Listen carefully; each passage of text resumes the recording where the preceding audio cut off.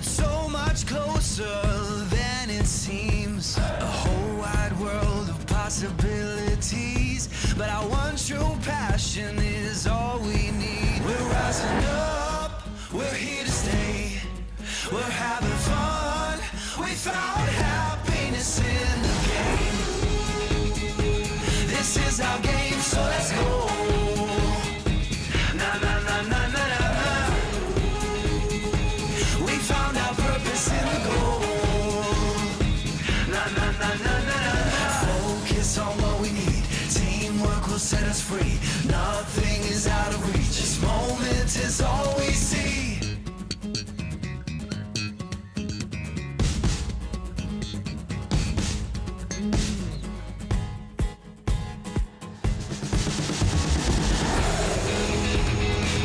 This is our game, so let's go. Na na na na na na na.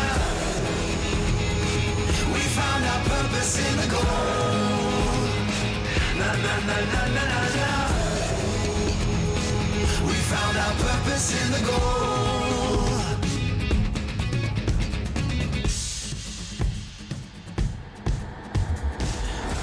Disfrutar el juego. This is our game, so let's go.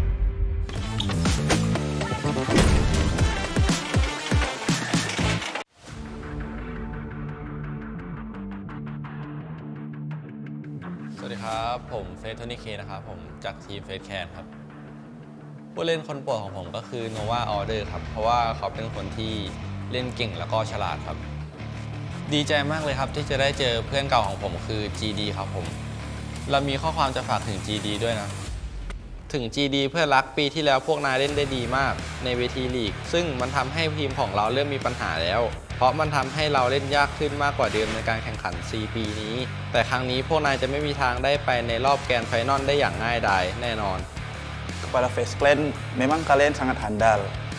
Tapi bagi kita, kalian sangat kurang, masih kurang. Apalagi di dalam kualifikasi ini. Di PMGC kali ini, kita bisa menentukan yang terbaik. Ya, saya merasa bisa menghasilkan hasil yang terbaik lah untuk di PMGC Liga kali ini. Jadi, ditunggu saja. Untuk favorite player, saya Nova Order. Karena dia memiliki aim yang bagus, pemilihan positioning yang bagus, dia juga bisa dibilang player yang jarang kita lihat, ya bisa dibilang paket lengkap lah untuk di tim. Kali ini saya akan ketemu GQ Yuhai dan saya akan menulis surat untuknya. Pada Yuhai, halo, kita berjumpa lagi. Ketika kamu di BTR sebelumnya, kamu bukan tandingan kami. Kali ini kamu kembali ke Malaysia dan sama sekali bukan ancaman. Bersiaplah pulang lebih awal. Hello, I'm back and I become stronger now. If you guys don't believe, you guys can come and find out. This time I will fight for Malaysia and I will bring the glory back to Malaysia. I feel very excited because the previous PMGC, me and my previous team, we did not qualify the final. And I'm looking forward to make my new team now to final for Malaysia. Throughout PMGC, I think my favorite player is from Star Wars Esports. I think is top because when they play in group green, the player top performed very well, and I'm looking forward to fight him in the grand final. This week, I would like to meet Tony K from Face Clan, and I want to give him some message. Dear Tony K, many people call you talented boy in Thai PUBG Mobile, and I have seen your outstanding performance in C as a veteran of the battleground. I predict that two of us butt heads in the 2022 PMGC League, and that it will be an explosive meeting. เราอย่าตั้งหน้าตั้งตารออยู่นะ คนที่ล่ำลือว่าเป็นเด็กที่มีพรสวรรค์ในมาเลเซีย แต่คนที่ชนะเป็นเราเอง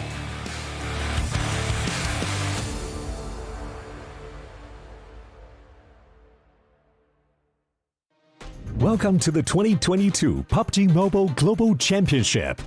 This year, we'll witness the world's best teams fight for their share of the $4 million prize pool across the PMGC League and final stages.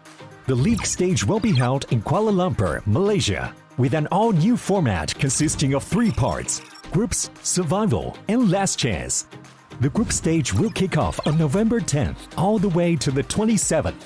And we'll split our 48 teams into 3 groups.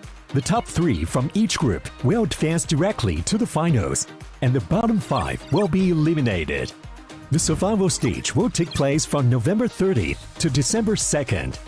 The remaining teams from the group stage will battle to stay out of the bottom 8 spots to advance to the last chance, held on December 3rd and 4th, where the remaining 16 survivors will compete for the last 4 spots in the finals. The PMGC Grand Finals will be held from January 6th to 8th in Jakarta, Indonesia, where the 13 league finalists will compete with 3 special invite teams for the 2022 PMGC Championship Trophy and be crowned as the best PUBG Mobile team in the world.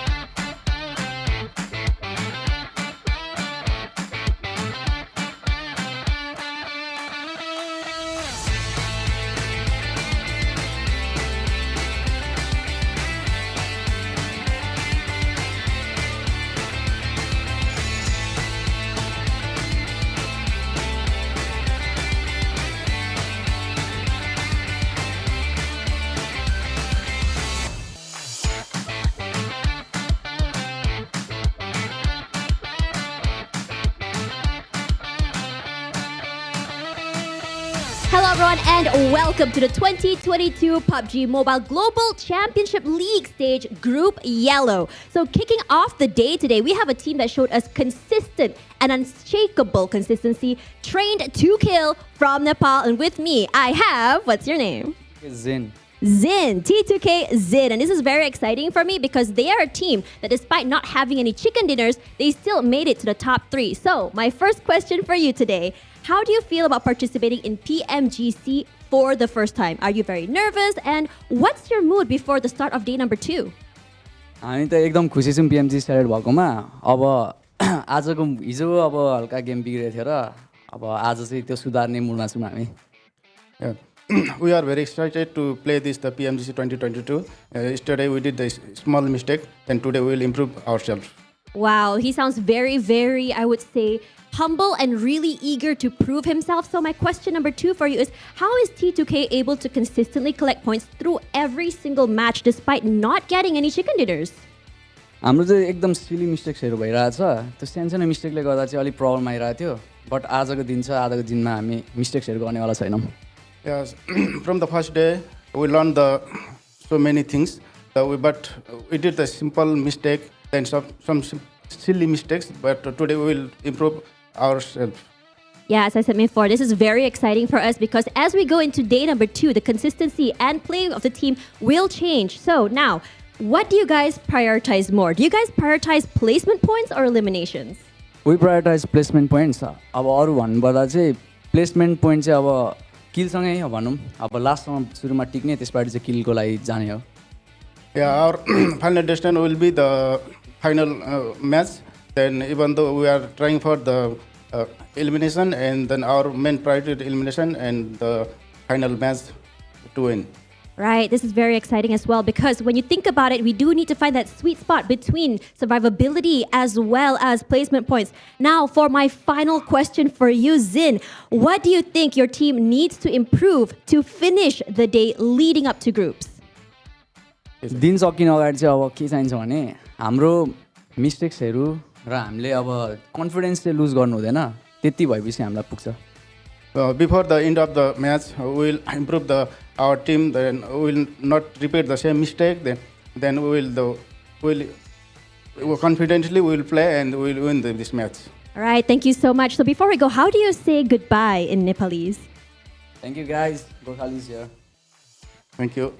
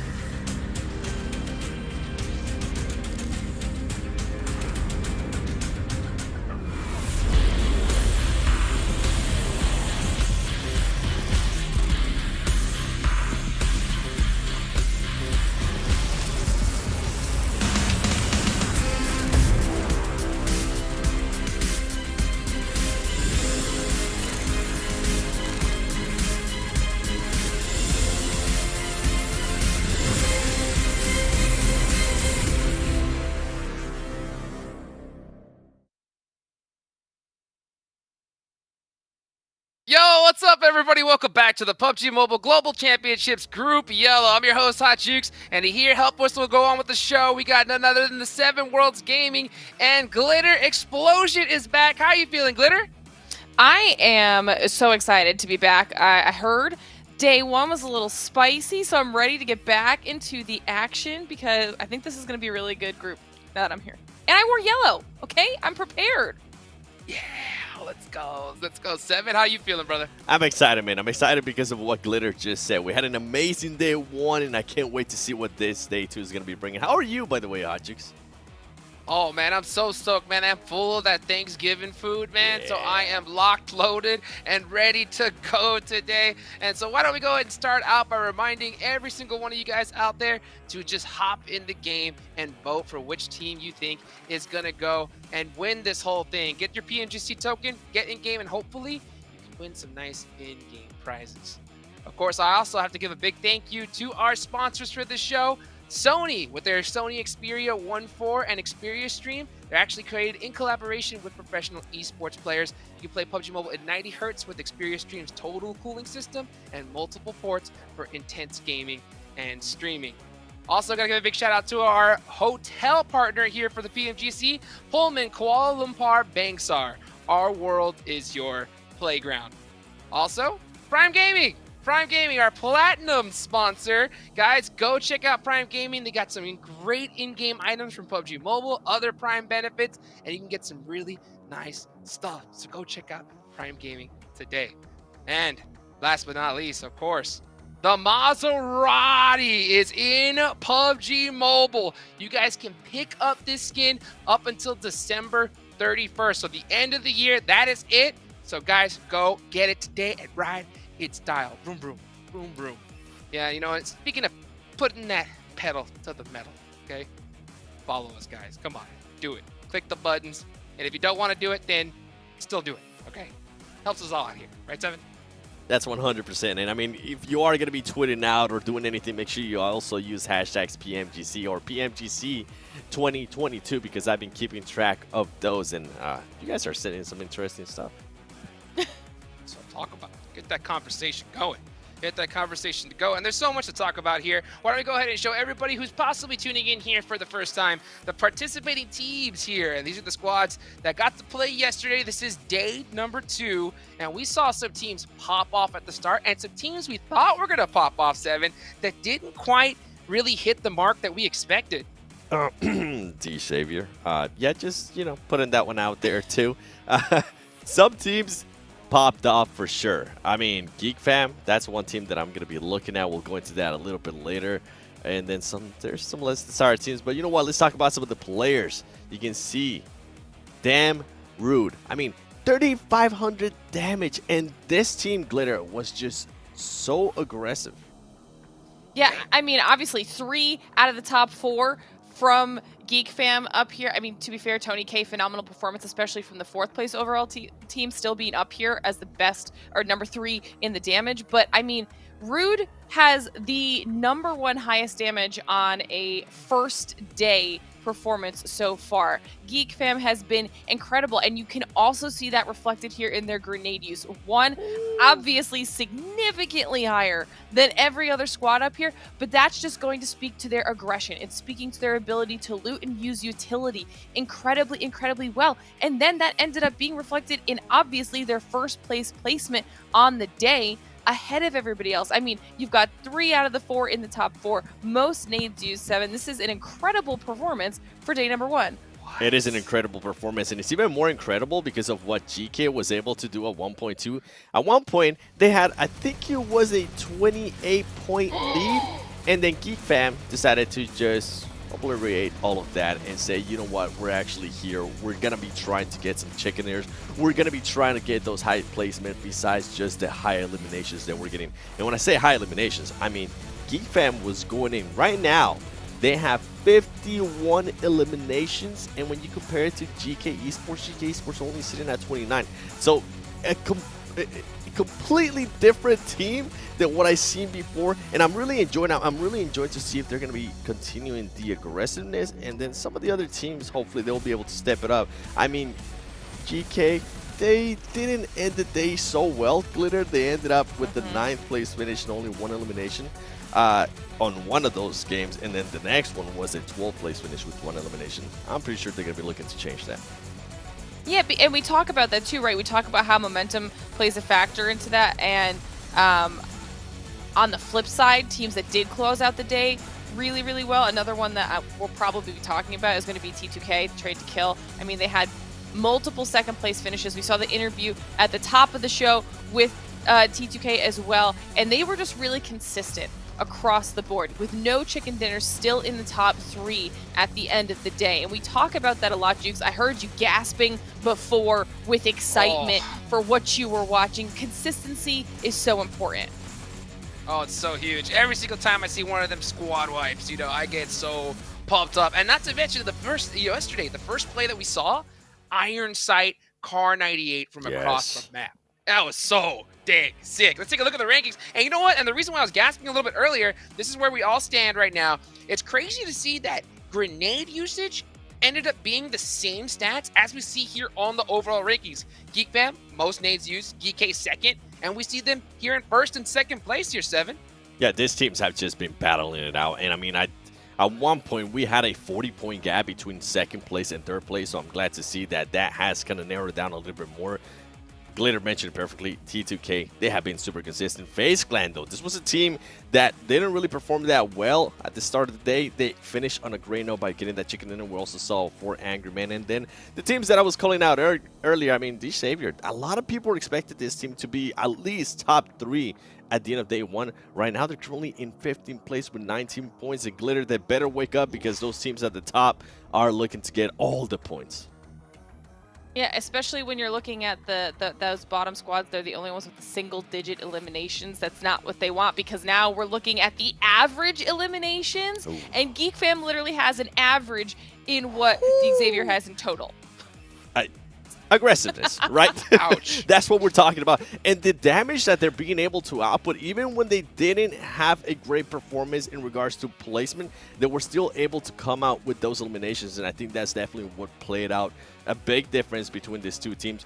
With GK, I mentioned it earlier too, I'm really intrigued to see what kind of team we're going to be getting here as we do look at the top Aaron Gill performance. You can see Geek Fan, I mean, I'm not surprised to see them there. FaZe Clan, I am a little bit surprised to see them there as, you know what, I'll tell you why later. And then IHC, 16 ranking points, 21 elimination points, and GK.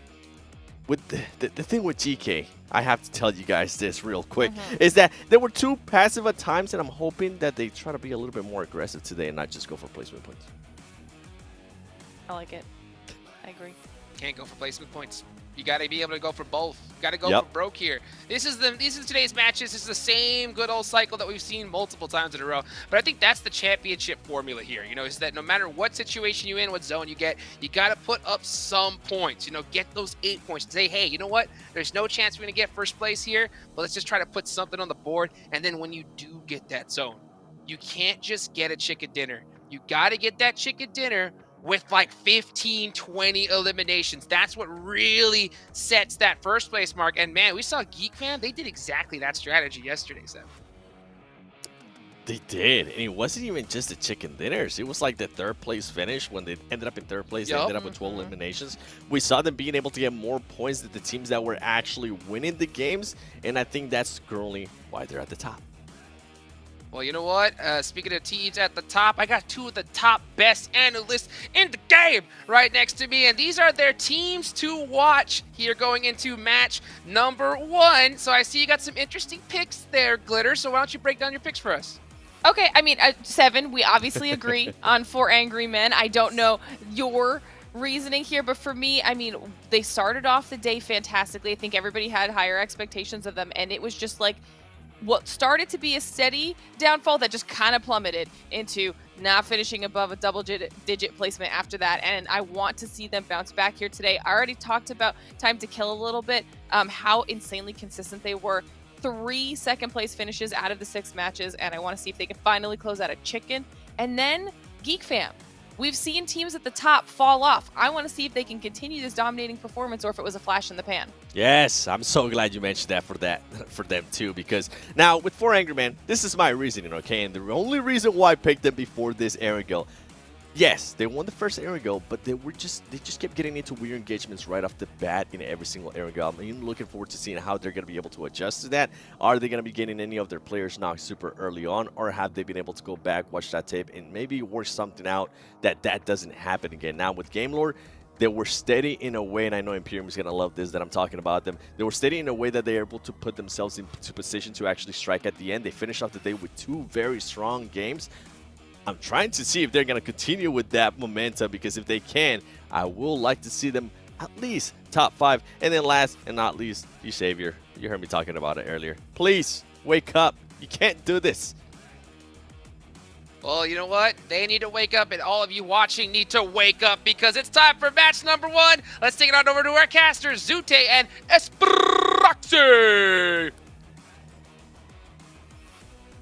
Thank you, Hot Jukes. We are back with day number 2 of week number 3. And if it goes to show, you know, day number 1 was great. Day number 2 is just going to get better. And 3 and 4, well, it just goes up from there, Esproxy. I mean, yesterday was a statement and a half that we saw from some of these teams. We saw a very explosive start from the likes of 4AM, as we mentioned, but as we continued, I mean, it was Geek Fam, it was GK Esports bringing in that consistency, and that's going to be the key today. I mean, we mentioned D Xavier, we mentioned Besiktas, I mean, with one of the craziest clutches that we've seen, not only as an individual with that 1v4 against Train to Kill, but then also in that 2v3 right at the end of Miramar. I mean, come on, they just brought that synergy, and if they can do that again today, then we might have a whole different storyline to follow. So many different storylines already developing through the first day. The one I'm looking out for in particular, though, is the Geek Fam team, right? Geek Fam, we saw them pretty much play the same style all 6 matches, and they absolutely crushed it. It was the same consistency. They didn't change things up game from game. And even though in the last game, you know, they faltered a little bit, you know, going out early with only 3 eliminations, they stuck true to their playstyle. So that's what I really like to see coming into today, though. I want to see if they're going to stick with that and if it's going to keep working for them. I mean, we mentioned a little bit of camera, you know, we were talking about those damage numbers briefly, and I mean, as a team, Geek Fam brought in 11.2 thousand damage, whereas second best, we're talking about a 6.7 thousand damage. That is insane, but it makes sense when you think about the eliminations they were bringing in, when you think about how aggressive they were playing. Yeah, their placements don't really match that, but I mean, ultimately, we mentioned it before, even if Geek Fam goes down, at the very least, they take out a couple names with them back into the lobby, and that just thins out the competition, doesn't really give anyone a shot when Geek Fam just rolls on up and says, well, your territory is ours now. Yeah, it was just so many eliminations, right? At one point in the tournament, we saw another team had 2 chicken dinners and Geek Fam with only 1, but they were actually in the lead, and that was only with like a few games, right? If this was over the span of like multiple games, one team having more chicken dinners and less points, that's understandable, but only in a couple of games a team with an extra chicken dinner had less overall points. That just means the elimination points were really starting to stack up for the Geek Fam team. I'm loving it, but there's also just so many opportunities for some of the other teams to bring on in. I mean, Vivo Keyed, you know, we started off with that Erangel match. They drove straight into the Valley of Doom against Furious Gaming, but then they started picking up some of the pacing. I mean, I just go back to that match on Erangel with that horrible, horrible zone, that horrible terrain, and yet they were still trying to stick it out. They were still trying to stay alive, moving on in. Furious Gaming literally falling off the ridgeline with Game Lords. I mean, these teams have had to go against some tough terrain, and we had some very interesting zones yesterday. But now the question is, are we going to see a little bit more of that today, or are some of the teams that are sitting towards that bottom of the leaderboard going to pick up the pacing starting today?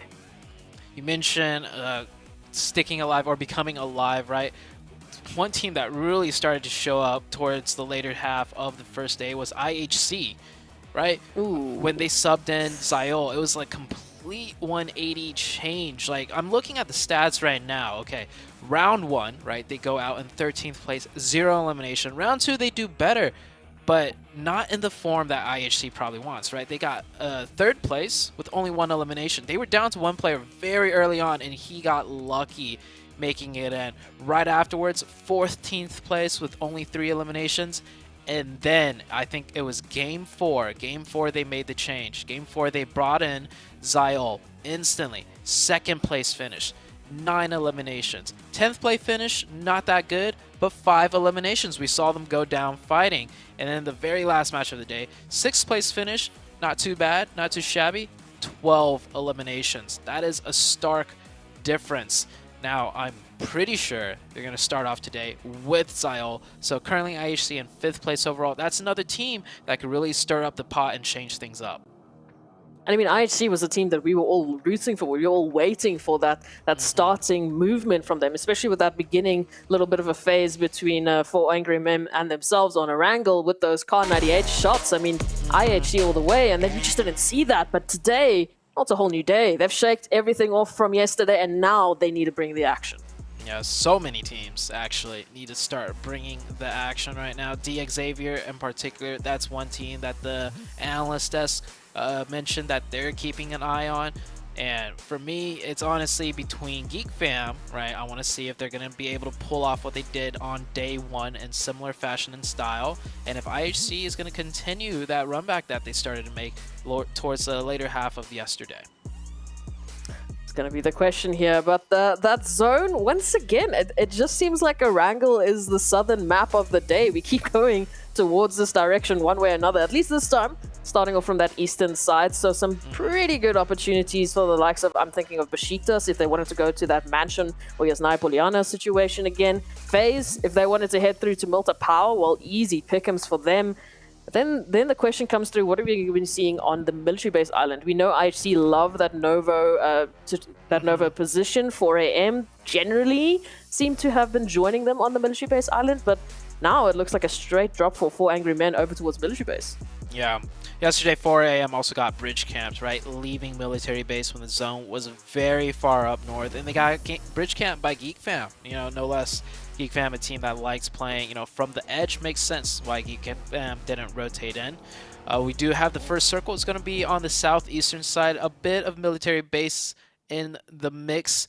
And this is a little bit different of a drop. Now, these two teams, Falcons and Tem Entertainment, they've been sharing Jasnaya, but it's usually, we take the west side, you take the east side. However, this time around, looks like Tem Entertainment has stretched a little bit into the Falcons' territory.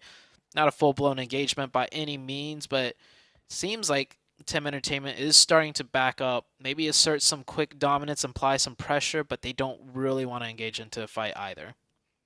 It's interesting to see that, like, we're on day number 2, we've already had all of these teams going up ahead against each other, at least in 3 iterations of Erangel, yet we're still seeing, like, mini versions of hot drops. We're still seeing teams dropping on a very similar locations, getting those loots up and jumping into those earlier engagements, which it's unlikely that we would see that still, but yet here they are still proving a point. So Falcons and Tem Entertainment will be interesting to see if they do go head-to-head, if we will see that earlier engagement. We saw a few delayed engagements, if I could call it that, yesterday. Some of the teams taking a little bit longer to make their plays and either get out of the situation or get those final engagements. So hopefully today we see a little bit more of a quicker pace from these teams.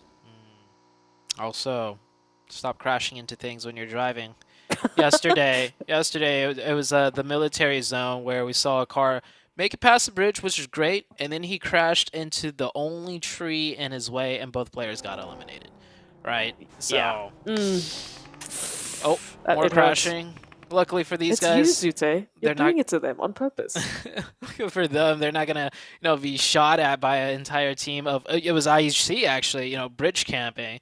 So crashing into things right now, not too punishing, but later on, gotta watch out for where you're driving, especially if you're the driver. But it's tough sometimes, right? Because when you're driving in the vehicle, you're able to third-person peek, meaning you could rotate your camera around while driving in a certain direction without affecting which way you drive.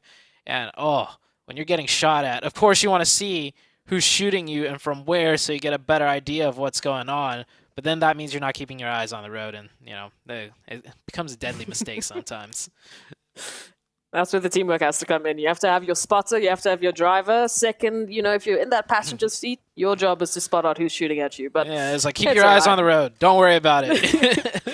Yeah, we don't care about what's happening on the music. Your job is to see who's shooting at us. That is the only job you have as a passenger. But hey, at least we'll see those teams maybe stepping it up. If not, Zute is coming after you. You heard it here first. But in terms of the 2 spots that we have on the map right now, at least with the early possible engagements, it's just Jasnaya Poliana that has that Falcons and Tem Entertainment action, and it was GK Esports and Rejects over towards Rozhok, but Rejects has already disengaged and they've moved up a little bit closer towards Ruin. So I'm already liking that we're seeing that early pacing where they're like, look, it's not really worth it for us. Especially if you don't have loot, man. You can't go into a fight if you're like on the weapon disadvantage. Just back on out and try again a little bit later. Yeah. It looks like Tem Entertainment did back off. They did shift back to the western side of Jasnaya to continue looting. So maybe the initial drop was just to, apply some pressure, which I was saying earlier, but not really looking for any sort of engagement. Fights might start breaking out between those two teams, though, as the matches go on, when one team becomes a little more desperate for points, or when one team, start feeling a little bit more confident, as in, hey, we might as well go for it. Looking at the map, we're about 5 minutes in. Couple of teams have already started rotating in near the center of the circle. Now, this first zone is actually, I would say, smaller than usual, right? Because a good portion of it, I'd say like 20 to 30%, is the military base area. And with the circle like this, I think everybody's pretty much counting out military base. So that eliminates the military base plus the water that is in play. So immediately, first circle, a lot less, viable playing territory. And what's even worse for the likes of, let's say, IHC or 4AM, when they want to take that eastern bridge rotation, well, surprise, surprise, that happens to be the center of zone. I mean, we have already 3 teams situated within that opposite end, such as Nongshim Red Force. We've got Furious Gaming moving in. We've even got Genesis Dogma Gids that have moved in. FaZe moving down from Multa Power towards that bridge. I mean, it is stacked now. So for 4AM, they're going to make that trip on through. You can see right past Nongshim Red. Thankfully for them, it doesn't seem like Nongshim Red was quite ready for a little bit of that containment, but they will have a stock rotation to make immediately as soon as they reach the mainland. Definitely agree. 4AM did make it past that bridge, didn't get camped. They find an open compound. Of course, they can't really get too further in because, as you were saying, many teams all set up around here. But luckily for 4AM, I think their biggest concern was getting bridge camped, right? Yesterday, they ended the last game going out to the Geek Fam team because they were bridge camped. It was quite a good fight, though, on the bridge. It went back and forth. 4AM actually got the opening 2 knocks, but then Geek Fam held it down. And somehow, some way, Geek Fam, I mean, there's a reason why they have so many elimination points. They took that fight back from a 2v4 and eliminated the entirety of the 4AM team. So 4AM definitely breathing a sigh of relief. Their worst nightmare, the bridge camp, is not going to affect them on this first game.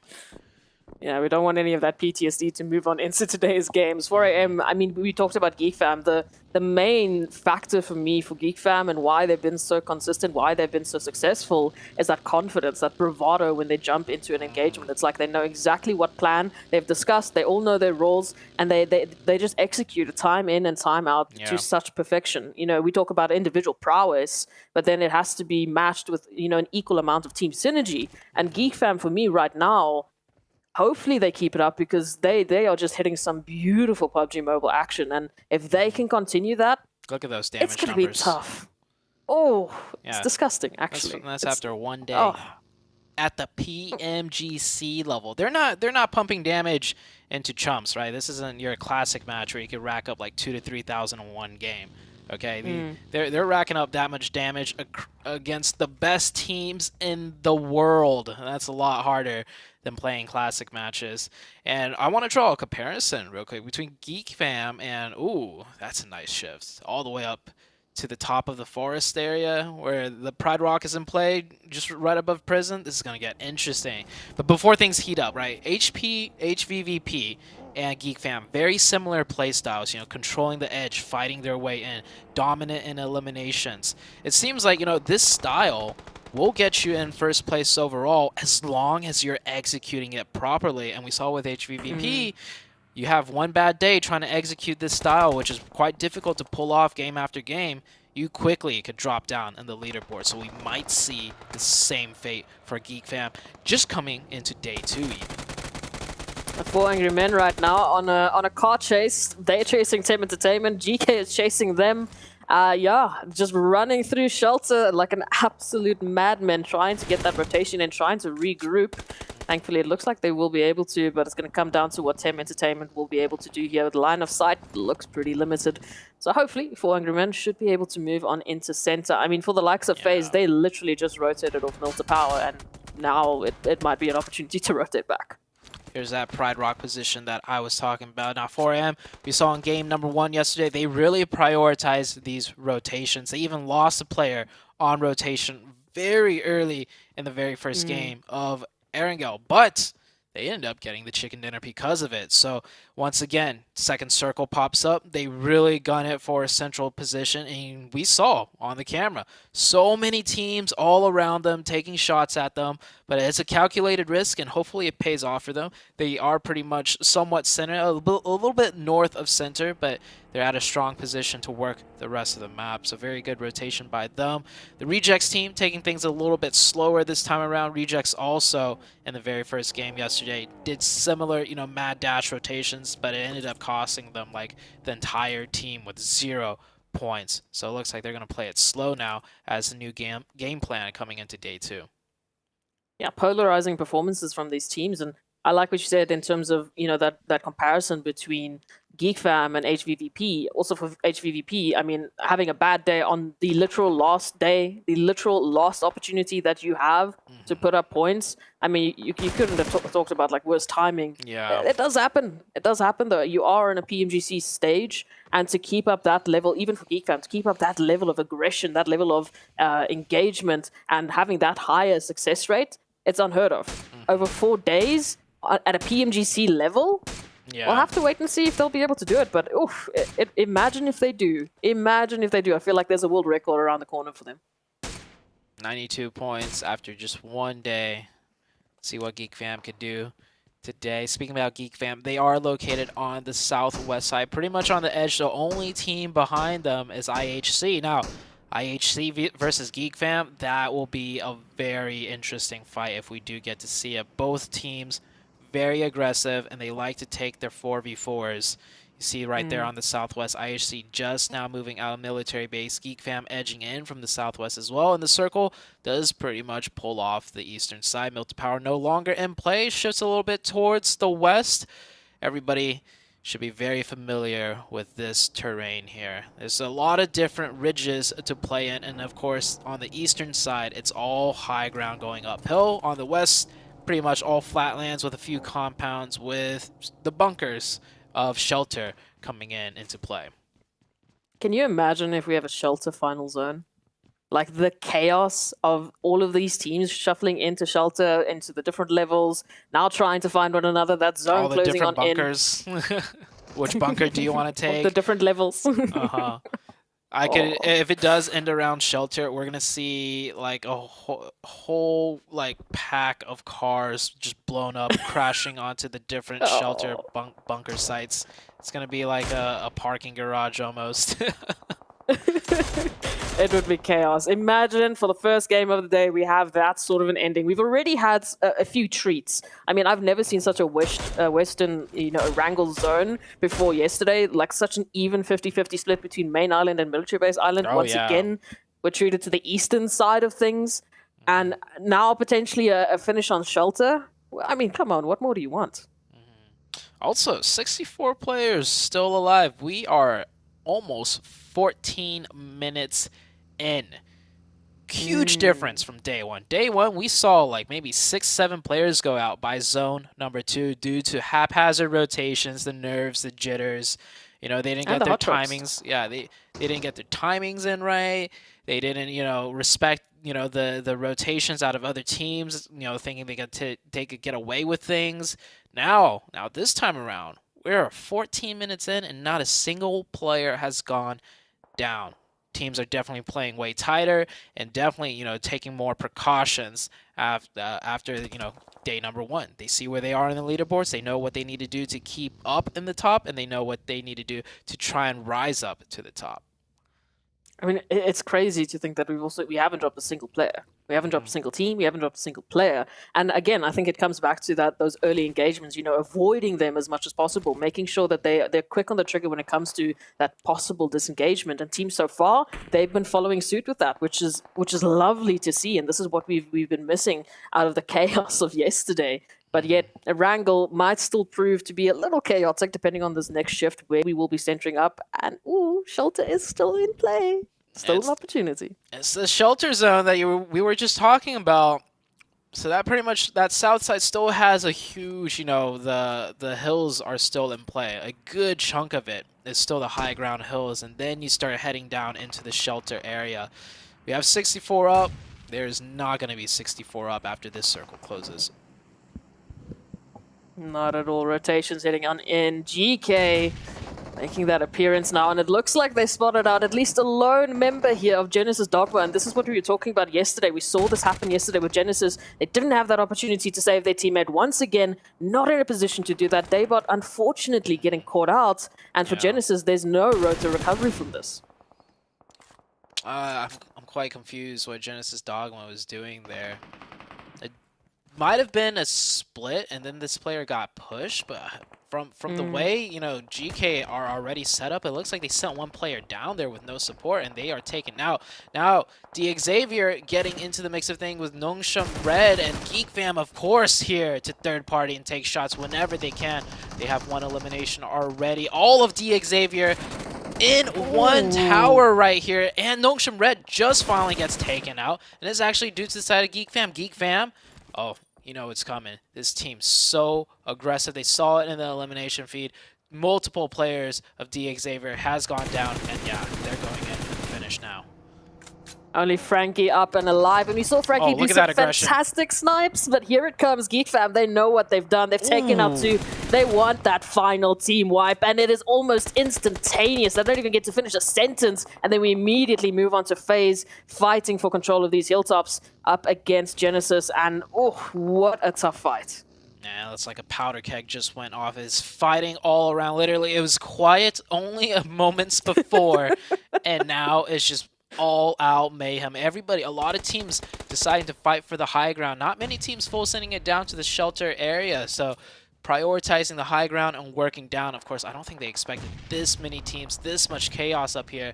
GD Gigs right now trying to throw some nades over. FaZe did lose. No, FaZe had a player knocked, but they're up as a full team. Geek Fam finishing up their fight, not even in the zone yet, right? They'll take fights wherever it comes. We talked about that winning condition for Geek Fam, and it's that they don't need zone. They want the outside of the zone. They want to constantly be fighting their way into zone, fighting their way through the blue. And now, well, now it's going to be up to the likes of Genesis Dogma Gids to see if they can replicate that, because they also find themselves right alongside Geek Fam trying to push on into zone and hopefully trying to do so without losing any further members. But again, up against GK Esports, we can already see GK taking a little bit of actions. Genesis makes that stand, and so far they do well. They pick up two, but oh, come on, Geek is here as well? Yeah, this is a familiar scene. We literally just saw this like moments before. Geek Fam, third party, two teams. Once again, Geek Fam, third party, two teams. But they might have a taste of their own medicine as another team moving in for their third party. It's VK. Or not VK, sorry, Vivo Keed. Vivo Keed coming in, but a second too late. They actually get pushed back. And now Geek Fam sitting in the edge of zone in a decent position. And I think they still managed to keep up to 5 eliminations. This is ridiculous. Vivo Keed now trying to capitalize off of that chaos, but Geek Fam might be just a little bit too quick. That vehicle rotation is going to come on in. We can see the push. We can see the attempt at applying that pressure from Diego, but HP are looking low. Snipes is down. They have lost a member in the meantime, so this is technically a 2-on-4 situation. Maybe a 2-on-3 if they can get the reses coming through. Oh, look at all of those nades raining in. That's going to do it for Geek Fam. Geek Fam go out, but 7 eliminations. That's not too bad. And I mean, they fought maybe 5-6 teams on their way in and finally getting third party themselves. Very good, smart push by Vivo Key, taking advantage of that opportunity. IHC here saw them start popping off yesterday towards the later stages. They have made their way down to the shelter area, keeping 4 alive, looking very strong, very healthy as a team, and gatekeeping out the Furious Gaming team. Furious Gaming, I don't think they're going to make it past IHC here. Again, IHC running with a different roster. We saw Zyol replace Godless yesterday. This time, both Godless and Zyol on the roster.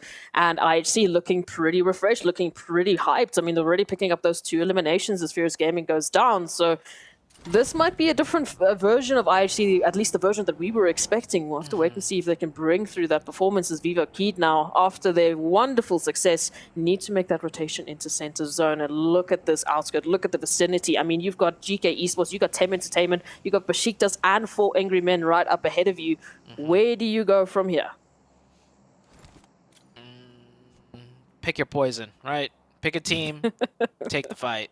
There's not much playable area left. There might be some pockets that, you know, on the very edge that Vivo Key could survive in, which it actually is not too bad of a choice, right? You don't know where the circle's going to go, and if you take a position on the high ground and a fight might be elongated, and then the circle is going to shift in a way where you don't have much control. Speaking of control, Besiktas right here controlling the low ground, which is probably better than the high ground, because the high ground, everyone could see you from up there, and more than likely, you're going to have to come down.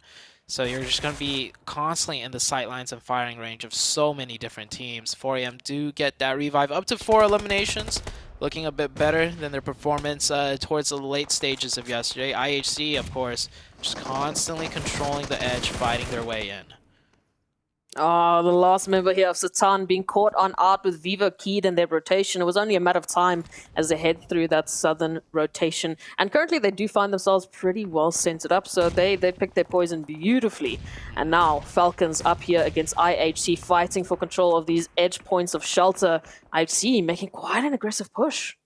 Oh man, Falcons are just pretty much stuck down there. That's never a good look. Whenever you're fighting for these shelter positions, you want to be the team that's pushing. You want to be the team that's aggressive. Of course, don't get third-partied. You got to make sure that they don't get shot in the back by the reject team, which is looking like what's going to be starting to happen. IHC, one member is knocked. They will be getting that revive. Falcons, however, trying to fight back with the grenades. That's a good one. They do get another nade. Now's the time for Falcons to push out and do something, because if they don't do something now, they're going to get a full reset, and Falcons are already down to 2. Look at how low IHC is. Falcons needs to make the push. They will apply some pressure with that Molotov. Hopefully it's good for them. Otherwise, they're going to let IHC come back. And, oh, yeah, that Molotov nearly eliminated the entire team, and Icy goes down. That's what I like to see out of the Falcons team. Some punch-back power, and Falcons defend beautifully against the 4-man team of IHC. It's been long awaited. Unfortunately, though, their journey does not end. We see Yusuf going down there to Vivo Keyed, who have a beautiful line of sight. And of course, with all the mayhem and the chaos that's just erupted, they know exactly where the action is. They know exactly where there are some potential eliminations around the corner. 4 angry men pushing on up here just on the outskirts of zone, now having to move into potentially either Vivo Keyed or Tem Entertainment, or take their chances with the Besiktas, who we know Besiktas are not strangers to any uphill battles. Falcon once again on the chopping block up here against Rejects, moving on in with that push. Man, Rejects just slammed in here. Here's that parking garage I was talking about. Look at all those cars. So many cars. Falcon down to 1 player. Rejects now taking over this bunker position. Beautiful push by the Reject team. They just went for it. They realized what they had to do. 4AM trying to do the same thing, just going for it. However, they are now down to 1 member. Like I said, coming from the high ground to the low ground on these flat open hillsides is definitely not the advantage you want in terms of high ground. They're not only getting shot at by the team that's defending against them, which is Tem Entertainment, but I'm pretty sure Besiktas was raining in shots as well. I mean, absolutely. After that clutch that they head through, they brought on Miramar, they're absolutely no strangers here to these uphill battles. Train to Kill, hello, making an appearance here on the scoreboard. Already 3 eliminations, looking to add a 4th, maybe even a 5th, as Vivo Keyed with their 8 eliminations. Am I reading that correctly? 8 eliminations for Vivo Keyed, moving in from that southern position. Oh, make that 9 if he could get that. Did he? I think he's... No, he did not manage to steal away. So close. 8 eliminations still for Vivo Keyed, and a beautiful position. They managed to slice right down the middle of that high ground, using those rocks and smokes to a very effective degree. They're going to manage to beat out the 4AM team that was coming down from a similar position. Rejects down to 3. Not fully in the circle. They should be okay. Just scooch on in just a little bit. Make sure you get those smokes down first, though. And the side of Game Lord and Train to Kill on the northern side, they've been sitting pretty quiet, very comfortable, avoiding a majority of the fights that are happening down on the south. The only real competitors to them are, well, each other, but coming through from that side with that little bit of a ridge line, having the opportunity to, as you said, all the teams moving down from that hilltop, just exposing themselves, lying themselves open basically for a few extra potential eliminations, either to Game Lords or Train to Kill. So the opportunities are there, but these teams will not be going down that easy. We can already see Vivo Keyed keeping their eye out on that horizon, and of course, keeping their heads on a swivel, because they know there's so many teams moving in from the southern portion of the zone down to the north. Tem Entertainment now, a couple of shots, heading through to Vivo Keyed, and Regis just on the opposite end of that hilltop. Circle shifts north once again, so everybody has to come off this hilltop now. A little bit of the southern side is in play, but that's pretty much just the roadside and just flat open terrain. I'm going to imagine all 3 teams on the south are going to suffer some sort of casualties. Meanwhile, the teams on the north sitting very comfortable. Train to Kill and Game Lord do get that circle towards them. Game Lord might lose that ridge in play, though, with his circle slightly shifting down south of them. Train to Kill just getting a slight more of a zone blessing in this situation. And for Vivo Keyed, for Tem Entertainment, as soon as they go past those trees, their cover, it's null and void. So Tem Entertainment now trying to make a dash on in, trying to close the gap a little bit closer, heading into more of an eastern approach. And this is going to be an interesting one now because they might actually have a perfect line of sight onto Viva Key. There it is, Adrian down to a sliver of HP, nearly down to nothing. But they just managed to get behind that care package. Great smokes for them to use right there. Zone slowly starting to choke teams in. You see Vivo Key losing one player, another player lock. Here comes the Rejects team. They have to make their play. Falcon finally gets taken out. Good job for Falcons with that solo player trying to make it up to the 6th place finish. Now it's Vivo Key versus the Rejects, but Vivo Key have to worry more about than just the Rejects, as Tem Entertainment firing him from the sides, getting a knock, and then Rejects getting the finish with the beautiful nade. We're down to the top 4 teams. Rejects sitting comfortably. Tem Entertainment, however, same cannot be said for them.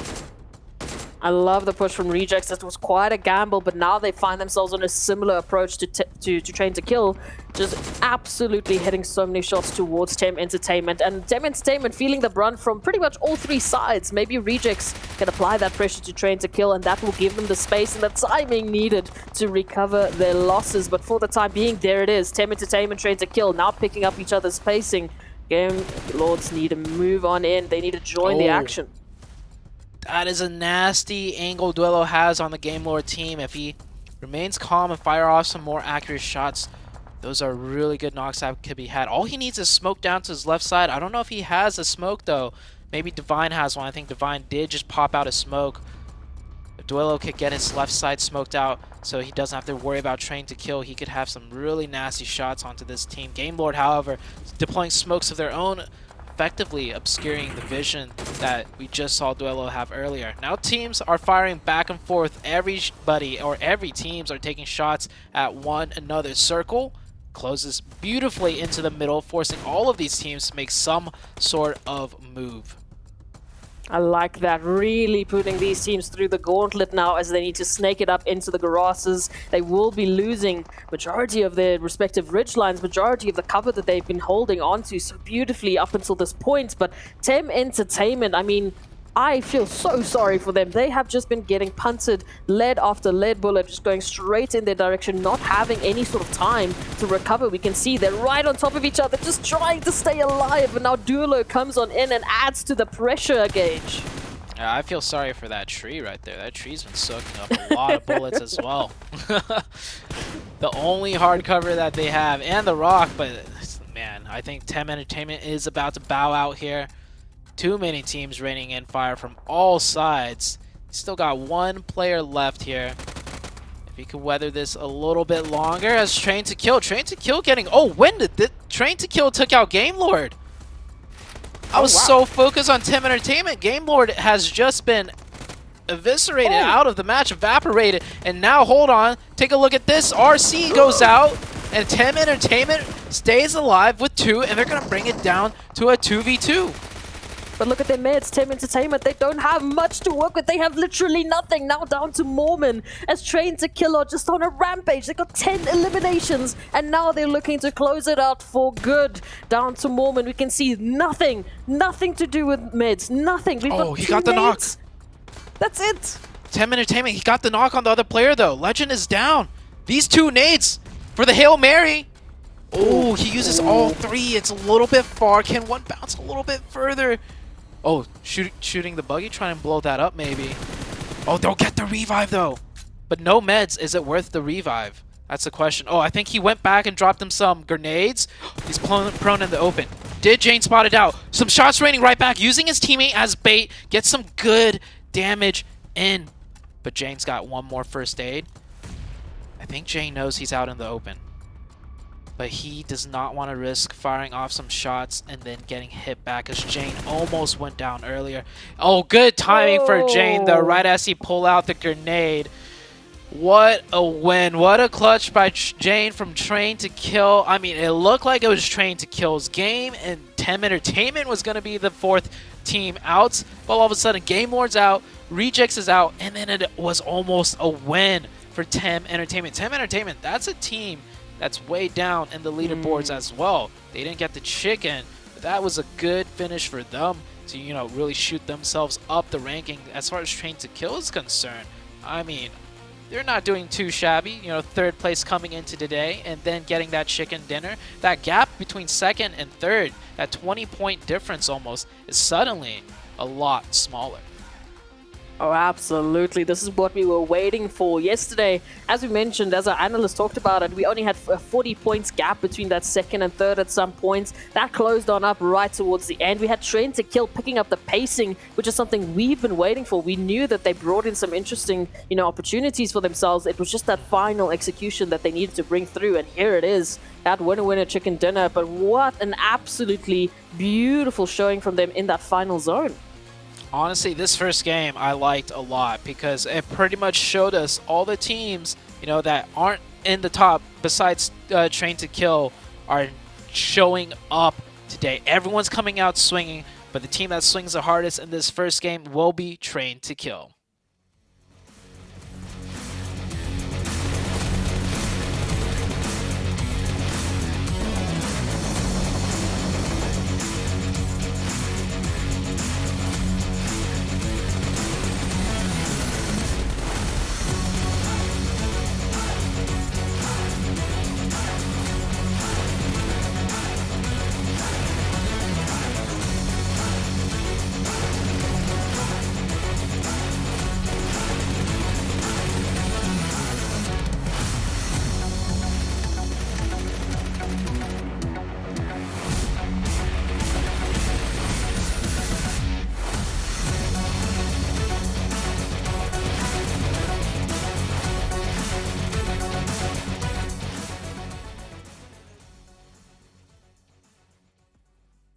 Train to Kill Esports busts out the first chicken dinner here of the day with 27 points on the board. TEM Entertainment, man, trying to snake their way and take that one away from them, but just couldn't get it done at the end of the day. They ended up with 18 points on the board. I'll tell you one thing, Seven.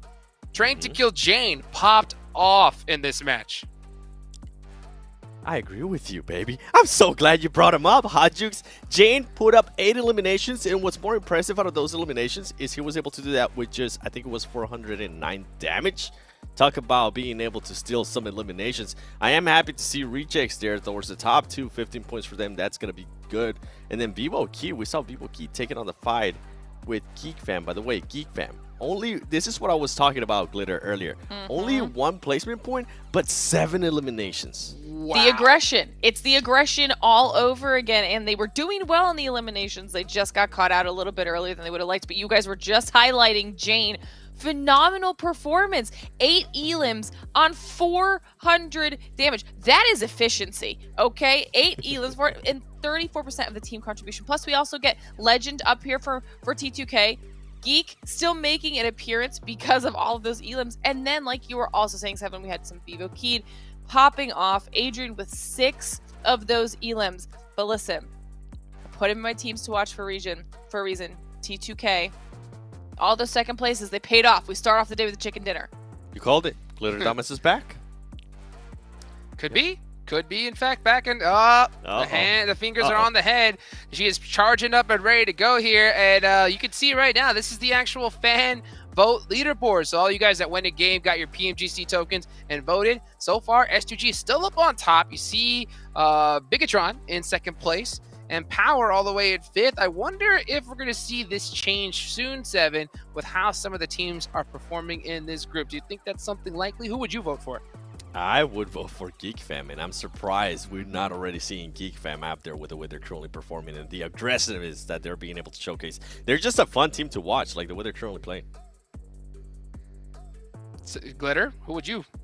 I would agree with that. Honestly, I'm a big fan of the aggression. You know that we love when teams are elim heavy, okay? Yeah. It just makes the games that much more excited, and when they're not afraid to have those aggressive early and mid-game stages, it makes the game more entertaining. Now we're looking at the overall ranking, though.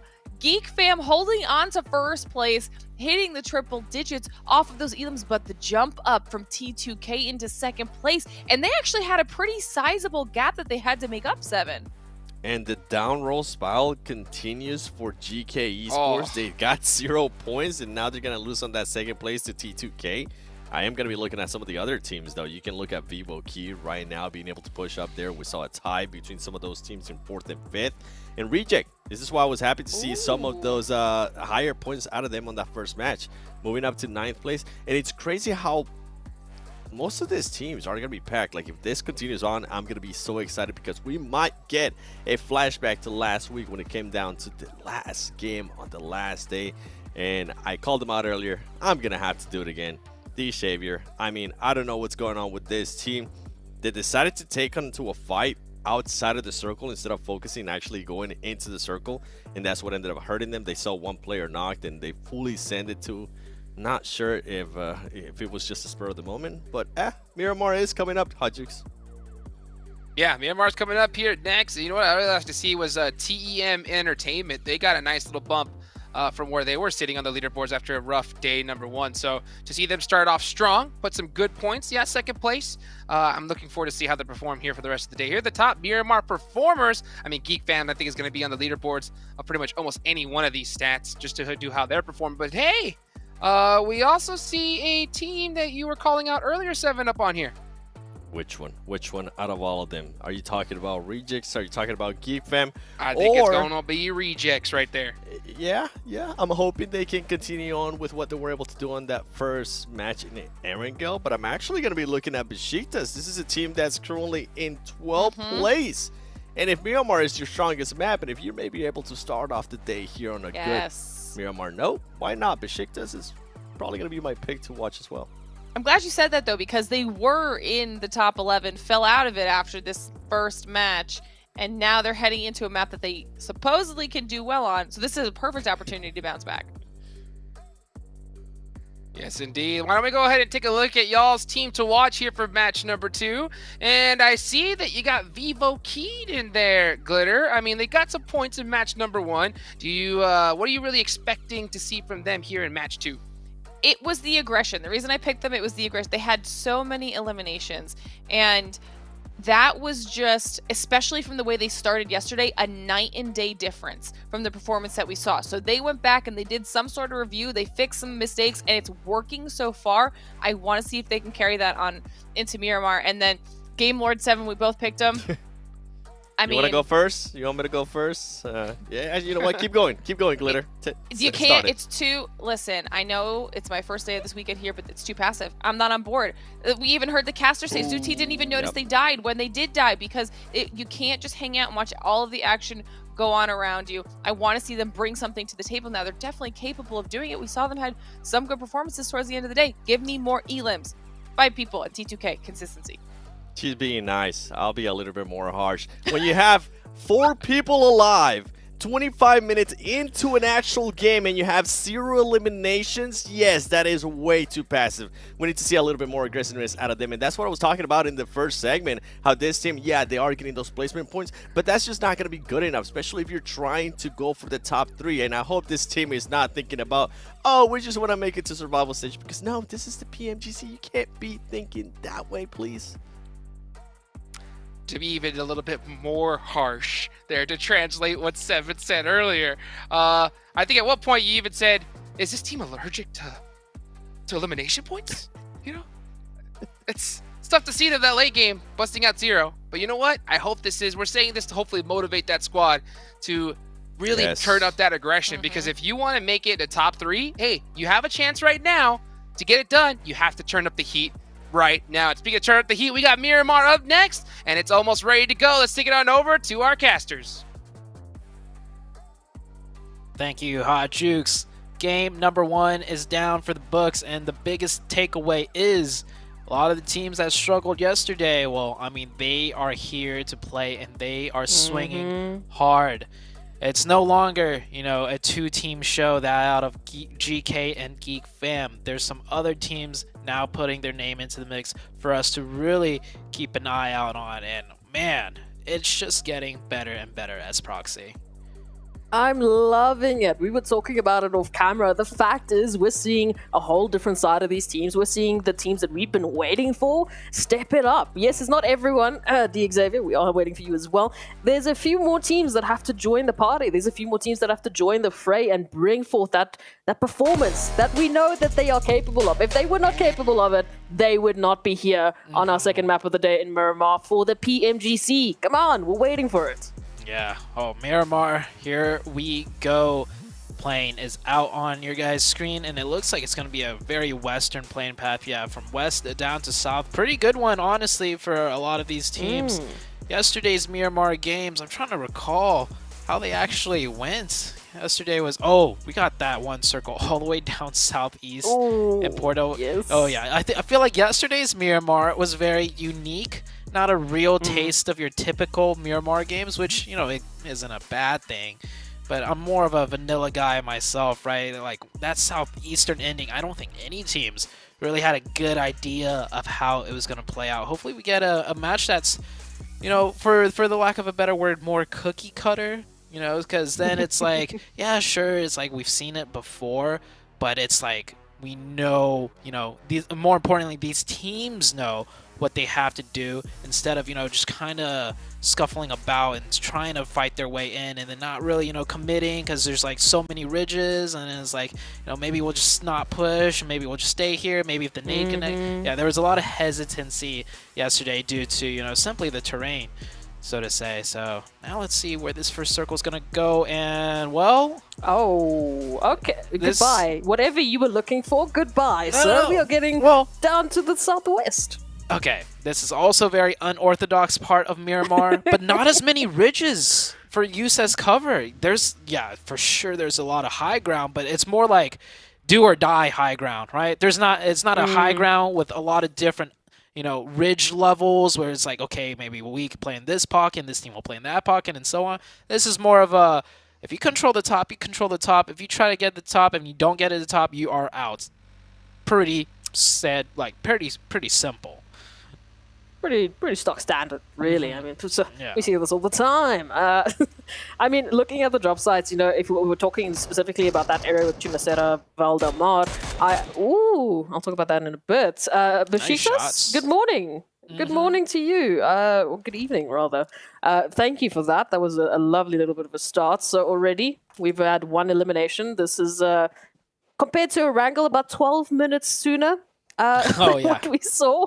Yeah. So teams definitely stepping it up, and again, it's that whole thing of where yesterday we were just talking about Miramar being the get in your vehicle game, vehicle simulator. There wasn't a real opportunity for teams to jump into any sort of potential early positions to get themselves set up to play with that containment early on because it was just it was such a hard shift. But now.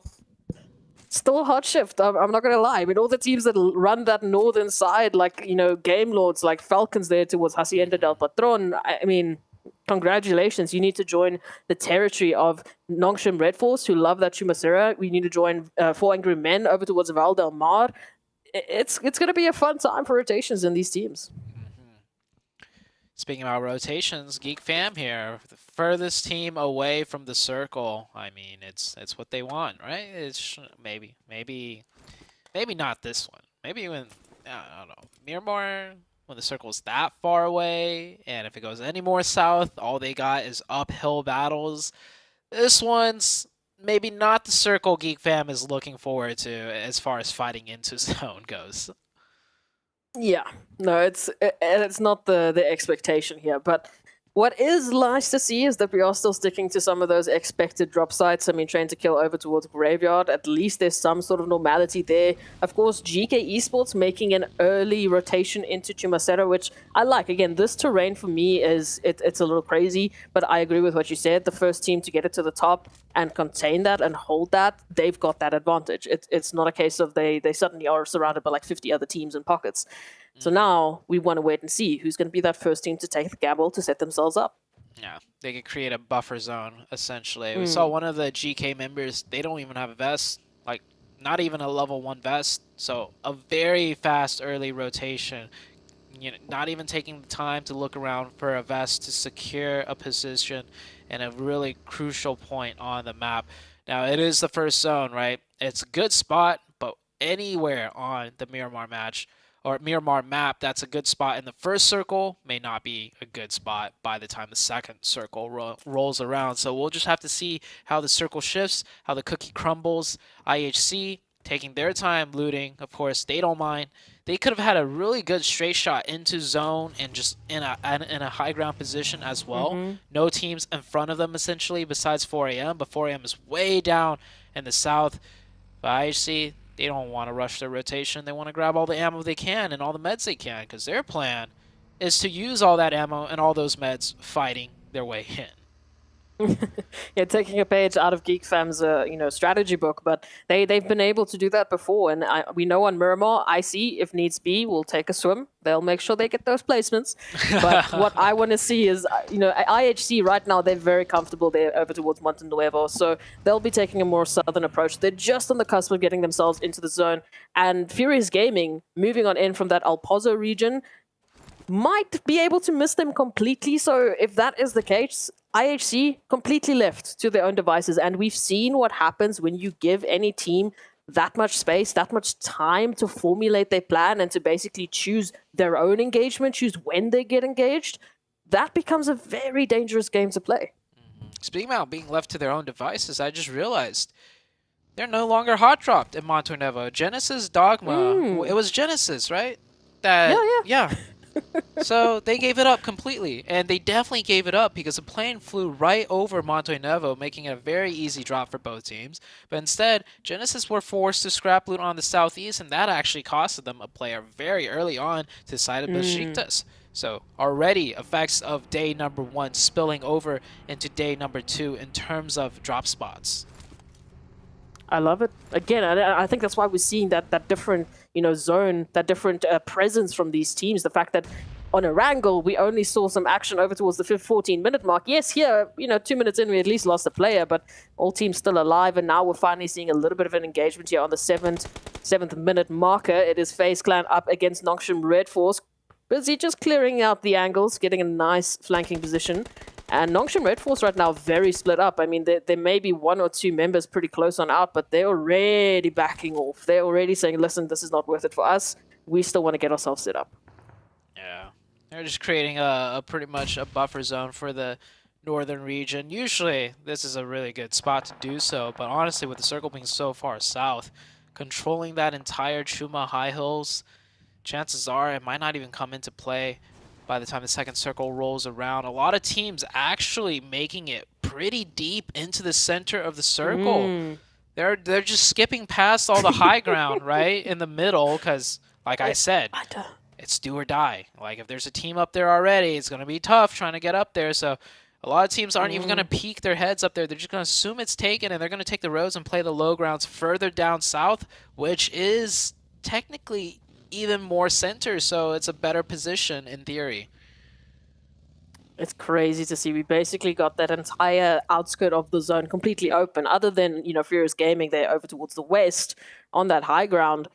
Everywhere else, it's open for the taking. It's only really crazy stacked teams over towards the center. So, I mean, for the likes of, Falcons, Game Lords, and even Geek Fam making their rotation, as we can see on the map now, they will be very happy with the fact that these teams have chosen that rotation. What are these zones, Zute? Come on, I've never seen this in my career. I've never seen this. I love it. I'm speechless. It's beautiful. This is better than this is better than the ice cream I had yesterday that I was telling you about. Oh, stop. Stop. Oh, here comes a mad dash of rotations. Everybody, time to visit the beautiful island of Los Higos. Good luck making it there. Now, there's 2 bridge access ways. We see one here on the western side. Already a fight breaking out, but Besiktas managing to just get slightly ahead of Tem Entertainment. That's going to work for them. And on the eastern side, actually, this is the eastern side. Sorry. Wow, yeah, I mean, goes to show how often I see fights. It goes to show how often I see fights down here. I thought this looked like the western bridge to me. But my mistake. Eastern bridge breaking out a fight. Same with the western bridge. IHC versus Furious Gaming on the western side. And then I see a lot of teams going for a swim, just straight down the middle potentially. Some teams electing to just play on the northern island Well, when I say island, I mean Myanmar. They're playing the northern part of Myanmar, the southern island, being camped out right there smack dab in the middle. A lot of teams looking like they're going to try and camp some swimmers. This is ridiculous. I mean, I feel like we're on military base island, but it's so much better. We were talking about Impala and Puerto Pareso as a final zone as a very uncommon part that we see of Miramar. You know, some of the teams might not be very comfortable, might not be very aware of the terrain and, you know, some of the pockets they can utilize. Well, we've just one-upped it. We are going full throttle. We are taking a full road trip around Miramar, the spots that you never see in competitive PUBG Mobile esports. Welcome to the side of Los Higos, as all of the teams now are making a swim, making a dash. Xavier at least reaching land, but for how much longer? Frankie still yet to cross. Is it a road trip, though? Or is it more of a boat trip? Yeah. A lot of teams. I guess if you take the bridges. A lot of teams having to, you know, swim or maybe boat over. I don't think there's many boats to be had that even spawns in down here. So, taking a look at the map, let's see who's made it across so far. Furious Gaming, they've made it across. They lose only one member. IHC is going to get in comfortably after, you know, winning that fight on the Western Bridge. But Sheikta's camping the Eastern Bridge, completely denying access way. And then you get this mess, this chaos, just straight down the middle. A lot of teams swimming over, a lot of teams not swimming over, wanting to camp this area instead to pick up eliminations. But if it goes south, which it might go south, they're going to end up getting camped themselves on the other end. And we still got teams rotating in from the blue zone because poor old Geek Fam. Look at that. Geek Fam are like, oh, God, we were not ready for this. And that circle goes further down south right onto Los Higos. What a crazy zone. I thought last week we had really insane cool zones. Man, this one takes the cake. Group Yellow, baby. Here we are. Geek Fam, they're going to have a little bit of PTSD for Northern drop sites, I think, for quite some time, as 4 angry men are now making their approach, and unfortunately running into Xavier. Game Lords have found at least one of Falcons, as Yusuf is just getting swarmed and completely alone. No opportunity really for that engagement, never alone. A little bit further off is going to try and close that gap as Demar looks for the res, cooking up a beautiful nade, but is going to be sending it in the direction of not where they need it to be. And that means the Falcons lose 2. Falcons do get 2 down right here. Continuing on with the fight, though, I think they realize, hey, we're probably not going to make it into that circle. May as well take this fight and pick up some points. Geek Fam finally making it out of the blue zone. There we go, finally. They're out of the blue zone, and they are gonna keep rotating, of course, because zone is still far away from them.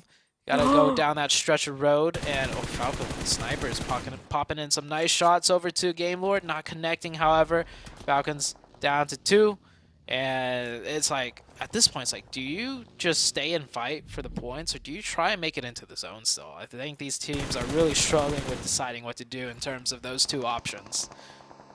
What's even crazier is while we've been talking, the zone has centered up on Los Higos. So for the first time ever, I get to say on a Miramar map, majority of the zone right now is water. You got to take a swim, you got to take a boatation, you got to try and jump across a bridge if you get the opportunity to, but you can just see the absolute chaos that is being ensued because of this ridiculous zone shift.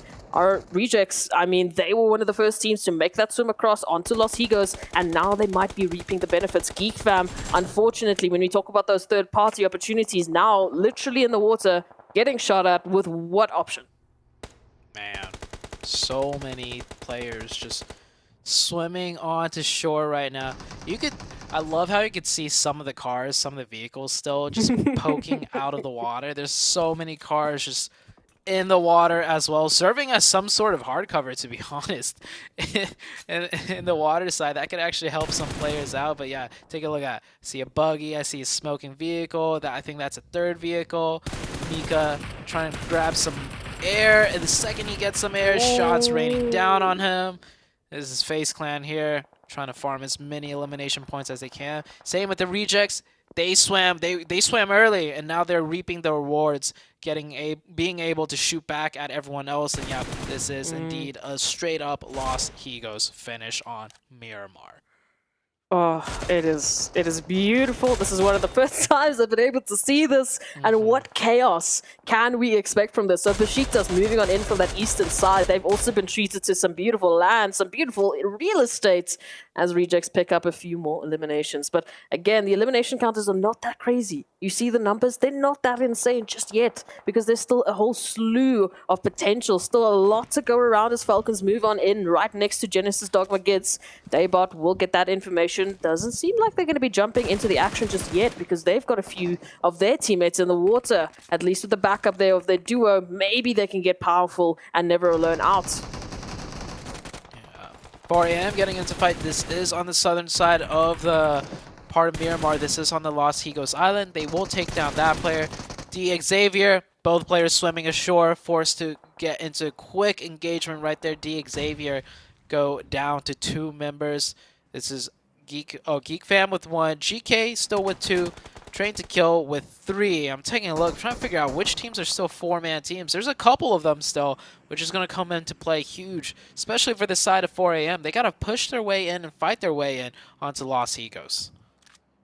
I mean, I'm taking a look at FaZe, I'm taking a look at Besiktas, you know, Tem Entertainment, who do have full numbers, but they first have to get their way through Train to Kill. So might be a potential there coming through from that eastern side for Angry Men, also rotating around from the west, right alongside IHC. And Rejects still keeping their eyes out here on the horizon, around the water, to see who's going to be making a crossing and who they might be able to pick up. But again, so much zone availability has been given up to the water. So yes, maybe some of those vehicles might help them out because at this point, I don't know, if we go anywhere closer to the water, I don't think these teams have an option. IHC successfully defending against that 4 a.m. push. Now it's down to 1v1. Svan should be... Oh, nope. Just as I say that, that is actually FaZe from the other side of the river getting that finish right there. Now Svan is the last member up for 4 a.m. This 4 a.m. team was just literally a 4-man team a second ago. Now they are no longer 4 Angry Men. They are just 1 Angry Man. Same with the IHC. IHC down to just 1 player on that island. Genesis hitting a few couple of shots. At least Alan has made it across, and they will be hopefully trying to make sure that their teammate can swim across quite safely. But we've got so many teams on this side. Reject still just being an absolute menace with that beautiful nade onto Victor. Does mean that Game Lord will now drop to only 1 potential player for that rotation. Vivo Key, they had such a good start on Erangel, but I don't think alongside them and every other team in this lobby, they were expecting this kind of a zone. How would you even prep for this kind of a zone? Well, one thing I learned is just go for the swim early. All right, like just go for it. Rejects right now sitting really comfortably in a strong position right there on the south side, also being able to farm a lot of points. We are 100% confirmed on the Los Higos ending now. Tim Entertainment, they managed to avoid the fight with Train to Kill, just circumventing that and wrapping down to the southern side. That's going to be good for them. There is a 2-man team of Furious Gaming right in the heart of Los Higos. Now FaZe had 4 up. They decided not to cross the river and instead has been setting up camp at that compound, taking shots at everybody for the last like 10 minutes pretty much. Now they got to move in, but they do have 4. This 1v1 between Svan and IHC. Both teams down to their last players. Both teams need to move just a little bit further to go in. It looks like Alex is going to try and avoid this fight and instead wrap into the zone, giving Svan a nice way in. Here we have FaZe now crossing over. Nosham Red here taking a lot of good shots from inside the vehicles into the swimmers of FaZe. FaZe lose 1. FaZe still has 3 up though, but they have to deal with the rejects and GK on the other side. Ragnar waiting for them. I do not see an opportunity here now for FaZe Clan to make this happen. Tony K actually circling back over here towards Nongshim Red to see if they can find a different way through. Vivo Keith, one of our other only 4-man teams, also didn't decide to make that trip over into Los Higos and now will be paying the prices. Tony K rotates on back around to give Dooms a bit of a surprise, trying to take out that shot, trying to take out that pressure from the vehicle, but now out in the water they all are. Sporto will be looking for FaZe. Looking for that final shot onto Tony K. So hopefully get a conclusion to this. Oh, I like what Nongshim Red Force is deciding to do there, honestly. They know with 2 it's very unlikely that they could, well, maybe one of them will make it to the other side of the shoreline. But may as well go for the points, right? Go for those elimination points. They sit in the vehicles instead to use it as a means to be able to shoot in the water. And they take out, well, not just them, but them with RC take out the FaZe team. RC still taking shots at so many swimmers, man. They must be, I was going to say they must be spent on ammo, but then I realized there's loot in Los Higos too. They probably looted some ammo up, which they are utilizing to full effect right now. and they were one of the only teams to take a hold of these compounds early on. So if there was loot available, likely Rejects has taken all of it, which is why we can see them being the first team to reach those double-digit eliminations. As Train to Kill with that rotation on end, we were talking about those 4-man teams. It was Tem Entertainment alongside Besiktas that made that trip down to Los Higos. It is no longer Tem Entertainment, who are now reduced down to only 2 as Nongshim Red Force unfortunately feel the brunt of Rejects and their just big brain plays, man, making that rotation onto Los Higos. I mean, oh, loving it. This fight's about to heat up even more, though, because if the circle goes right into the buildings, the city, the heart of Los Higos, we might get to see an urban finish, and there is still 18 players left alive. And if you take a look at this beautiful scenic shots, yeah, fighting here won't be easy either. It's almost like a city ending. It's just a mini city for all of these teams that are left. A lot of fighting out on the outskirts, though, as teams finally manage to swim in, slowly rotate in. Train to Kill now coming into the mix of things. Taking a look at Genesis Dogma. Genesis Dogma, this team has been struggling a lot throughout the 2 days, and this is definitely a struggle bus in of itself, but they've made it pretty far, all things considered. So many teams already not being able to make it to this end game late zone. I mean, here's the question, do you play that outskirts zone? Was it up to the early eliminations for Genesis? They might have had a slower rotation, but just choosing that timing right and managing to get in and capitalizing off of some of the chaos that might have been happening inland might be why they were rewarded with some opportunity onto Los Higos. Now, though, it's coming down to this potential of that urban finish. Will it end up in the urban side, or will it actually shift towards Besiktas? Because then, I mean, my money's on them. They have full control of the terrain. They have all the ridge lines. If they can take out the Xavier, at least the last remaining member of the Xavier, then they are in full control of the southern portion. They are aware of that last member of the Xavier as well, which is really good. That's the worst thing that could happen to a 4-man team, getting caught by a solo player and then losing one player. But they'll control this territory for now. They're playing very cautious. They could play more aggressive, honestly, take more territory. But like I said, that one player of D Xavier, if they were a little bit overextended, they could have easily lost one or maybe even 2 players going from a 4-man down to a 2-man. So playing it rather more cautious and not. I mean, the chicken dinner is in their sights pretty much. The only 4-man team, Rejects and Train to Kill with 3. Those are the only 2 other teams with 3 players. Everyone besides that have either 2 or just down to the last solo. The beautiful benefits of that chaos. This is what we are reaping. We are being able to see what these teams are able to do in an absolute gauntlet of a Miramar, as only their second map of the day, mind you. So after the insane pace change that we saw on Erangel, immediately back into the chaos because there just was no other option. These teams really did not have another option to play a different style, to bring in a different form of energy. Miramar has just been, it has been ruthless. That's the best way I can say it. And now Genesis Dogma coming on through here from this northern side. The moment they stand up, it looks like Train to Kill are, well, trained on their position, waiting for those pixels to move. Circles slowly crunching in. Every team pretty much stalemated now. Neither team looking to make a move until the next circle shift. Tem Entertainment here with only 2 up. It's been an absolute slugfest just making it here.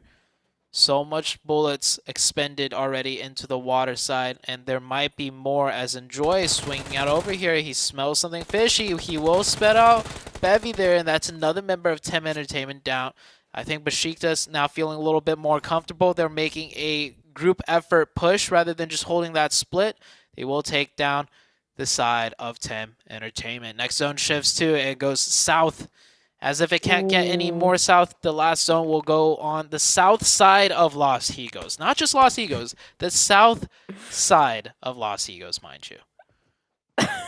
It has literally just been the worst possible opportunities for any teams moving in from that northern side. And this is what I was talking about. Besiktas holding in that southern side, they are in full control now, at least of a portion of it. But however, the Xavier, at least the one player, is still alive. So that could be a potential threat, could be a potential thorn in their side. Train to Kill now moving on in from that northern end, trying to find an opportunity here up against the likes of Besiktas, but they have to fight their way into the zone.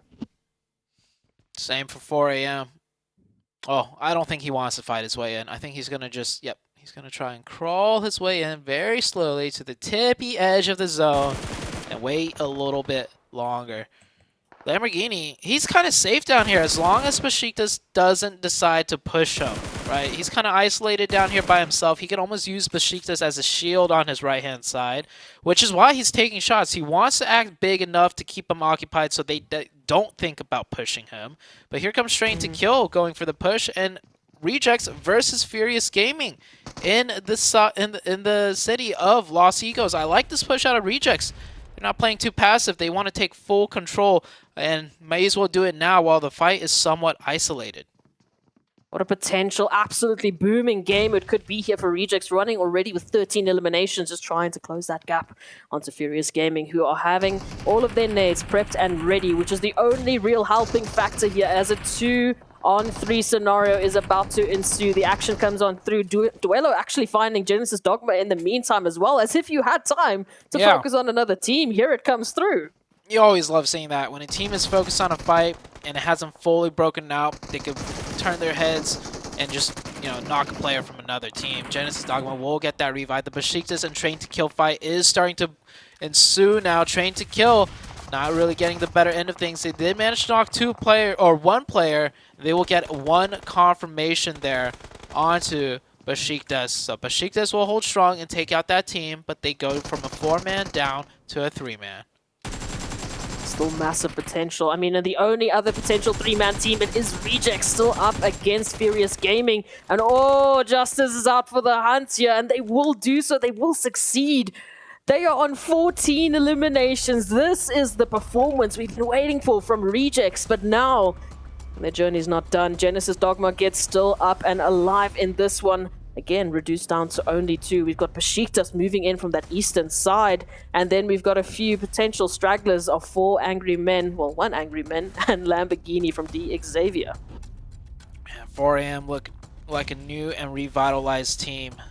And a more aggressive team. Or not, the Rejects team. Yeah. They are just... Yesterday, we saw them be extremely passive. Yesterday, in the very last match, you remember, they had 4 players, and they full sent it into a shack with 4 people all hiding in a shack, and they got absolutely decimated. Now with 3, instead of hiding, they're taking fights, they're being active, and they're picking up those points. This is the Rejects team that, Japan really wanted to see, and I'm so glad that they're showing out now. They had a good game in the previous match as well, racking up a lot of points. So Rejects looking very strong today. We'll see if it holds true. We're down to the last 5 teams now. Got 2 solos. The 2 solos actually really close to one another. The 2-man of Genesis Dogma. Man, shout out to Genesis Dogma. I don't know how they made it this far. They were one of the later teams, right, to swim over from the northern side. They capitalized off of the chaos here in this zone, off of the chaos of this entire map. The way that we have been rotating, the way that we have been going through this terrain, I mean, they just got the perfect timing after the chaos, but now it's going to once again coming down to those decisions. Rejects now finding the last remaining member here from 4 Angry Men. Leaves us down to our 4 teams. We still have that straggler from the Xavier, but Rejects, they look to be on a literal rampage with 15 eliminations as Genesis now finds Besiktas. Ooh. The third party coming through. Rejects Yes. decides to strike now. Great timing. Besiktas down to 2. And Lamborghini is still up. If Lamborghini times as well and this fight kind of stalemates out or goes back and forth, Lamborghini could potentially steal the chicken dinner away from both of these teams. Besiktas will get the revive, quickly knocked back down to the nade by Justice. Good peeks back and forth. They don't want to commit too hard and lose one of their players. Besiktas now down to 1. It's all up to Peace. Can he get 1? Maybe 2 knocks. Doesn't even get the single one. Now Lamborghini has his work cut out for him. This Rejects team about to take the chicken dinner. They're feeling confident. They didn't lose a single player, which was actually crucial. If one of them got knocked, Lamborghini could see that from his position, and he would have stood up and third-partied. But Rejects playing so disciplined, now clearing this last area together, spots out It's Lamborghini. It is all said and done. Look at the joy out of the Rejects team. An unlikely match to get a chicken dinner from, honestly, for everybody.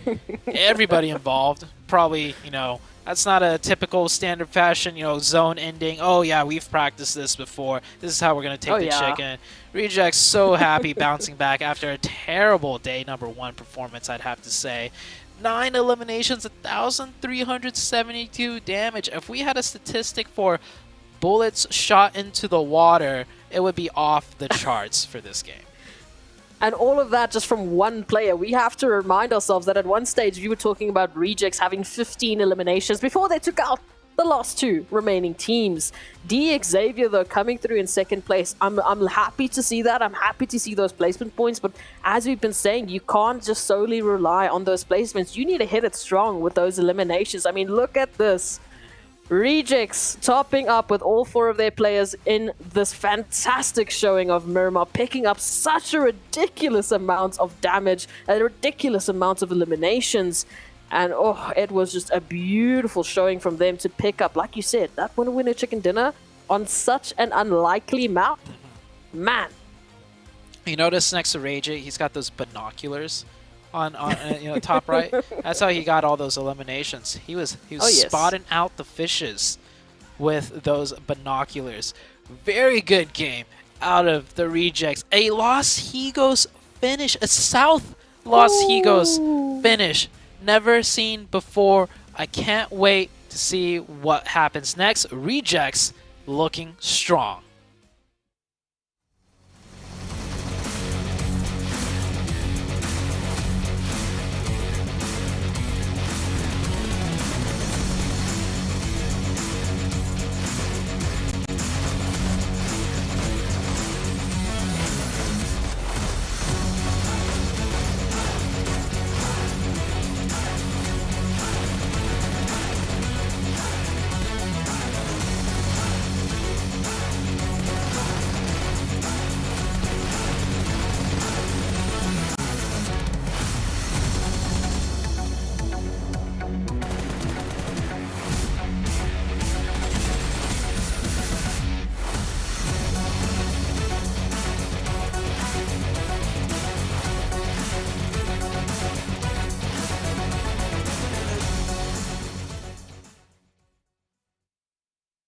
We talked about him a little bit earlier, the Team Reject, and look at what they did in match number 2. 35 total points, 20 eliminations. I think this is a record for Group Yellow, if not a record for the whole PMGC 7? Correct me if I'm wrong. I think you are absolutely right in regards to Group Yellow. I will have to go back and watch some of the other teams because we did get some pretty high elims. Nonetheless, though, this team, they really didn't have to travel that much. By the way, in regards to the top 5, they were the team that least had to travel, and that's because they decided to rotate super early to Los Egos, and it ended up working out for them wonderfully. And then look at the stats from these players right here. I mean, Regico being able to put up 9 eliminations, 1300 damage, and then Sun HP from Besiktas being able to put up 700 damage, but he's not going to appreciate that conversion as he was only able to put up just 1 elimination, Glitter. You know what? This is probably the most perfect comparison we could have gotten storylines wise. We talked about them because they started off right next to each other on the leaderboard at the top of the day.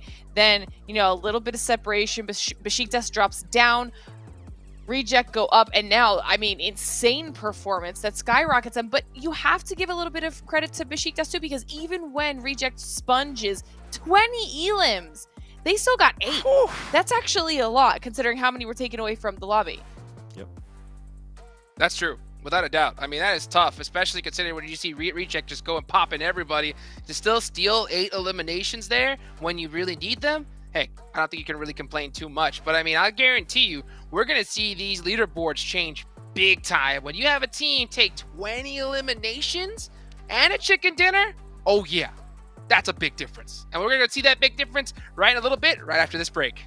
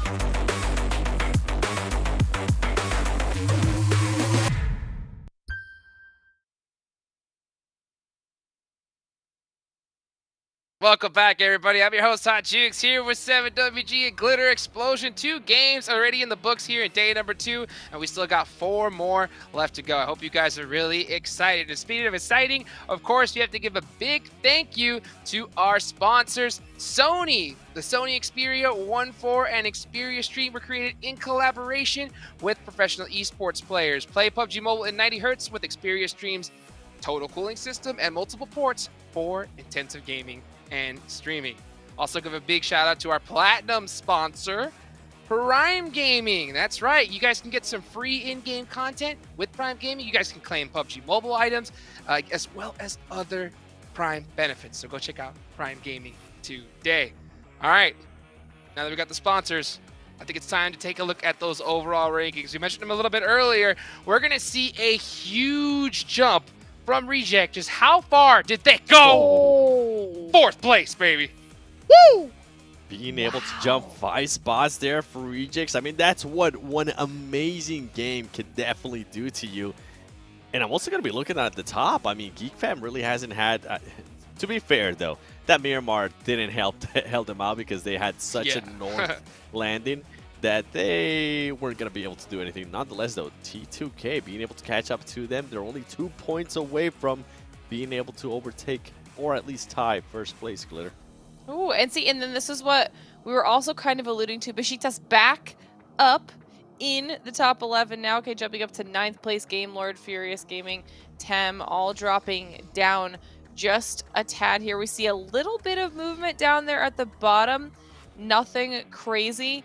But what I'm loving is that I think we're seeing a lot more aggression out of some of the teams that were just a tad bit quiet. I mean, to be fair, this last Miramar was what Rejects did well on, and then when they went into the Sandhawk match, they fell off just a little bit. There's a lot of teams we have to kind of keep our eyes on here, 7, for consistency's sake. Yeah, with the Xavier, I'm actually going to be seeing if they're going to go for that strat they went with yesterday, which was just placement points, something that we saw out of them just now in Miramar that worked wonders. Got them 15 points. And when we're looking at the drops, we got to talk about Bootcamp because you can see there was 2 teams there. It was FaZe Clan and it was Besiktas. FaZe Clan ended up winning that fight, but they did end up losing 2 players. I wonder if those teams are going to be readjusting. And you can also see a bit of a hot drop too towards the top northwest hot team. You can see Falcons, and I think that might be the Xavier. So we'll see if they actually decide to take a fight there, Glitter. Ooh. I mean, there's lots of possibilities. Painan, IHC, and Reject down there. I mean, there could be, especially if you're coming off a crazy amount of elims like that, Jukes, I'd be a little bit worried. Oh, big time. I mean, that Xavier Falcons, position is going to be tough if they hot drop each other in hot tid because, number one, they are really depending on that zone going to that island. And not to mention, they're both on the bottom of the leaderboard, so let them fight it out early. It's just not a win-win situation either way. But moving on, let's take a look at y'all's team to watch here for this next match, the Jungle. My most favorite match of the day. Favorite one to watch, least favorite to play competitively. Seven, I see you got some GK on there. Besiktas and Geek Fam. Why'd you pick them? GK, I mean, this is that last map was the 4th map that they just haven't really been able to perform well. Like a team that was so consistent at the beginning of yesterday has now completely disappeared. And we know what usually happens to those teams if they're not able to stop this spiral, and that's why I'm picking them here, because yesterday they were able to win that Sandhawk. If somehow they can at least end up with the top 3 and spark up their day, being able to be a wake-up call for them, this will be a great way to just break that bad scratch that they're truly on. Besiktas, you heard me talk about the hot drop earlier. And then with Geek Fam, I'm pretty sure they're going to be feeling the pressure a little bit, Glitter, of some of those teams currently trying to hunt them down in first place. Yeah, and we kind of alluded to that a little bit too. Like, to be fair, they didn't have the most favorable drop when it comes to where the zone was on the last map. But we did want to keep our eyes on them to see if they were going to be consistently dominant like they were yesterday. And they have slowed down just a tad. I think Sandhawks are a really good opportunity to kind of ramp that back up. It's always going to be extra chaotic. And FaZe in the last game, I mean, they were just aggressive, okay? They had kind of picked up a little bit. It might not have been the chicken dinner, but they had kind of turned on that aggression. I want to see that carry through, especially in Sandhawk. Get a really strong performance out of them. And then, of course, Reject after that. Just insanity. I want to see if they can keep doing it. Take a look at some of the players here in the battle lobby. They are getting locked, loaded, ready to go. Here coming up soon. Sandhawk is always just so pressure intense to how fast that zone goes. Now with the update as well, where the healing strategy is no longer a thing. That zone damage is even more powerful than ever before. And speaking of powerful, it's time to move on over to 2 of the most powerful casters in the game. Let's move it on over to Zute and Esproxy. Thank you, Jukes. Well, if S-Proxy and I had a power, it is the power to create crazy zone endings, because, yeah. Lost Egos, I'm telling you. Yeah, we were saying, I don't think we've seen that happen in a competitive match of PUBG Mobile yet. I don't think I have, so, hey, you put S-Proxy and Zute together, that's what you get. You get a Lost Egos finish. Let's see if that power comes into play here. I mean, what could be the craziest ending on Sandhawk that we have not seen before? I feel like I've seen every circle on Sandhawk just because it's so small, right? Yeah, I do believe maybe docks ending like at the actual docks, like the to the right of the S, like that pier. That's one place I haven't seen it in before. I've seen it in like above the D in docks, which is pretty far down there, but I don't know. We'll see, man. We'll see. But the first thing that we got to settle out first is this bootcamp hot drop that's about to play out. Oh, yes, indeed. Moving on into the action already. As we talked about it, in terms of the hot drops, we didn't see that on Erangel. Miramar, look, let's not count Miramar because Miramar was ridiculous. But are we going to bring in that action here on bootcamp? Are these teams once again going to jump in? Maybe not. Besiktas actually, yeah, giving this location up over to the side of FaZe. If I could recall correctly, Besiktas yesterday opened 2 knocks onto FaZe, making it a 4v2. and then they lost, and we were talking about the killer mentality, right? That's just something that it was pretty evident that the Besiktas team did not have. And I was saying they should not hot drop, and they gave it up. Same with Genesis Dogma, another team yesterday on the hot drops that we were watching, and we were just really puzzled, like, this is not how you contest for a drop shot. They played so passive to a point where it was a mistake. Like, clear cut, like, they're not playing it correctly by any means. It's not even play style question. It was just like, you are not playing this correctly. So both teams at least recognizing the fact, like, hey, we are not a hot drop team. This is not what we do. This is not what we're comfortable with. We're going to just give it up and figure something else out rather than trying to tough it out and dropping a couple of games to learn in the process. So good on them to just straight up adapt. Rejects coming off the back of a very strong game will go down to 3 members early on to the side of Furious Gaming. A little bit of a split contested drop here, which is a little bit interesting. It's quite interesting, especially when with the fact is that we're talking about Rejects now losing 1 member right off the bat, pretty much right off the bat, with 2.5 minutes into the Sandhawk. And we know Sandhawk, it is third-party central, so you want to have as many numbers possible just to be able to contest all of the chaos that is surely going to ensue. We can see 4 angry men, but Chow being a little bit angry themselves and ensuring that elimination will happen. So 1 pickup here for 4 angry men and another pickup at least for the likes of Furious Gaming over towards Rejects. So a few eliminations, a few trades back and forth, but generally we're still seeing the teams kind of just getting into their relative positions. I mean, Besiktas, yes, they gave up that bootcamp, era, but as we can see, Sun HP now split up, keeping an eye out on the Xavier. Oh, and Peace, as I mentioned it, they were very close to bootcamp. They had to take a rotation out to try and join the rest of their team. They're over towards Camp Alpha, and now they're gone. A lot of split drop fighting right now. Fierce Gaming ended up taking down another player of the Rejects, so Rejects now down to 2. Besiktas improvising a new drop, a new split, do get themselves caught against the Xavier and potentially even the likes of Falcon. They're doing like 2 on the northeast of the bridge on the north side and then 2 west of the bridge. So it's a good split if they could get away with it, but it extends a little bit too much into the Xavier's territory, and they're not going to be happy about that. And then with Rejects, they're doing a split, south of boot camp. They drop in the trifecta area, that bridge compound crossing. Then they drop south of boot camp, and then a little bit southeast of boot camp. Problem is, Furious Gaming, they do a wide quarry split. They do 2 players, like, quarry-ish area, and then 2 further west of quarry, and those 2 players, ended up conflicting with the 2 of Rejects. So that's how we're getting all of these little eliminations coming across the board. And Rejects, another player knocked. Rejects down to 1.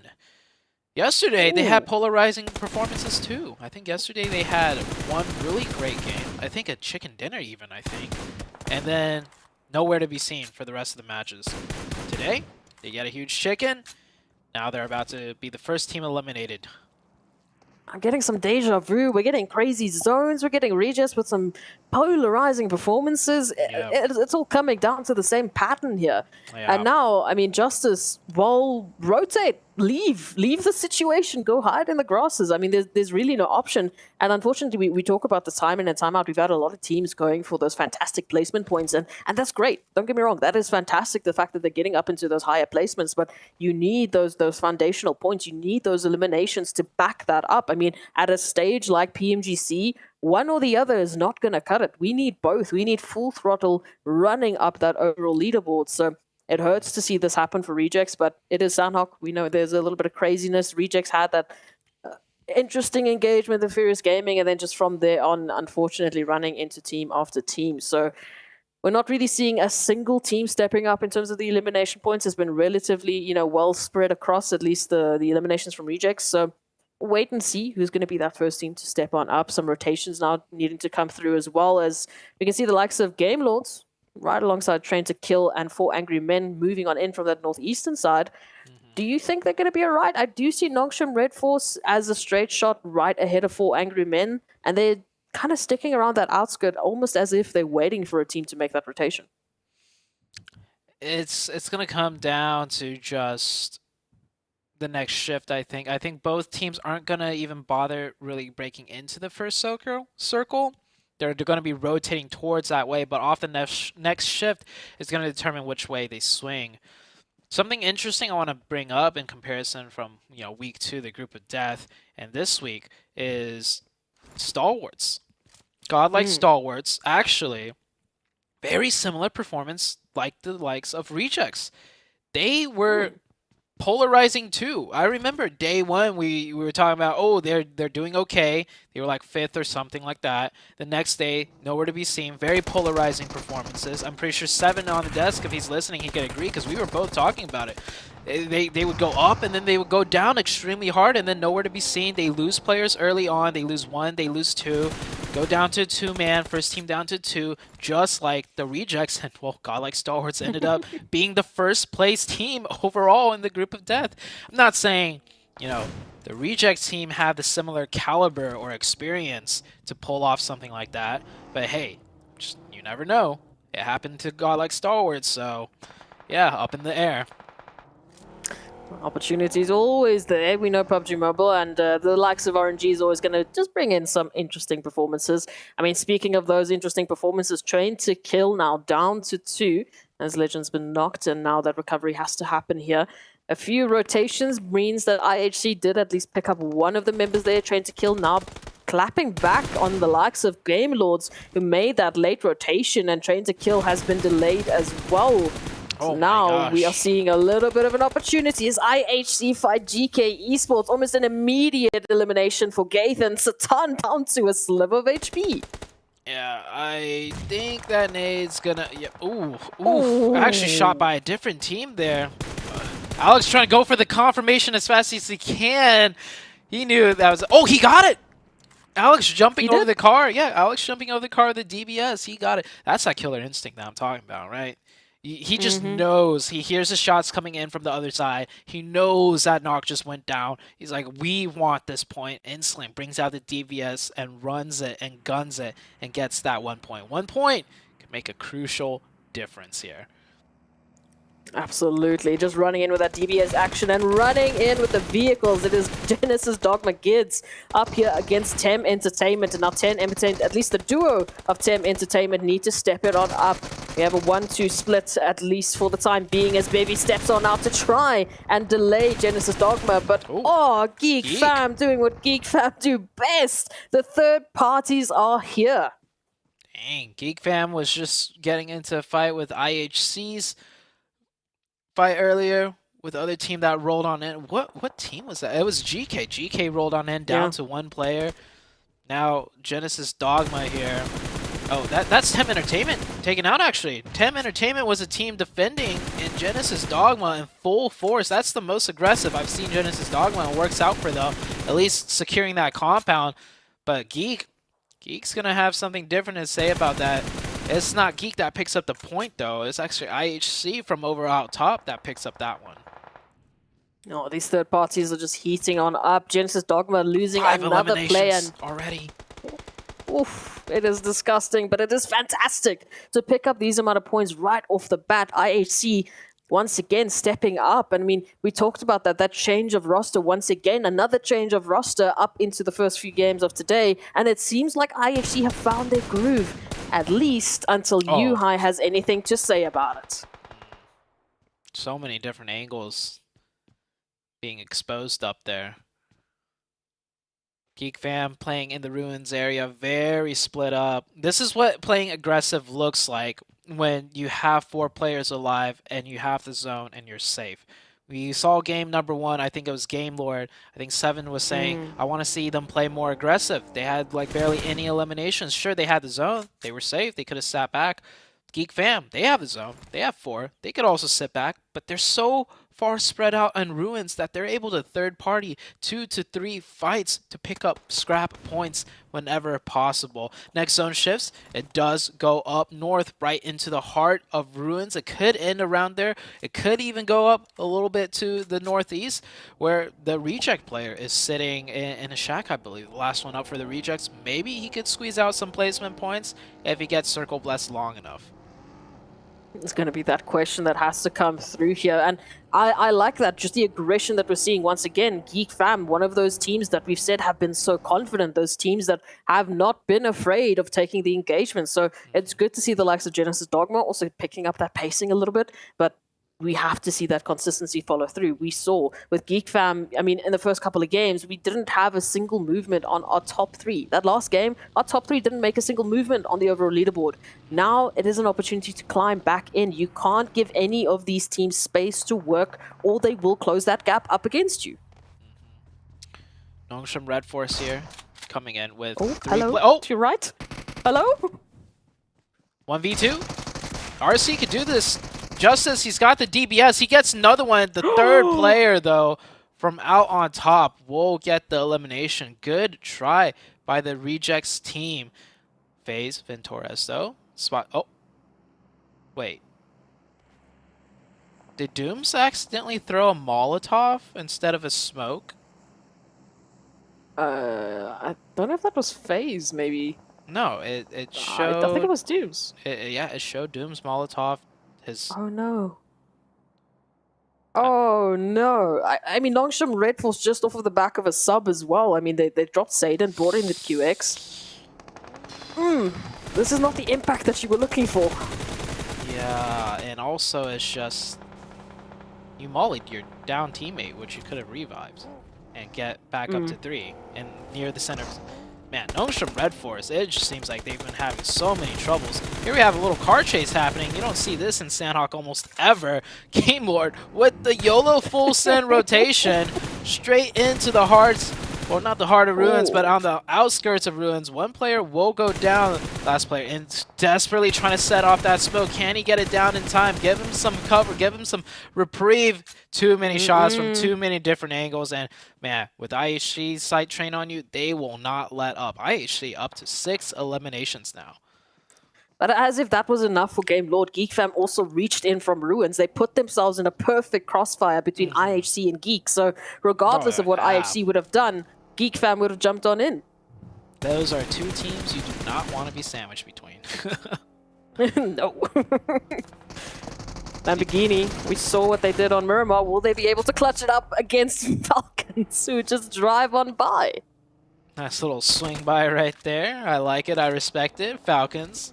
Looking strong. Falcons, man. This team's also been struggling a lot. Looks like they're playing a bit more loose, a bit more confident, and it's working out for now as they pick up those 2 elimination points so far. Next zone shifts. It does come off of the North Island. I think everyone on the North were ready for this shift, so let's see what their plan is. 4 a.m. meanwhile swinging in from the western side. 4 a.m. started all the way on the northeast, so they did a full, complete wraparound. Working out so far, but can they get further? Ooh. What a nice shots. With the silencer as well. That QBU with the silencer, oh, sounds so nice. It's deadly. Just tap away. And it's done. But Xavier now, I mean, we had the drive-by from Falcons. That took out Lamborghini. Now, T-Duck out here, the nade. Oh, sliver of HP. You're out of the blue. And they can't even get around. They're just going to go down. No other option. I mean, at this point in time, Falcons have their number. And Xavier will go down with... not a lot to show for it, unfortunately, but we'll see what they bring on back. At least 2 eliminations to the tally as Geek Fam move on in, still hunkering down here towards Ruins. Yuhai instantly knowing his backside just got compromised is going to adjust his positioning. Quick heads-up play right there. Genesis Dogma will find this shack to play in for now. Geek Fam do want to close in on this, but they're also dealing with Furious Gaming the whole time, and that's a player knocked out of the Geek Fam team. That's just going to slow things down for Geek Fam. They're going to go back and reset as GK Hope comes in, and I think he saw that burning car. I was like, that's taken. Ends up getting taken out by the 4 a.m. team instead. GK, once again, slipping on the leaderboards. Eliminated very early. No placement points, no elimination points.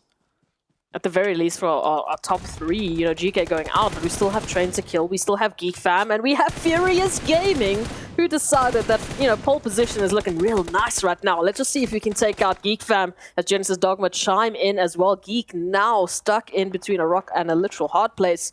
as all of the teams in the vicinity are moving in for those potential third parties, just spreading out the damage. Rude down and knocks. Geek Fam Snipes trying to rotate out for that res. Look at this, right behind that tree. And we've seen what these trees have been able to do today, Zute. It's not some good cover to work with.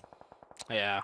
I feel like if Aiden had, it was a Genesis Dogma player, he had a little bit more trigger discipline. He could have waited for the next stretch of crossing, which was less trees in between the second and third one, and probably got the knock. But him firing off the shots right there, getting a little trigger happy, will incite that player to drop down smokes, to get the crossover, to get the revive. So Geek Fam will go back up to 3, losing their 4-player strength, which would have been crucial in a match like this coming out of Ruins. They would have had they want full force control. Circle did shift north off of Ruins, though, so we'll see the likes of IHC have to make a play, Geek Fam, Furious Gaming, GD Gids, and everyone else coming in from the eastern side of things. Longsham Red Force still in this at least for another second before FaZe Clan move on in. Picking up at least an elimination or 2 or 3 as they move on forward. And now they're going to be coming through from that eastern side rotation. The only other player really in contention for them would have been Trained to Kill, but bam, there they are. They are out for the count. So in terms of our top 3, it's only Geek Fam left, up with 5 eliminations, still moving on in from Ruins, right up ahead of Furious Gaming. 4 AM looking strong right now. All of 4 AM still up, coming in from the west. Geek Fam trying to do what they can with 3, and it's working so far. IHC did make that drive over. They find some sort of cover. 1 player knock should be able to get revived. Constantly have to deal with the GD Gids. Yeah, that shack being taken completely ruins Geek Fam's plans, and now they are getting pieced apart by everyone from every which angle. Geek Fam went from third-partying every team to having every team look at them, taking shots at them. Yeah, from his backside, from his left side, from his right side. Nowhere for Snipes to go.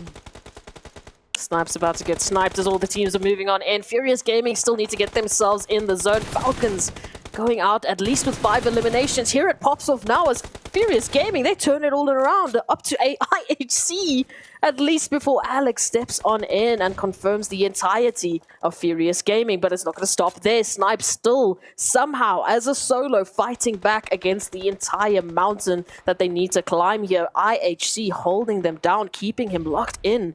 Rotations are going to be tough. Genesis Dogma still alive. 4 AM, controlling the western side very beautifully. They do know Genesis Dogma is down there, and they know it's more than 1 player based on the amount of shots they've heard ringing out. That nade does not connect. They really want to take care of everything around their backside and corners so they don't get spoiled. Will they commit to a full push? FaZe here, taking some shots, and Geek finally gets taken down, and it's by 4 AM of all teams. 4 AM up to 4 eliminations. About to be 5, Svan with that QBU. I think it just got stolen potentially. Yeah, it was Besiktas that picked up that. I am loving what IHC are bringing into this action. 9 eliminations, but they still have to find a very good entryway into the zone. Alex now being caught on out by Genesis Dogma. This is a good amount of energy that we're seeing from them, but they're taking this fight right along the ridgeline away from 4 angry men who seem to have smelt blood. It looks like they're pushing on up. They want that third-party opportunity. Peeking up and over, they get the finish. They take care of their flanks. Very well done by the 4 AM team. Zayol, last one up for the side of IHC. He can potentially make the run over since Genesis Dogma is taken care of. 4 AM now focused on their front side, no longer concerned about the southern region. 4 AM starting to push into, Vivo Key coming into the mix. One of their players gets knocked. I think he went up above the water and went for the knock on Svan, but instantly the support was there. The trade was good. IHC, they were holding strong.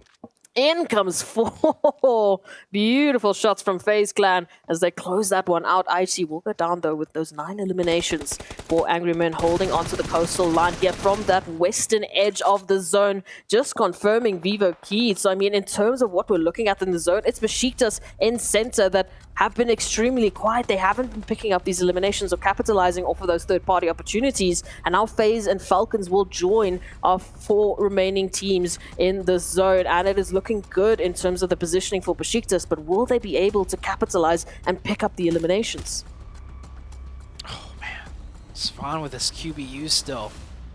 So deadly. Just 1 headshot, 2 headshots, and that player is down and out.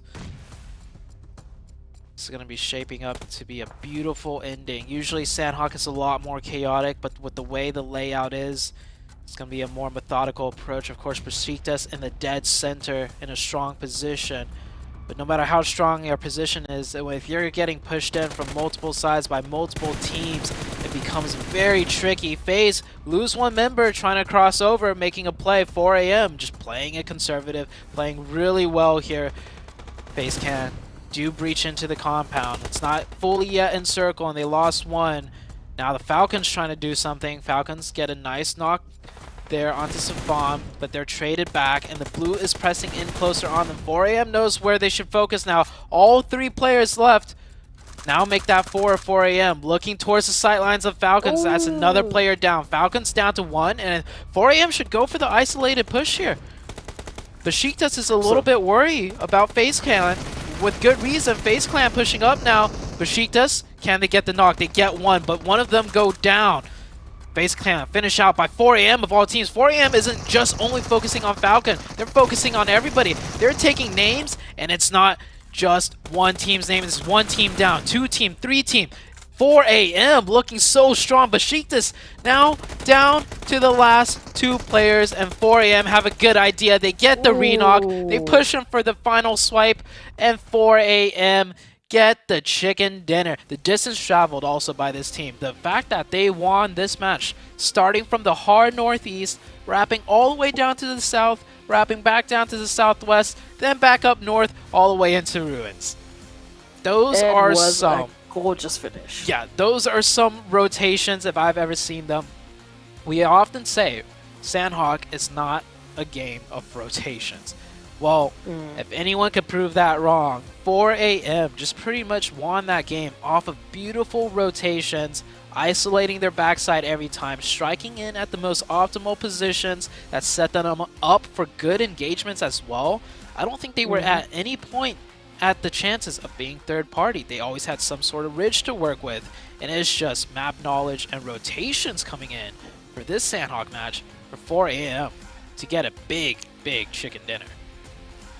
4 AM making that showing, making that statement once again, bringing in a beautiful amount of eliminations. You can see it's so well spread up. It's only really WWX moving on in with the better eliminations alongside Queen Sheng. So it was a very good team effort, I would say, bringing in such a beautiful showing, bringing in that winner chicken dinner. 4 AM. I mean, in terms of the distance traveled, they did have to work. As you mentioned, look at that, 11,000 meters worth of distance traveled, right alongside Falcons, actually, who similar had that approach into that final moment, but just couldn't quite find the angle to work with. 11,000 on a map of Sandhawk, by the way. Sandhawk. It's a small map. If you could travel 11,000 on Sandhawk, that really does say something. But man, what says even more is the fact that 4 AM, well, I mean, they're once again back with a strong chicken dinner. Can they continue?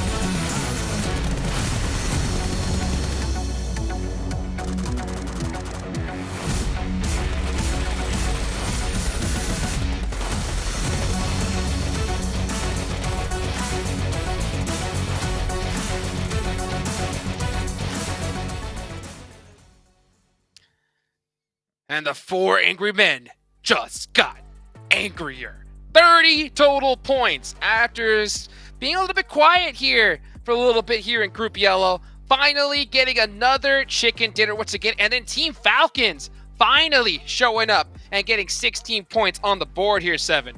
What impressed me the most about 4 Angry Men was the rotation. They were able to wrap around from the south and bring it all the way to the west. They were willing to take some damage from the blue zone, but it ended up working out for them because they were able to put themselves in such a great position next to that bridge on the west. I love to see those plays and love the bounce back too. I mean, this team, Glitter, they really didn't perform that well yesterday in the Sandhawk. They ended up, I think, with a 12th place finish and 0 eliminations. Yeah, and that was one of the reasons, not this specific map per se, but this was one of the reasons we called about the top of the show, okay? Now, we get to look at the top performers here, and it's going to be half of 4 a.m. as first and second place. IHC making a performance, and Geek, we called Geek out, wanted to see them have a little bit of a resurgence, and they're bringing it back, but I mean, okay, across the board, we've got 5 elims and 5 elims on Ching Chen and WWX combined. Over 1k damage, though, but almost equal team contribution, and we wanted this. We were waiting for this. We knew they were capable of it, and like you said, Sandhawk was a map where they struggled. This is good. Figuring out Sandhawk now with the new zone and everything, this could be a huge gain for them. I just love that rotation. Absolutely. I can't get over it.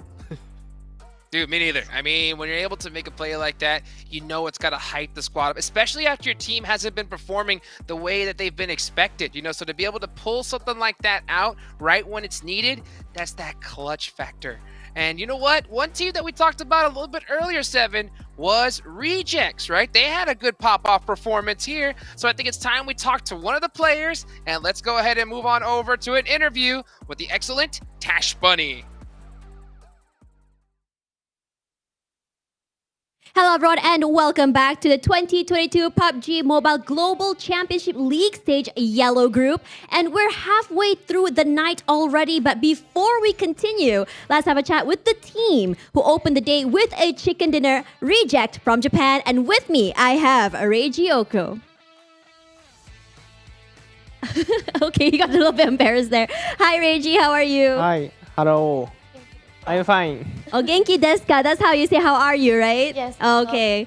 Okay, so I have a question for you. My first question for you is, how do you think your team's form today? Are you confident on getting the top 3 in the total ranking? はい、今日の出来具合を見た感じで、トップ3に入れるかのちょっと感想いただきたいです。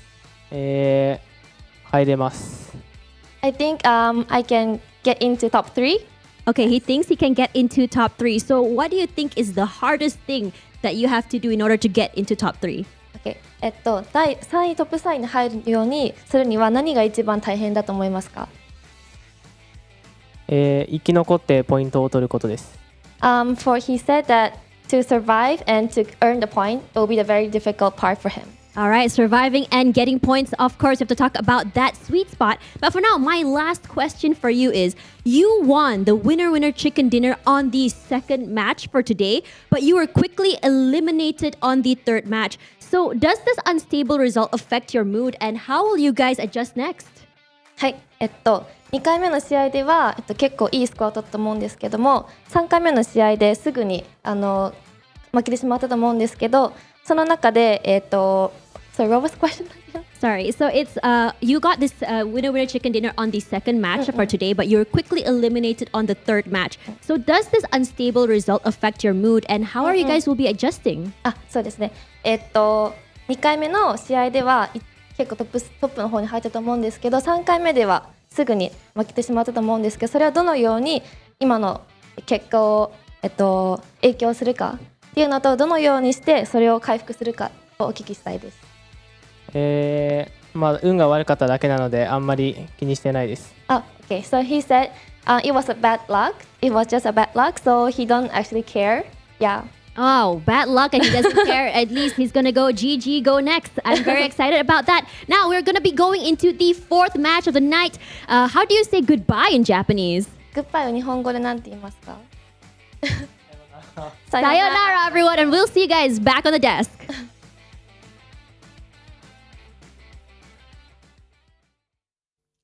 Sayonara. Well, hello, dude. Welcome back, everybody here. What a great interview right there. What was your real takeaway from that one, 7? I love that he said he didn't care and he just tossed it out to bad luck. I appreciate that, and you know what? It is bad luck because earlier they had some amazing luck in Miramar when they were able to put up all those eliminations in the chicken dinner. True.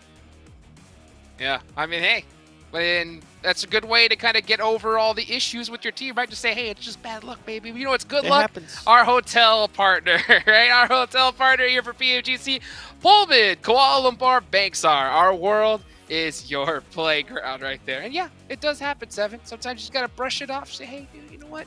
It happens. And you know what? Let's talk about Prime Gaming, of course, our platinum sponsor for PMGC. Guys, they've got a whole bunch of great in-game content, Prime benefits, as well as you can get some PUBG Mobile in-game items. So go ahead and check out Prime Gaming today. Alrighty then. So, Glitter, I think it's time we take a look at the overall rankings, baby. Let's see who is on top of this thing. It's Geek Fam still. But look, we are definitely seeing some changes. 4 Angry Men, now in 3rd place. That's a big jump up for them. I'm glad that we were able to take a look at this because that's a huge jump up for 4 Angry Men getting themselves in assaults. I mean, still very close now, but now that they're at 90, GK is down at 89, Reject at 85. That top 8 is slowly really shrinking down as far as any sort of like cushion goes with those points. So I think it's going to be become a really close race. But now Vivo Keed is going to be dropping down. And on the second page, 7, Tem, not looking so great. Tam is not looking so great. Furious Gaming is actually not looking so great. Furious Gaming is starting to give me vibes of Evos from last week when they were just not taking advantage of them actually being within the top 11, and then everybody was able to catch up, and that's exactly what everything is currently happening. I mean, the gap right now between those teams is really not that much. One game, and we're going to be seeing a lot of switches there. Yeah, and now's the time to do it, especially before we go into day 3. And I'm just hoping we don't see, you know, GK act like HVVP from last week as well. You know, starting off strong and falling off towards the end. But hey, you know what? Still a lot of PUBG Mobile left to be played here. We got another match coming right up, and it's time to take a look at y'all's teams to watch. So 7, of course you got Geek Fam on there. They're doing great, but could be doing better. Am I right or wrong? At 100%, they could be doing better. I'm actually going to be looking at 4 Angry Men because they didn't perform that well in the second half of the day, especially when it came to Erangel. We saw how they were able to turn it around just now in Sandhawk. They didn't do so well yesterday. Today, they won. What is 4 Angry Men going to be bringing for us here in the next Erangels? And then for Tem, I mean, we talked about it. This team truly sitting in 13th place. I'm pretty sure not where they want to be. They want to be able to close that gap a little bit more. And why not take advantage of it? And I know you have Tem as well on your teams to watch, Glitter. Yeah, I want to see a bounce back from them. We saw clearly like these moments where they're very capable of having some solid performances. They're just not on the consistent side today so far, but also I really like what we're seeing out of FaZe. I feel like they started off the day a little bit quiet, a little bit slow, but they've really picked up their aggression. They've picked up their position and their rotations. I want to see what they can do now in the second half. Back on Erangel and see if they can improve from the first time around. FaZe up! FaZe up! Let's see who's going to be up here in this next match, everybody. It's about that time. Let's take it on over to our casters. 4 AM back in the leading for the top 3. They just barely make it in though. GK has been slipping quite a bit. 3 performances so far, not up to par with their day 1. Day 1 to day 2, things can change up a lot, and we're seeing that now. We talked about it. Don't give these teams an inch. They will take you for a mile. 4 AM now finally catching up, closing that gap, getting closer and closer to the top spots. And they don't seem to be stopping anytime soon. But like our analyst mentioned, that second half of yesterday didn't quite look like the performance we were expecting. And there's a little bit of a danger for that to happen once again. But I am loving the fact that we are seeing a few more names jumping up to the fray. We're talking about more teams in contention for those top spots. Players definitely warmed up by now. 3 matches in. I love the shots of the player cams because we could see a similar mood setting across all of them, regardless of where they are in the leaderboards. Everyone's really focused right now. Everyone's really serious. I remember like day 1 before the matches started, the player cams, players were like laughing, having a good time, enjoying themselves, relaxing. But now it's like, it's serious mode. Like, they've been practicing and training all year for this moment.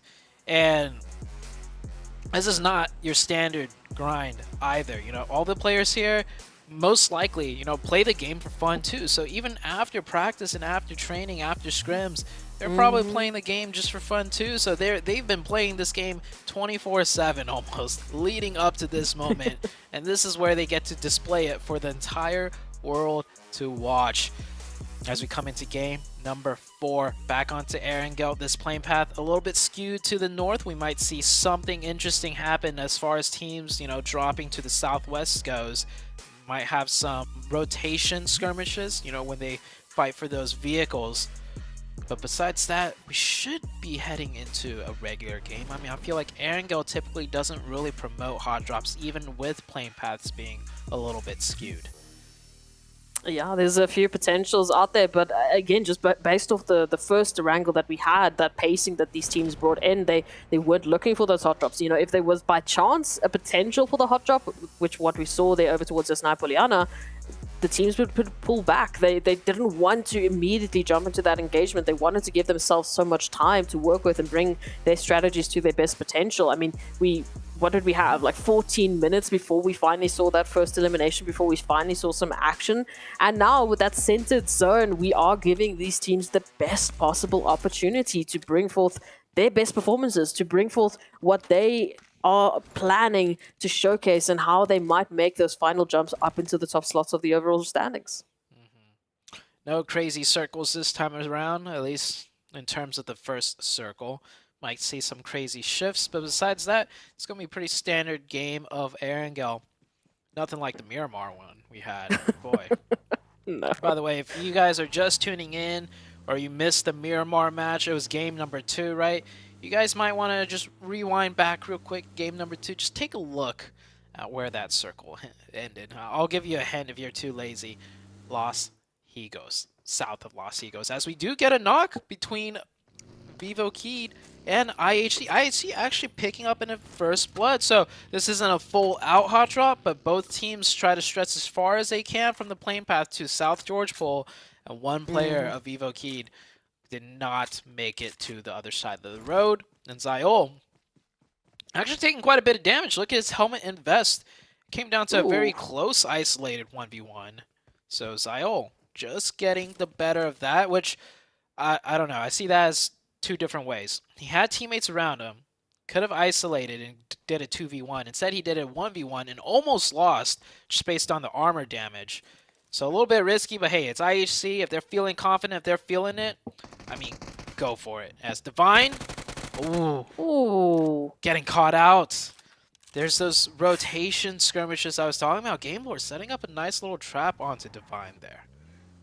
I mean, similar to what we saw on Sandhawk, however, like these players are getting isolated. These players are alone. I mean, taking Divine, that late rotation on up, obviously trying to, you know, recoup with the rest of their squad, but as a result, getting caught out and alone and really no opportunity for Rejects to do anything about it. So hopefully they'll regroup, keep that tight, you know, keep that tight-knit, you know, pattern that we saw on Erangel, the first Erangel of the day, so that we can bring forth the longevity of these teams. I mean, you know, Glitter mentioned it. We were talking about Tame Entertainment. They've shown those brilliant moments today. They've shown those glimmers of hope, but we need more, and arguably we want more from all of these teams. We want to see them climbing to the top of heights that they've never managed to reach before. Definitely agree.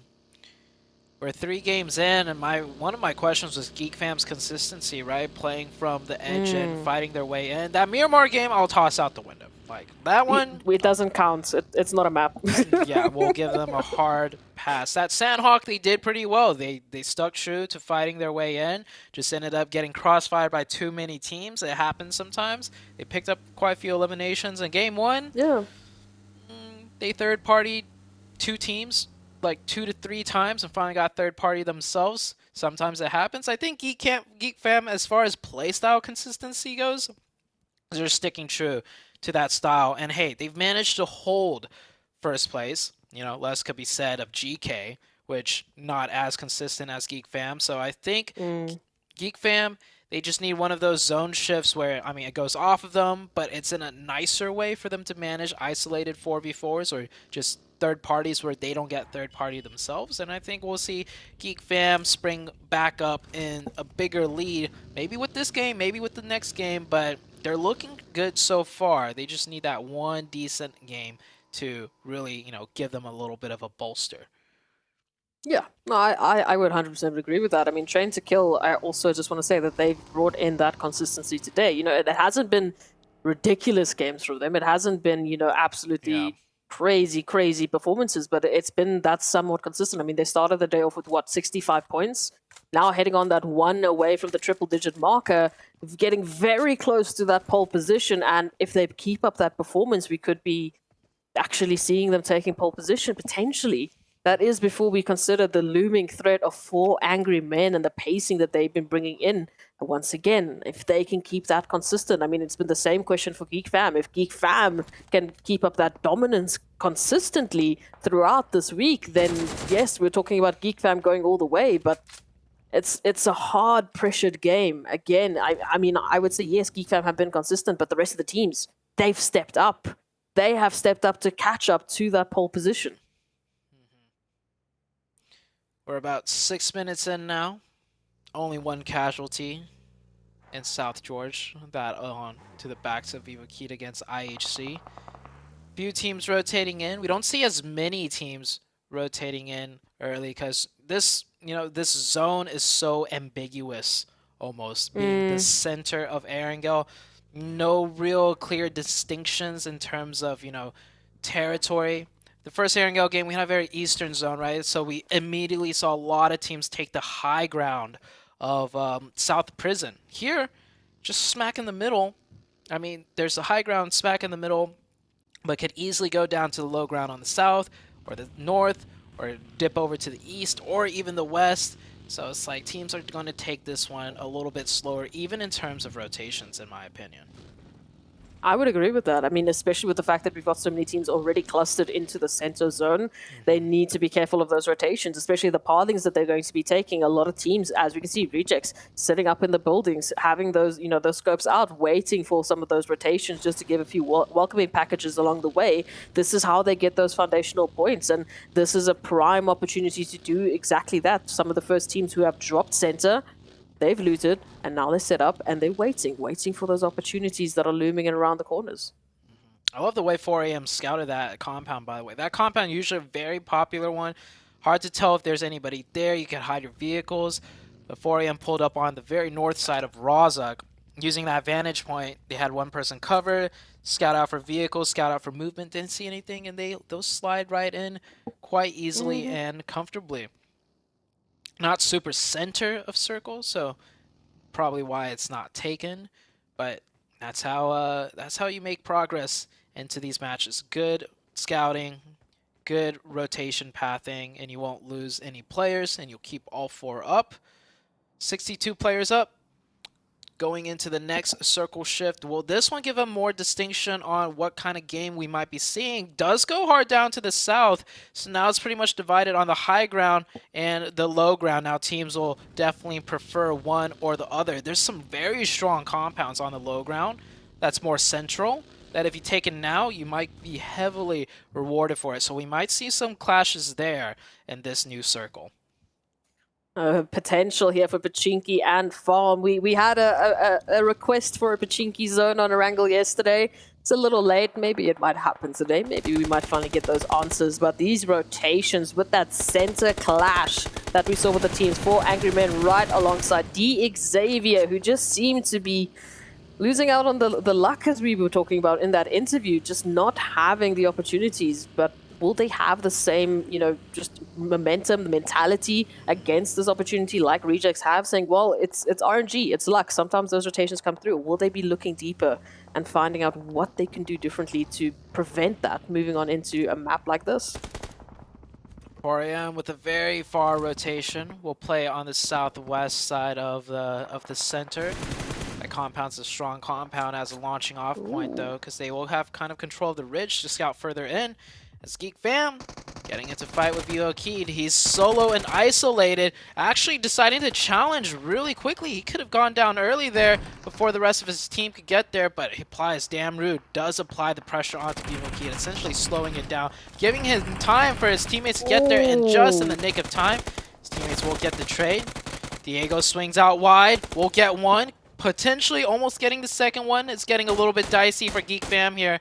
They might want to commit another player down here to help, but that will essentially give up the high ground for them, and they are getting third party. They do have all 4 players down here, actually. Will there be a third party? Diego, last one up for the team. He gets another one. The 2-piece. One more to make it the 3-piece, and that will be a full squad wipe onto the side of Geek Fam. Yuhai, the last player up. Previous team, BTR. We've heard in his interview he's looking forward to challenge BTR, his old team, and Yuhai showing why he got picked up by Geek Fam, showing his prowess. This Yuhai player, by the way, since his debut has been making a lot of splashes and waves. And that was like about 2 years ago. So good to see him progressing with that nice drop shot, that nice clutch, getting the full entire reset onto 4 players of Geek Fam. That is huge. Rejects moving on in with that. We saw at least one extra knock coming through from the side of Rejects onto Geek Fam, and now IHC keeping their eyes peeled on exactly that position. Hopefully closing the gap. We can see Falcons and Train to Kill in the meantime finding one another. This is happening over towards that northern side of the zone. Train to Kill wanting to move on into the zone, wanting to get good position, but will invest just a tiny bit into this engagement. However, with that shift now, this adds that timer into this engagement. This adds that extra pressure point because they want to get a shift up into that northern side. And then whichever team makes it will be the controlling team of that northern edge. No teams playing the Potato Hill area. That's crazy. I think teams were having PTSD of the southern ships on Miramar. So when they saw that southern circle, everyone was like, okay, we're playing on the south side of this central circle. We're not messing around anymore. Yeah, but that's a hard shift back up north, so a lot of open territory. Which team's going to be able to scout it out effectively to know the strongest position on that Potato Hill? Pretty much wide open.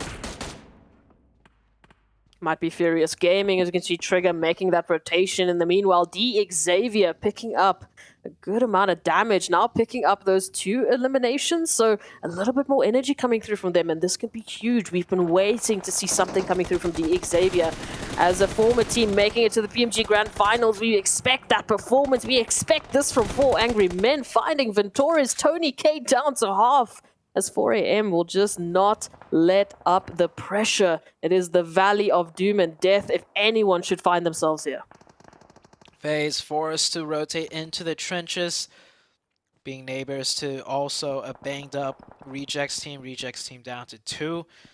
Last game, he called it bad luck. I could say it's a little bit of bad luck and more so ill preparation. This time around, down to 2 players again. Can't always call it bad luck.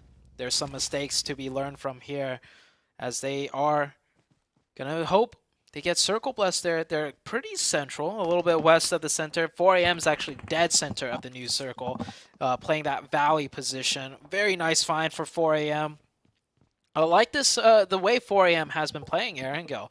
They will go for those hard rotations, those calculated risk rotations.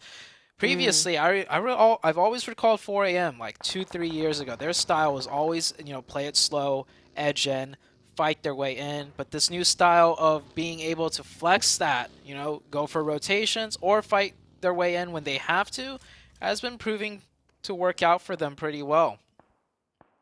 I like it. Again, those gambles that they're able to take, but then with that added information, they don't just rush into the opportunity. Like you said, it's calculated. They get that information, they get that scouting party, they know exactly where those teams will be rotating in, and then they make use of an area, of a vicinity and territory like this one. Any team that unfortunately might find themselves there, it is going to be a hard run. Furious Gaming now moving on in from that Potato Hill will be having a beautiful line of sight down towards 4AM, just looking for a couple of shots, looking for those potential connections. And that zone is going to provide them extra time to do so. 4AM Furious Gaming loving their positions into this one. Yeah, I really like the way this circle is in general. It's a very small circle, but there's so much dynamics going on here. You have the high ground of Potato Hill, this deep gully dip by 4 a.m. that's dead center, the farm fields to the west, and the few scattered compounds that are left in zone here that all have a strong position to have teams work their way in to any subsequent circle shift. So a lot of teams with a good chance to pick up points and potentially even still close out a chicken dinner. It all comes down to execution at this point for each irrespective team in their positions.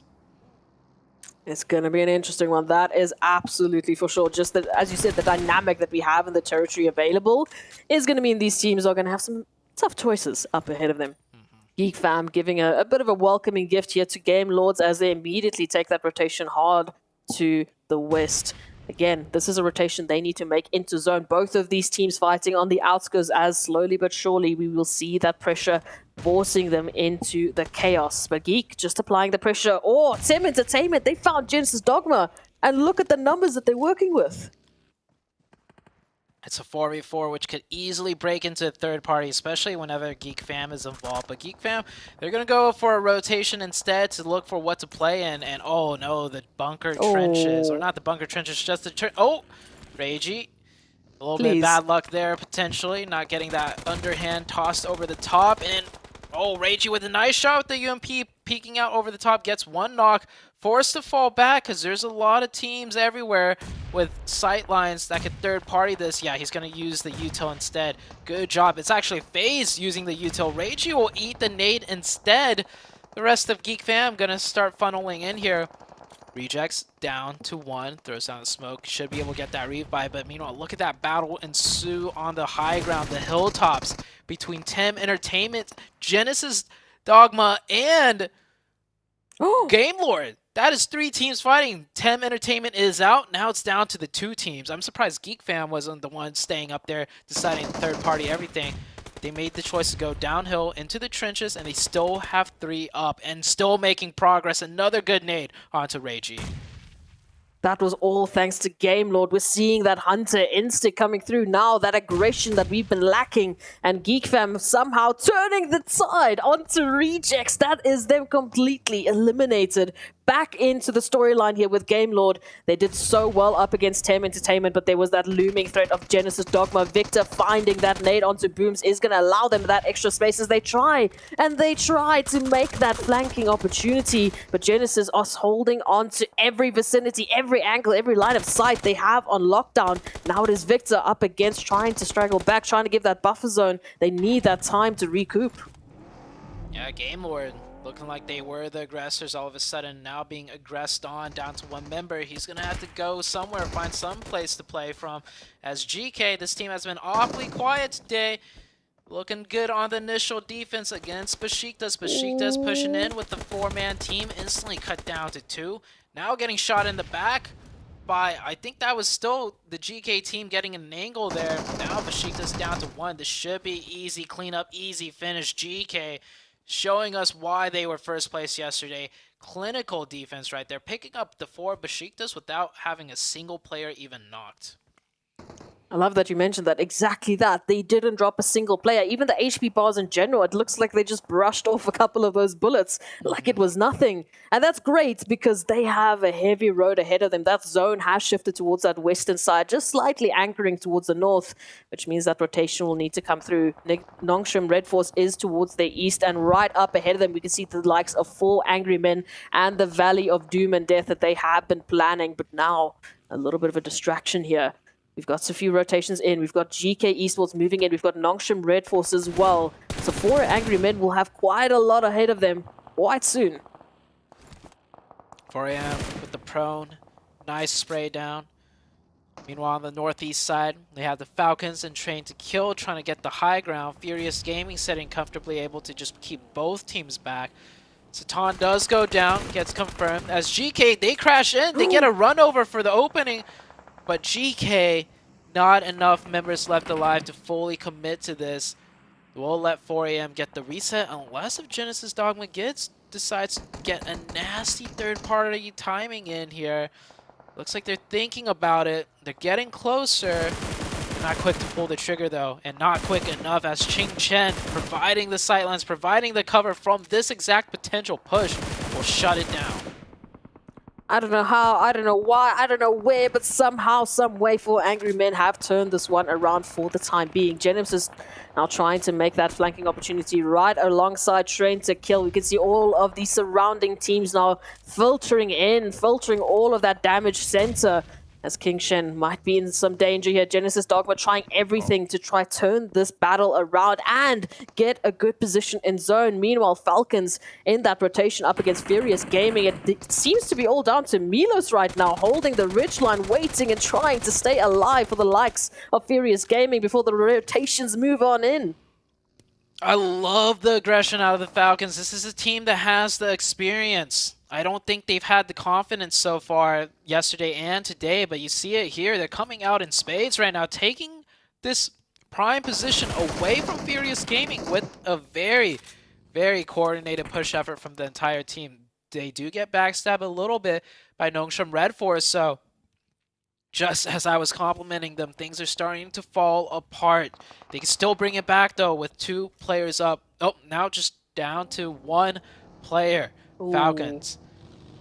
Powerful. Last one up. Nongshim Red Force. Well, good for them. Looks like they have the confidence to start fighting, and third-party teams as well. Down to 3, but they have a prime location on this high ground. Again, it's just like we're having the teams that have been so quiet suddenly step up all in tandem, all in a beautiful choir as they're moving on into this crescendo that is going to be this next zone. Now waiting, GK Esports just prepping a beautiful nade, trying to find that connection onto 4 Angry Men, give them that space. In the similar fashion, Nongshim Red Force, they move on in with those utilities that they've been saving. They've been quiet. They want to take out the Falcons, who are raining through with those 5 eliminations, and they are just 1 connection away. It's powerful mixed dash, but this dash is right in front of Furious Gaming. They have an opportunity to chime on in. Oh, Falcon. They never dealt with the last Falcon player there alone. Will go down. Nongshim Red Force should be able to get that revive as well. GK, another player goes down. Ragnar, last one up. They spot the vehicle, so they do have a good idea where the last player could be. And 4 AM, well, they're always going to clear out their flanks, clear out their sides. And the 4 people trained on that sight line, that is GK eliminated. 4 AM, potential maybe for back-to-back chicken dinners as Geek Fam here. Now, their time to strike, and oh man, they're just so good at fighting. How? They came in here as the 3rd team to show up, weathering the defense of both. It was what? It was FaZe Rejects and Rejects, FaZe. yeah. The Xavier even took a couple of pot shots at them as they made the rotation in. Everyone had an opportunity to take out the likes of Geek Fam, yet they're still in the conversation. Nongshim Red Force, just as we were talking about them as well, they find themselves on the wrong side of 4 Angry Men. Ooh, Ching Chen. That would have been huge for Nongshim Red Force if they managed to confirm that. Any knock and confirmation on 4 AM would be crucial because they're so resilient. IHC finally making their play. They were playing out of Pachinki the whole time, just biding their time, waiting to see where the zone would shift to. And now they strike, and when they strike hard. They strike hard onto the 2-2 split of D Xavier, and that's going to punish them. D Xavier, they're going to just give it up. They're not going to try and push right back off of the knocks that their teammates had, and they're going to allow for IHC to get a full reset. It has been the story of the game makers, not just the game players. You can stay passive all you want, but at some point or another, these teams are going to be finding you. We need that aggression. We need these teams picking their engagements. You can see 4 AM, they started that engagement with Nongshim Red Force. And why did they start it? Because they knew they had an opportunity to finish it. Now they pick up those engagements. Now they pick up those eliminations. And now they can pull it back. They can reset before they move on into anything else. Before they move on into Geek Fam, D Xavier, IHC, they have options, and it's because they have made their options. I love that you put it that way. They have made their options, not gifted to them. They fought for it, which allows for them to open up the playbook, so to say. Next zone, about to shift. Will it go to the high ground, or will it drop to the low ground where the compounds are? IHC, a deadly force to be reckoned with, having still 4. Geek Fam with only 3. also just as deadly. We've seen their fighting prowess. Mika is knocked. That can and should be a revive if they have the smoke utils to smoke and cross over to him. Furious Gaming still has one. Zone shifts on out. It does go mostly to the low ground. Let's see if 4AM makes a dedicated push here. Actually, no, they still have some of the circle to play with for now on the high ground. We'll see how much more they can milk out of this position. As bad story for a Geek Fam though. Geek Fam have lost the zone, I think, in the trenches. And again, they're moving on in from those trenches. As soon as they exit those trenches, they give that line of sight over to 4 Angry Men, who, for the time being, have been trained on their position. We can see now some movement happening here. 4 Angry Men sending out some action over towards IHC, but Godless with the turnaround. This is the combination of Godless and Zyle we were missing yesterday. Now we get treated to it. Will they be able to leverage this into anything more? Will they be able to leverage themselves into the final zones? 4 Angry Men, they need to turn their attention off to some of these threats. Some legendary names right there, Godless and Zyle. I'm so glad to see the both of them playing together. Geek Fam suffers another knock. It's just going to be constant knocks and revives until the blue zone forces them out of the goalie. I don't know if the Geek Fam team has a working vehicle. I love to see them go for a crash. If they do have a working vehicle, that's probably their best option at this point, because smokes are only going to do so much. When everyone's spamming the smokes, you are bound to catch some stray bullets. Oh, King Sheng trying to do exactly that. Damn Root just somehow narrowly escaping all of those extra sprays that are just going through. But Geek Fam, surely but surely, they are moving up. They are trying to find another position. Oh, here's Savon though with the line of sight that we've been missing from 4 Angry Men, looking like they might finish it up. But we've still got a few more teams that might change that storyline, that might actually go for that steal. Another knock onto Geek Fam. They are just really weathering the storm. Can they survive right there on the edge? Is that circle just deep enough to get them into the zone on the trench? You see how hesitant they are in leaving that spot. About to get knocked once again. And just getting farm damage. New circle pops on out, so they will be safe for this one, but the next one they are surely done for, as the circle actually favors 4AM. It keeps them on the high ground for another zone. And the last one, well, we're pretty much it. We're going to head into the 9th circle, and it's going to close right in between 4AM, IHC, and DX Xavier. My question here is IHC, right? They're just on the outskirts of the zone. They know that DX Xavier are right up ahead of them in that compound. Where's that push? Where are they going to take that control? How are they going to alleviate the pressure that they're going to be feeling in that final zone? Here it is. I've been asking for it. IHC making that move into DX Xavier. Yeah, I think IHC was so slow to make that push because there could be very well be 2 teams there with those 2 different buildings. So they don't want to push too early and get third party, but after this much time has passed, I think they've been able to tell, okay, it's just the last 2 remaining players of DX Xavier. Geek Fam now making the play, getting into the zone, but man, yeah, just crossfired and angled from too many teams and people. They will go down. A nice try out for the side of Geek Fam. IHC, oh my gosh, Furious Gaming. We totally forgot about Furious Gaming in the backlines. That could have been at least 2 knocks, but he whiffs it. He gets 1 down, he gets like 2 down to 1 HP. And now IHC getting a full reset on the heels. And now it's a 4v1. I mean, it's all 4 players of IHC trained on Milo Van's position. They know exactly where their threats lie, but DX Xavier is still up and at him. And 4 Angry Men, we can't forget about them like we did with Furious Gaming. They're still involved in this contention. IHC will have their focus split just for this time being, because they've got DX Xavier right up ahead of them in this compound that they need for cover into this next phase. Ooh, good knock. Oh, an even better finish. That is a huge setback for the likes of 4AM, because more than likely they were going to have to try and push and third party this fight. But 4AM, yeah, now down to 3. They're going to go down. They're going to leave 1 behind for the Overwatch fire. But, Furious Gaming looking to spoil 4AM here. That nade does not connect. And And there's a chance, okay, I was going to say, there's a chance they don't know if Milovan is here, but now they definitely know with those DP shots right now. IHC taking the fight on the inside, gets the finish onto D Xavier. However, they do lose one player. No, do they lose more than one player?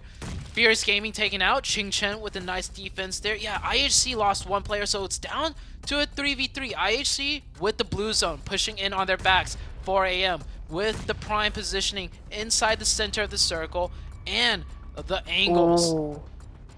But IHC, This is prime. if any team can win this 3v3 at a disadvantage, it would be Prime 8 IHC. How are they going to do this? Are they going to clear out the tree with the grenades? Oh, Godless. He has an idea. Blue zone coming in. Makes a toss. Gets the knock. Yes! It's good. IHC to a 2v2 actually. Ching Chen or Good Xiao got the trade with the weapon. Goes for the confirmation. That's a little bit risky. Sticking your head out like that. They get another knock. 2v1. I think Godless got the knock. No, Godless going for the knock. Backed up in the shed and forced to push out. 4 AM making the decisive play to drive down while IHC was just finishing up their fight. It looked a little shaky when IHC took down Savan and got the confirmation, but a back-to-back chicken dinner. A super extremely tough game on Sanhok for 4 AM to navigate. This time around with 2 very precise rotations. They will nab the chicken dinner, and I think 4 AM, they should be shooting up to first place after that one. The question is, have they broken that streak? 7 posed the question. They didn't look so good yesterday in the second half of the day, especially over towards a wrangle. Here we go, a completely revitalized, a completely refreshed 4 angry men moving on up, potentially, like you said, to that pole position with the performances that they've been putting up with the winner-winner chicken dinner from Sandhawk over to the winner-winner chicken dinner on a wrangle, and their beautiful performance with that setup in the valley. They are bringing home a very surprising performance here for everyone, or at least the expected performance that we were waiting for on day number 1. 4 AM looking so good right now. China overall looking very strong. Nova finished in second. In week 1, LGD almost made the top 3. Unfortunately for them, they were knocked down to 4th. At 4 AM, well, there's still a very long road ahead of them, but that road's looking brighter and brighter with a back-to-back chicken dinner.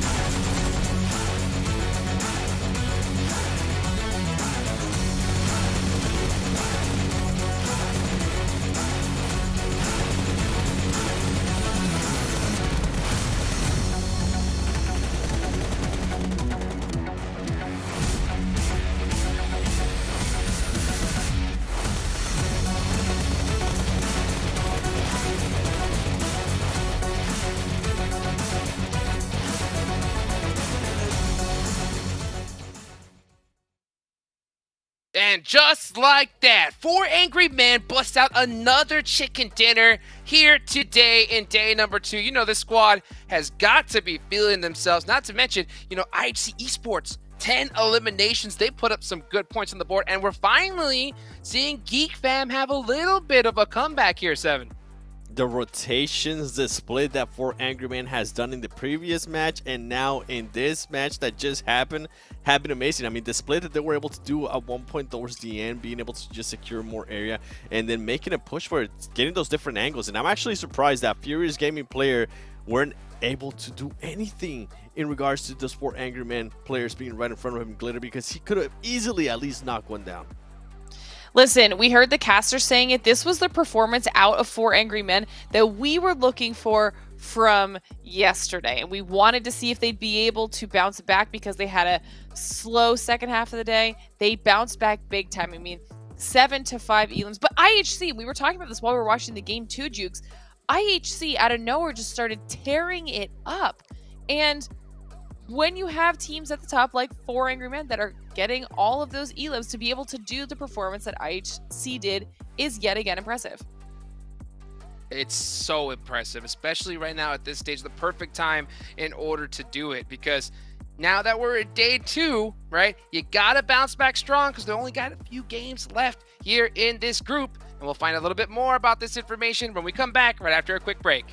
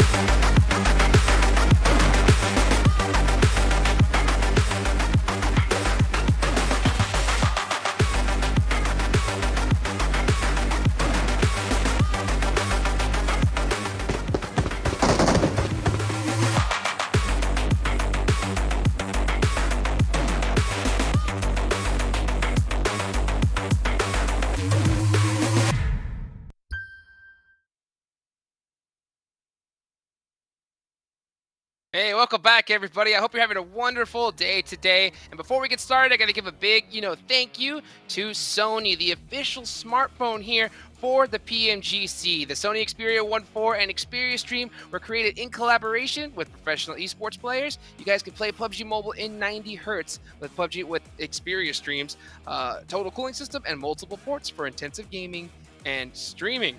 And you could tell, man, these guys, these 4 angry men, they are getting angrier and angrier as this show goes on. And I want to see just how angry they have gotten with this overall rankings. Ooh. And quite angry indeed. No way. 7. First place. Did you do this math in your head? Did you see this coming? I did not. I actually thought it was going to be maybe 2nd place, but I guess the chicken there is the tiebreaker in this situation. Wow. Yeah. Okay, well, here, let's talk about him a little bit more. 59 eliminations. I'll actually go a little bit more in depth into that because it's really impressive what they've been able to do in the past 2 matches. Geek Fam, though, I mean, it's not the Geek Fam that we're used to.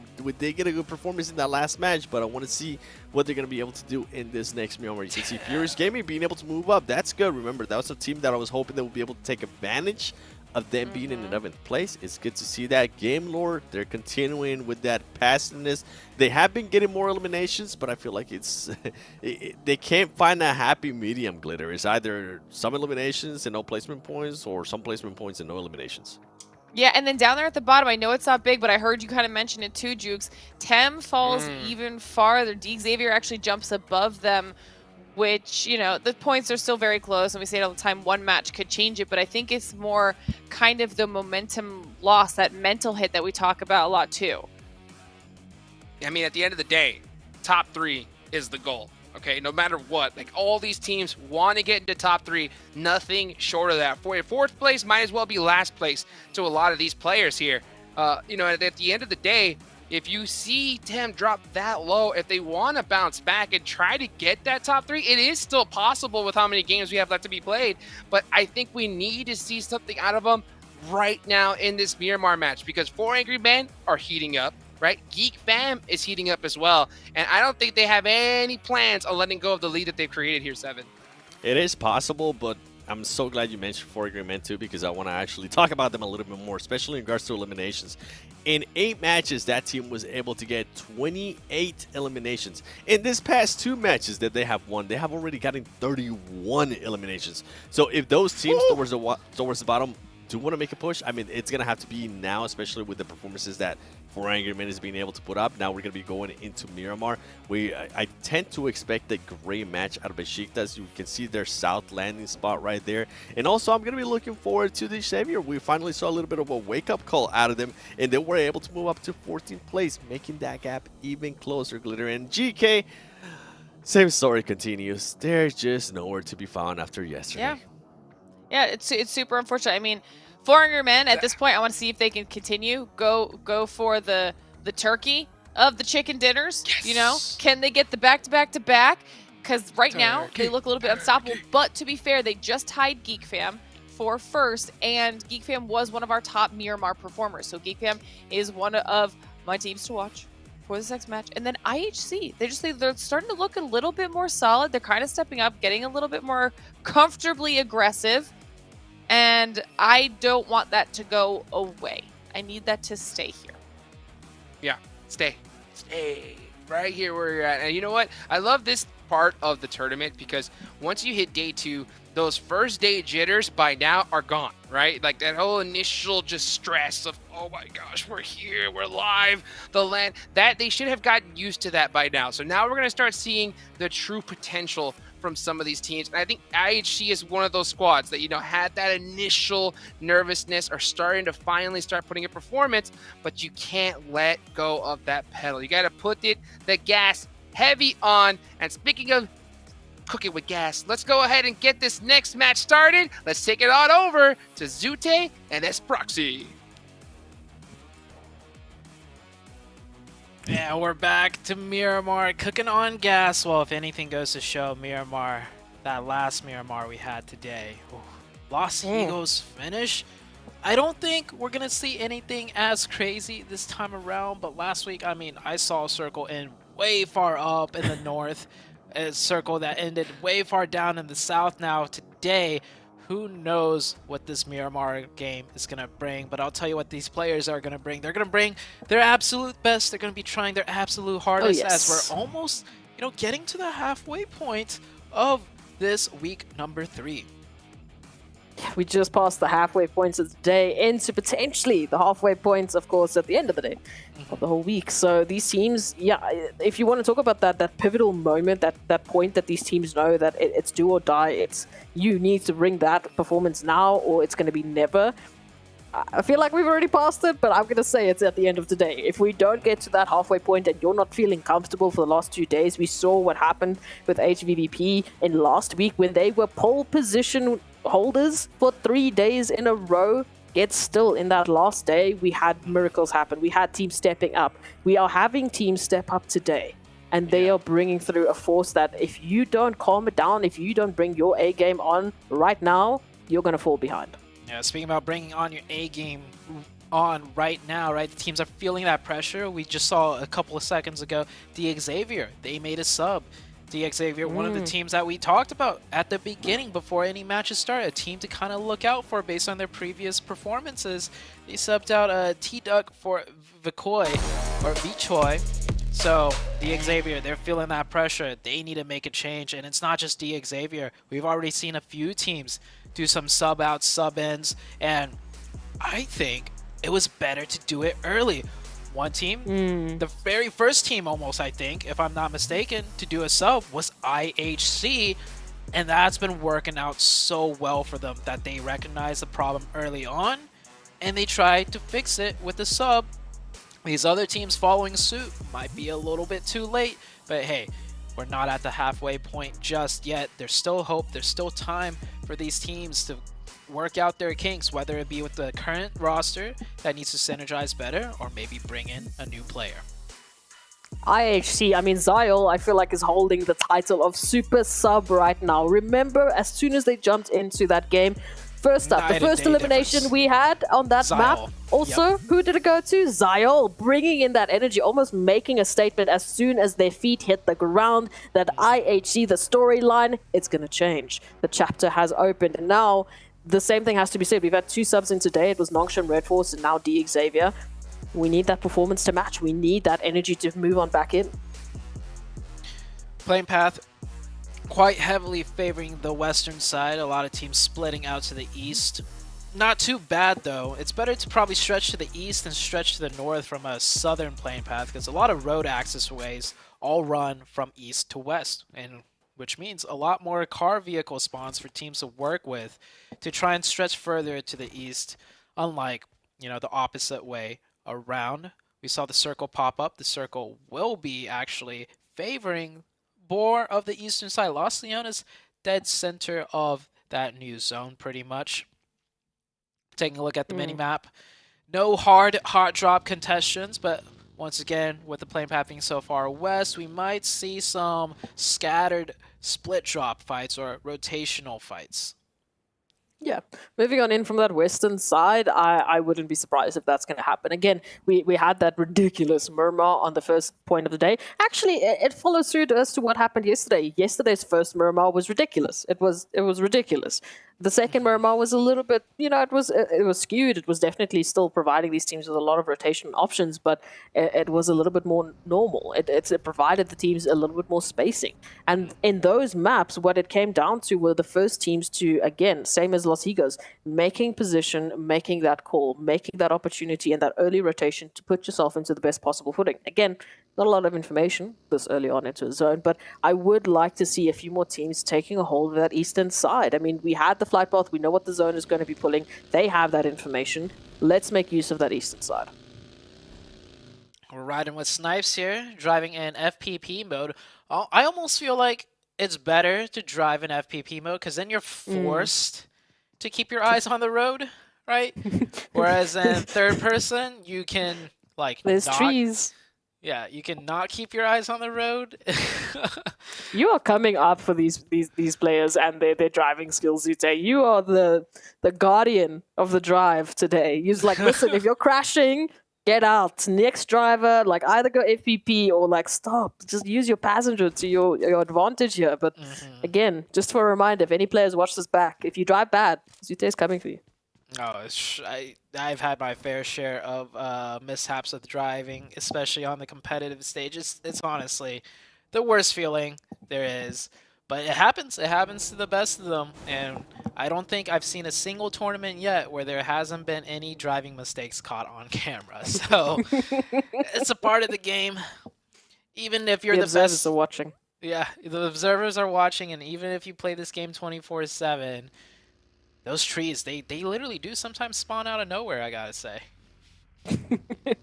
And the observers they're just waiting for those moments. They're waiting for that reel, for the funny moments. They're waiting to catch those points. The observers are like, we're gonna plot down a tree right here and right now. It's like, I swear that tree was not there before.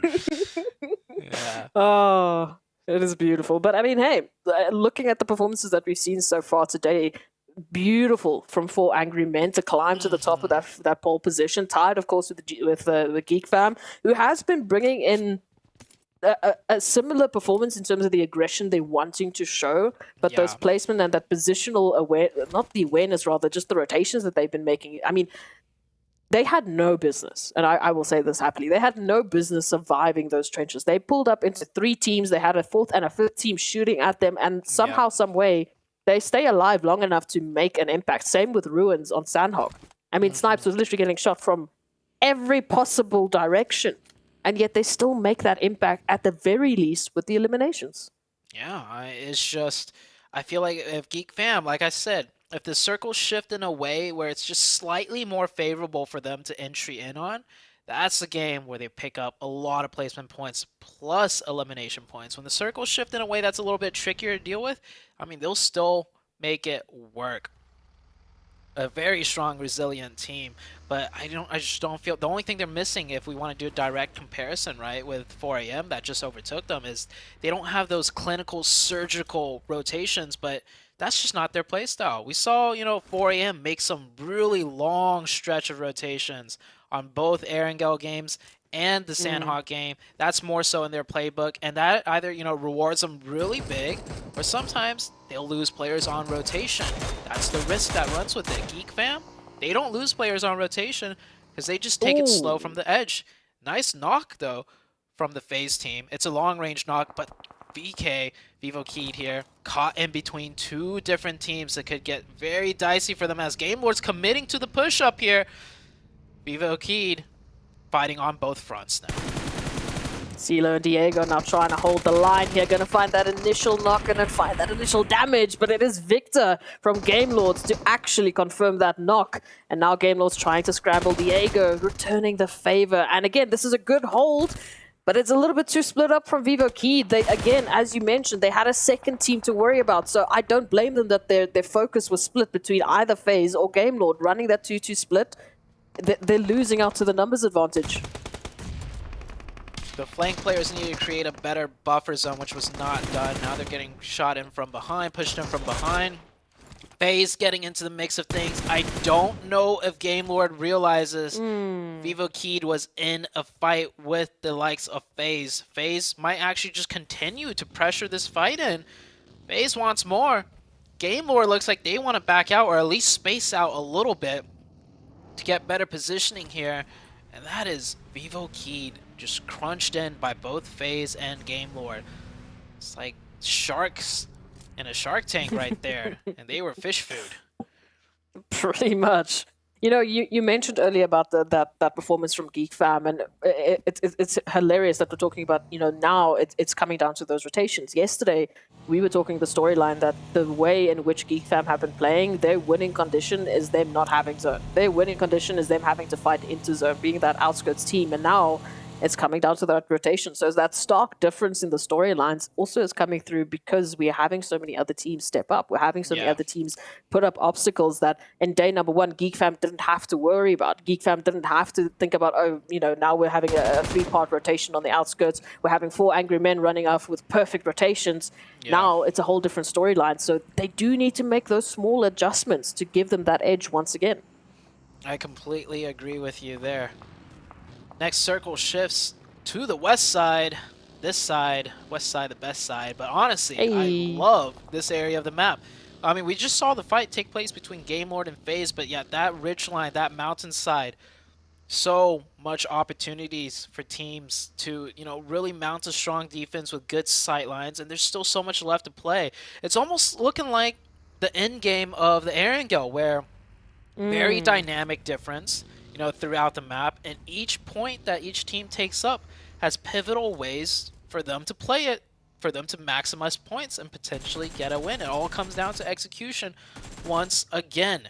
Every spot has its advantages and disadvantages for sure. Which team is going to make the best of it? That's the real question to be had now as we head into the second circle. We're talking about our current quote-unquote elimination leaders. Not that there's a lot of eliminations that have happened. It's FaZe, it's Game Lords, it's Genesis Dogma Kids. 3 teams that, again, from FaZe, there's that consistency. From Genesis and Game Lords, we've been lacking a little bit of that aggression. We've been lacking a little bit of that killer instinct that you've been talking about. You know, we mentioned on Erangel, making your options open, being the game makers instead of just playing the game. Ensuring that you're the ones choosing that engagement. You're forcing that engagement. You're forcing another team into an awkward position instead of being the ones forced into it. Yeah, a lot of teams are lacking that right now. Hopefully they find it throughout the course of today, throughout the course of this game. And sometimes, you know, on the flip side, it could be the rotation instincts, right? I don't know, there's killer instincts and then the rotational instincts, because we, for sure, 4 AM has really, you know, picked up on the rotational instincts, really capitalizing on every rotation they make. But I mean, that just comes down to pure experience and constant studying of other teams and the map. IHC getting a long distance knock onto 4 AM. These two teams had a showdown just the last match, and you can see it's pretty even. Icy got the knock, but instantly he's shot down to half health and his level 3 helmet quite banged up. Good return here from 4 AM. And again, they don't need to jump into this engagement. I mean, IHC, they're very split up. You can see Zyol is actually just keeping a good eye out on, you know, the likes of that northern side for those rotations, while a few of those IHC members, only 3 in particular, are focusing towards 4 angry men. So it'll be interesting to see how long they keep that stalemate. If for now they just want that information, they just want that opportunity to apply pressure rather than getting into that engagement, because we're still waiting for that zone shift. We're still waiting to see where that pressure is going to be coming through from. And right now, most of our teams are centered up towards that eastern side of the zone, towards the north and towards the east. Those are our polarizing points. We can see it there. It's almost like they're drawing us a compass. Next circle does go a little bit further to the west. Picado could come into play here. Team IHC has a nice slew of options to play for with good sight lines. 4 AM is going to make another rotation, probably further up north to that compound that will isolate them down into the center. And I would say not the strongest of positions as far as play options out of it. But with this being so late in the game and with it being quite central, they might just be able to make good use of that spot. Teams that have to rotate in that we're watching out for, Geek Fam on the edge. We had Tem Entertainment, GD Gids right here pressing into Nosham Red and Red Force, and they get a nice little pre-nade onto one of the players. It looks like Genesis Dogma Gids is going to actually stop here and go for the engagement. Nosham Red Force, so definitely getting the better end of this fight. But they've got those 2 initial knocks. Now it's slow it down. You've got that numbers advantage. Now you don't need to push out. If anything, you can just constantly apply the pressure. Look at that. Booms having to take a run away. That gives them an open finisher. That gives them an open opportunity to take another engagement. But what they are really happy for right now is that they've picked up those 2 eliminations without dropping a player. That's going to be huge for them moving on into the next engagement. Whereas for Falcons, it's not looking great. Yeah, Falcons going for the gas station, end up losing. How many? They end up losing 3 players. Falcons down to just 1 out of Yusuf. Man, this Falcons team, very, very disappointing performance, I would have to say, as far as like what they've been able to do before. So, 53 points only.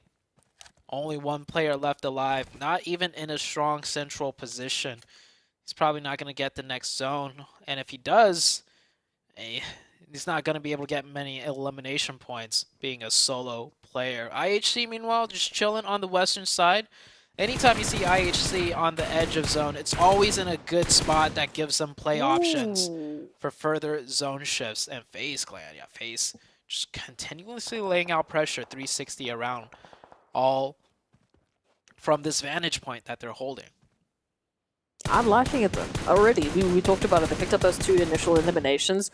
Oh, might be on the cusp of not just the 3rd, but they've already been looking at their 4th, as Yuhai is just down to a sliver of HP. And it's forcing the likes of a team like Geek Fam to rethink their options, to rethink their position. All of a sudden now they're being pressured, looking at a potential regroup, running that 2-2 split that Geek Fam are working with now.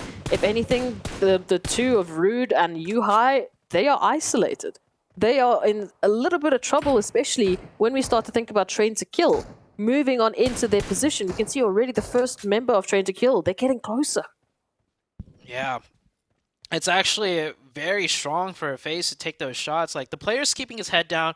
You're not going to get any damage in. But what that does essentially is it doesn't allow Geek Fam to peek up, to look for info, to put pressure onto Train to Kill. So with Geek Fam not creating any presence because they're constantly pinned down, that gives Train to Kill, more opportunity and comfortability to press closer to Geek Fam on the next shift if they do fight that way. But for a Train to Kill, they got another team to worry about, and for them, this might be an easier fight as they've already picked up an open to Tem, one of the players of Tem Entertainment. That will be a confirmation as Tem Entertainment is going to completely disengage and leave that player. Yeah, and that opportunity, I mean, the way in which the terrain in which Tem Entertainment is working with, it's not worth it. And then before you even think about that, we have to consider the amount of teams in the vicinity with them as well. As we said, Nongshim Red Force, off of the back of that great 2 elimination pickup, they're feeling good. They've got that momentum. Genesis Dogma Kids, on the other hand, they're feeling a little bit scared for this engagement running with that duo. They do not really want to jump into anything just yet, especially when you consider that they are isolated. The 2 players that are left, they're alone. Man, this FaZe team is just not letting up. Really trying to punish Geek Fam as hard as they can. Ooh, Train to Kill. Yeah, Train to Kill is going to be able to just slide right on by due to the pressure that FaZe is putting onto Geek Fam. Now, Geek Fam have to push into Train to Kill, and it's going to be a lot more difficult when they're constantly getting pressured by the likes of FaZe. Looking on the western side of things, few players have made rotations deep down to the center. Xavier, successful defense onto Game Lord. Where's the rest of the Game Lord team split up? There's only 1 player left up from Game Lords. The last player actually up north in Picado. So trying to do a 1-1 split here to just maximize their chances of getting the zone, but man, I don't think they were expecting a team to push them there. Xavier actually running a 2-1 split as well, but unfortunately one of those hopefuls finding that 2 of Xavier will meet the end and mean that We do have Game Lords down to only one. Akashi will reign that flag high, hopefully, for a few more zones, get some good placements. You can see Nongshim Red now feeling the pressure, trained to kill with that rotation. Lovely line of sight here from Sandesh, who can apply that extra bit of pressure while the rest of the team moves on in. Nongshim Red looking like they're in a decent spot, to be honest. They're the ones essentially that's controlling the flanks of Train to Kill now. And they do push them away. Train to Kill. Do find a nicer position. But this allows for Nongshim Red to be, if they are able to execute it, it allows for them to play in a way that Geek Fam does. No one to their backside. They keep 4 up, and they just need to push into Besiktas now. So let's see if they are able to execute this properly. A team that's been struggling all week long so far. Now they're going to face a tough challenge in the form of Besiktas. Nongshim Red feeling some pressure all of a sudden, and there's a turnaround. There's a reach around here from Geek Fam. And it's a nice little bit of energy to see them. They have been pinned down for so long. It's just good to see that they're picking up these eliminations already too, but those confirmations are just out of reach. Nongshim Red Force now being forced on forwards. I don't know if they have time for that res. I'll have to wait and see. In the meanwhile, ooh, look at this Besiktas. The double tap, they're onto Nongshim Red Force. Nongshim Red Force between Geek Fam or Besiktas. Pick your poison. Yeah, pick one, don't pick both. That's what it looks like they're doing. When that first player got knocked, the second player just stood behind that bus, like, hoping, praying that he doesn't get knocked too. He should have been aware. If my teammate got knocked in the back, they have angles onto me, so Nongshim Red Force, just push forward. Don't just sit still and take both poisons, like you said. Anyhow, it looks like GK making it into the late game. Some better rotations out of them, but Besiktas, man, on a warpath, fighting their flanks and fighting the front side. They're going to be looking to take care of Nongshim Red Force and then taking care of the likes of GK. GK's already hurt. And wait a second, it looks like Train to Kill getting some knocks onto the Geek Fam team. I thought that was Besiktas getting more damage into multitudes of teams here. Well, they definitely have the option here, but Mika coming through from Geek Fam, trying to hold the line as the solo member and just getting absolutely shot. You can beeline as much as you want, zigzag all you want, but you've got 2 teams trained on your position. Now Nongshim Red Force, they initially wanted to go for that push, but that elimination from Geek Fam is going to provide them potentially a secondary option. This is still risky though, right in front of like, what, 3-4 teams? Oh. I think Nongshim Red Force is going to go down there. Yep. Last player of Nongshim Red Force does indeed get eliminated. Furious Gaming has pushed into the likes of GK and looking very successful. Down to a 1v1. Swings out again, and Hope will be the last hope. Can he get the revives before Besiktas pushes in? Has Besiktas been keeping track of the elimination feed? They got one confirmed onto the likes of GK, and then they saw GK getting into a fight with Furious Gaming. I'm surprised Besiktas isn't pushing off that. Besiktas has how many players up? Taking a quick look at this. Besiktas has all 4 players up. All 4. Yeah, they could take all 4. They could have taken this position, denied the full reset, and given them pretty much full access to anywhere where the circle shifts. But without taking this spot, GK is going to constantly be a little bit of a roadblock. And now Besiktas is coming in. It's a little bit too late. They could still win this one out, though. But you can see here, yeah, they were completely unaware of what was happening earlier and a little bit too chaotic for them to keep track of. A team with better, quote-unquote, killer instincts, right, would have noticed that in the elimination feed, would have noticed a good chance of third party and taken this whole spot over by now. I mean, I'm just hearing Seven shouting, you have all 4 of your players up and you're not going in for the eliminations? Exactly. What is happening? What are you doing? Why are we so passive? Come on, we need that energy, especially just when you consider the simple fact. At the very least, if you're just going for eliminations, that's great. If you get the team wipe, you open up options for yourself in this final zone. You open up space, which you desperately need, especially since most of the teams are stacked towards the southeastern side. So we will see what Besiktas will be able to do. They're running that 2-2 split 2, of which very close to GK Esports, who now hold position in the zone. They're going to be able to actually contain Besiktas out of it if Besiktas are taking a direct line of sight in. New zone has shifted out. What was said earlier about 4 a.m. does play out true for them. They picked a very central spot into Circle 3. They are essentially surrounded now, but they get the subsequent zone shift, so they just have to hold that position down like a fortress.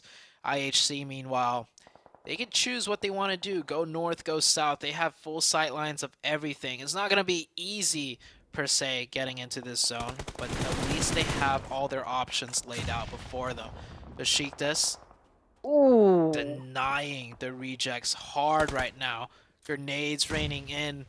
It is all up to Justice to get those revives. Divine, he does not want to clump up with the rest of his teammates, and Besiktas now getting aggressive. I like this. Getting closer and closer for the kill shot onto the rejects team. Bay is going to be closing out that engagement with Falcons. Rejects, not looking too great. Just as Justice wanted to go in for those revives, just to go in for those numbers, to pack it up. Here come Besiktas. This is the Besiktas we've been waiting for. All 4 players still up. And now they are looking to change the game. Down to only 2 members here of Rejects. Getting some information, just popping up those heals, trying to reset the HP bars. Divine does go down. So it is just up to Justice. And I mean, what a way to try and do something with this. It's a 1v4. They're looking for him. They know Rejects only have 1 up. Justice trying to lay low. Will get taken out. Besiktas up to 11 eliminations. So definitely playing a little bit slower, at least for the previous engagement where they could have taken out GK. Still does not mean that it's not going to work out for them. The killer instinct definitely kicked in, though, onto the Rejects team. They went for that as soon as they had the dominant position. GK, of course, could have potentially third party, but they kept 2 players back to make sure they get a heads-up alert on any potential aggression. They would have pulled their players back right there. So well done for the Besiktas team. I like it, but now they need to continue it. Please do not stop this energy now that we're heading into this next potential zone, into these next few final moments of Miramar. We need that energy to continue. Besiktas running high with 11 eliminations, and IHC looking to maybe pick up 1, at least, maybe on towards BHC, as they're taking rotation from the west. I completely forgot about IHC. I feel like we haven't been able to see them. Again, they haven't picked up an elimination. They've been making good rotations. They have all 4 of their players. But now they're looking for those engagements. They're looking for those possible opportunities. I think the next engagement they're going to take will be on to the likes of Xavier. We'll see where the zone shifts. Now GK has to mount this defense 3v4 against Besiktas. It's going to be a difficult one. Next circle pops out. Pick your poison. 4 AM. That has the prime position, but a much harder building to crack, and they have 4. Or take the edge of zone on the north side against the 3-man team of Xavier, but not the best position on the map. We'll see what IHC decides to do here. I think it comes down to whichever side they get a knock onto first, potentially. As Train to Kill, GK, and Besiktas also, they have to move into this new zone. Besiktas still having a couple of bullets just flying past their faces. I see maybe making 1 or 2 connections. They're Xavier with 5 eliminations.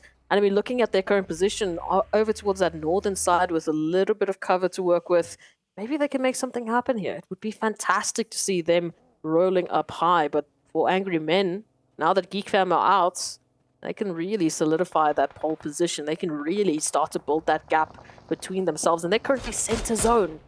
I mean, this is as bravado of a play I can see, but IHC might be here to stop the bravado. Uh-oh. I was saying, whichever side they get a knock on first might be the committal. And, Besiktas forced to go down into the open, use whatever rocks, trees that they can as cover. Meanwhile, GK on the north side will swing north. So Besiktas swinging south, GK swinging north. Which team will come out on top? Both teams have a very tough zone entry to breach phase, holding down this northern side at this deep dip, and they're doing well for themselves. 4 AM resets up to 4 players. It does not look like a full committal out of the likes of IHC will play out. IHC does lose 1 player in the process too. I see, making just a little bit of a change, just a little bit of an opportunity to try work in a different angle to this Besiktas, though. They're feeling the brunt of the action as they are just taking lead after lead after lead right from the barrels of 4 Angry Men. As Train to Kill, they find FaZe Clan, no other than FaZe Clan, as well as GK Esports, who are feeling the pressure now. Gonna be interesting to see if Train to Kill can close it up, but it's not gonna be the case. Sandesh does go down, and now Savan coming through with a couple of shots, a couple of pressure points that they can poke around here up against GK Esports. Again, they are within center zone. They are fighting against all of the other teams on the outskirts. Another precise critical rotation potential win coming out of 4 a.m. and not out of it just yet. But with that position and with all the teams having to edge into the wide open, this is as free as can be for 4 a.m. I feel like. Oh, I do want to agree, but I also want to see what Xavier can bring in as they take out FaZe Clan. Lamborghini with the roll-up, running through with 5 eliminations of the total 9 that Xavier currently have. 4 a.m. still within centers, still applying that pressure to Besiktas. They are reminding me right now of Team Entertainment over towards Erangel, just not an opportunity for them to get out. At least this time, the cover's a rock, not a tree. Yeah, that tree is going to be out in the blue zone soon enough. But Besiktas still managed to keep 4 up. I would have liked to see, with those 4 players, they played a little bit more aggressive against the likes of GK way earlier. They would have picked up some points there. Surprisingly, they're moving down through the smoke. They're getting very close to the likes of 4 a.m. 4 a.m. also worry about IHC. They're getting pushed on both fronts, but IHC taking some shots onto the likes of Besiktas. Still getting pressured, though, by the 4 a.m. team. 4 a.m. just weathering this multi-pronged attack, but it's very broken by both sides as they don't have the hard cover. Everybody taking shots at anybody crossing into the open. 4 a.m.'s going to stay up with 4. Oh, this would have been a huge knock if Savan could have connected, because that's the isolated player out of Xavier. Besiktas down to 2. 4 a.m. need to take care of this without losing too many players. Ideally, not a single one. Xavier looking to third party and strike. They're backed up in a corner. And hold up! Why is the fight not over yet? How many of 4 a.m. just went down? That's 2, 3 of 4 a.m. just went down? No, 2 players 4 a.m. went down. Spawn at critical HP. The other player trying to get the revives. Xavier will strike when it's hot. They're close. 3v3 situation. Savan finally popping off the first aid kit. They might be able to get another revive if they feel the pressure of Xavier slow down a little too much here. No, they'll get one confirmation. We're back to a 3v3. Xavier has the advantage. 4 a.m. has pushed out of the compound. That fight took too long. 2 knocks onto 4 a.m. might cost him this chicken dinner here. Xavier just on the clutch, just on the cusp of getting a winner chicken dinner. It has been long awaited. We want to see that Xavier performance. 4 a.m. though, not looking to back on down, going for the turkey dinner as Quingshin does go down. Frankie moves on in with at least 1 confirmation, and the trade can't be there. Instead, it's Savan that will go down, and Xavier, they pick up the winner chicken dinner after we have been asking for a performance from them from the beginning of today, from the beginning of yesterday. Finally, they are here to make a showing. You know what it is, S-Proxy? Mm-hmm. Do you know what it is that led them to that chicken dinner? Mm-mm. It's that sub out. Hey! It is? Yeah. Oh my goodness, no way. Yes! Yes! Yeah. Let's go! That is exactly it. We were waiting for it, and they've been so quiet, and then we blink, and they've got 11 eliminations. They're suddenly taking on 4 Angry Men. What is it with our super subs? What is it? Yeah, I don't know. But man, look at the relief on that player. Not even smiling, because they realize with that win, all it means is that they got even more work to put in. That was pretty much them preventing a nail being, like the last nail being nailed into the coffin. They stopped that, but now they have to break all of those other nails out, rise up from the dead, and try and fight their way into the top 3. And that's going to be hard to do because 4 a.m., They didn't get the chicken, but they got another second place finish. But shout outs to D Xavier, another team potentially rising up from the dead. Let's see if they can keep it going.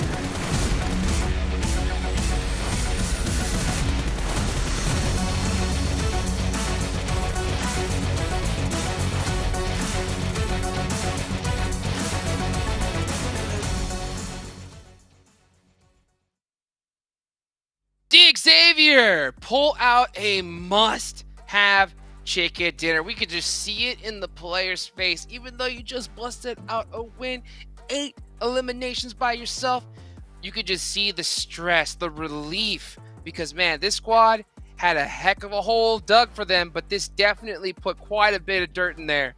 I think so. What about you?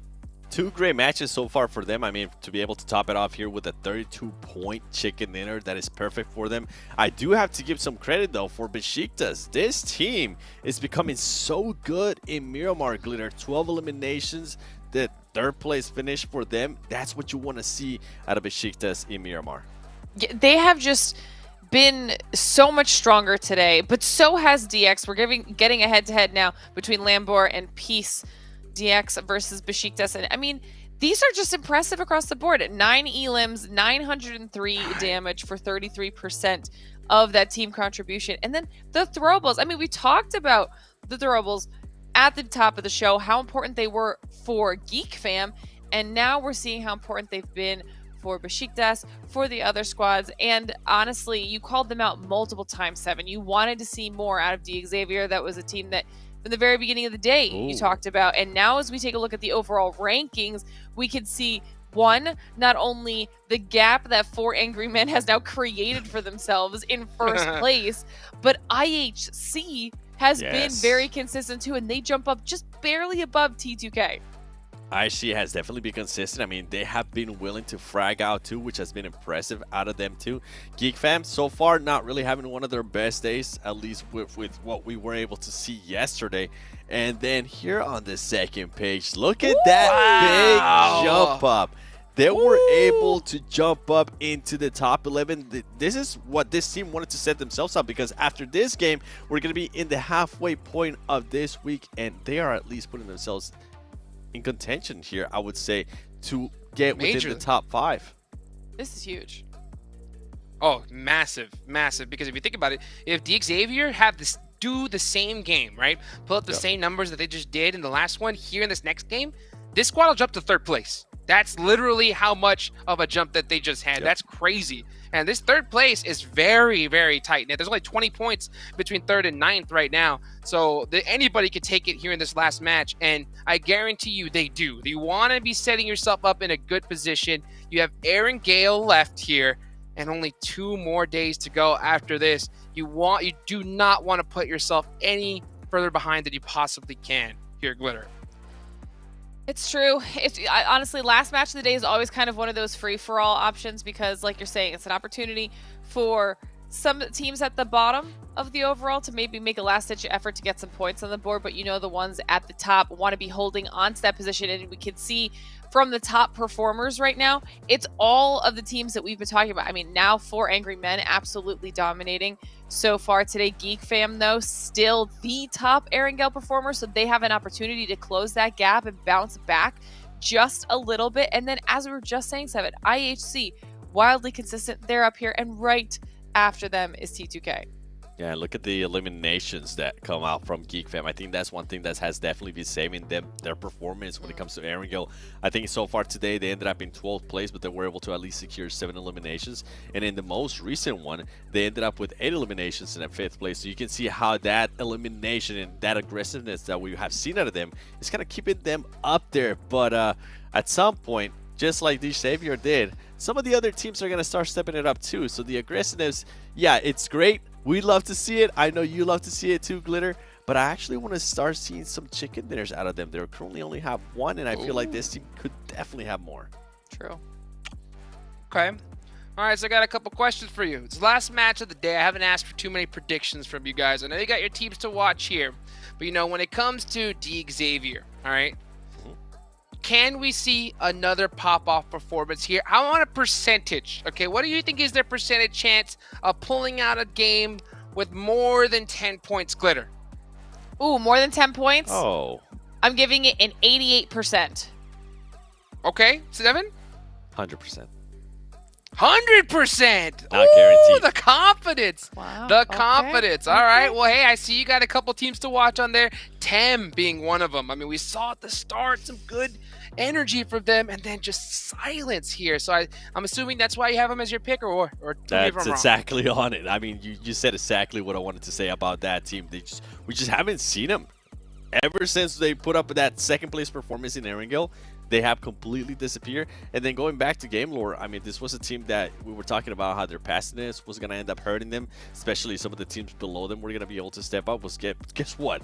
These Xavier just show what you can actually, what you are supposed to be doing here in PMGC League stage. You're supposed to be going for it. They were able to do it. They passed them.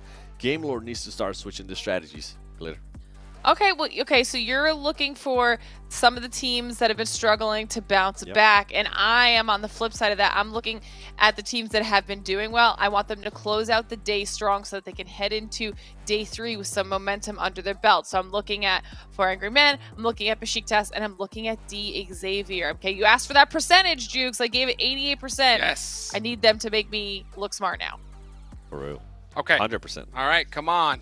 D Xavier, pull up or shut up. It's the last game here of the day, and we are about to be at the halfway point of this tournament. 1 match left.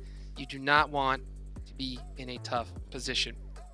GK is another one that I'm going to have my eye on right here, because this is a squad that has been performing kind of wishy-washy right now. I mean, it's crazy. I mean, after the start of yesterday, I mean, they had such a massive lead. We thought that, oh man, this may be a squad that just can run away with this.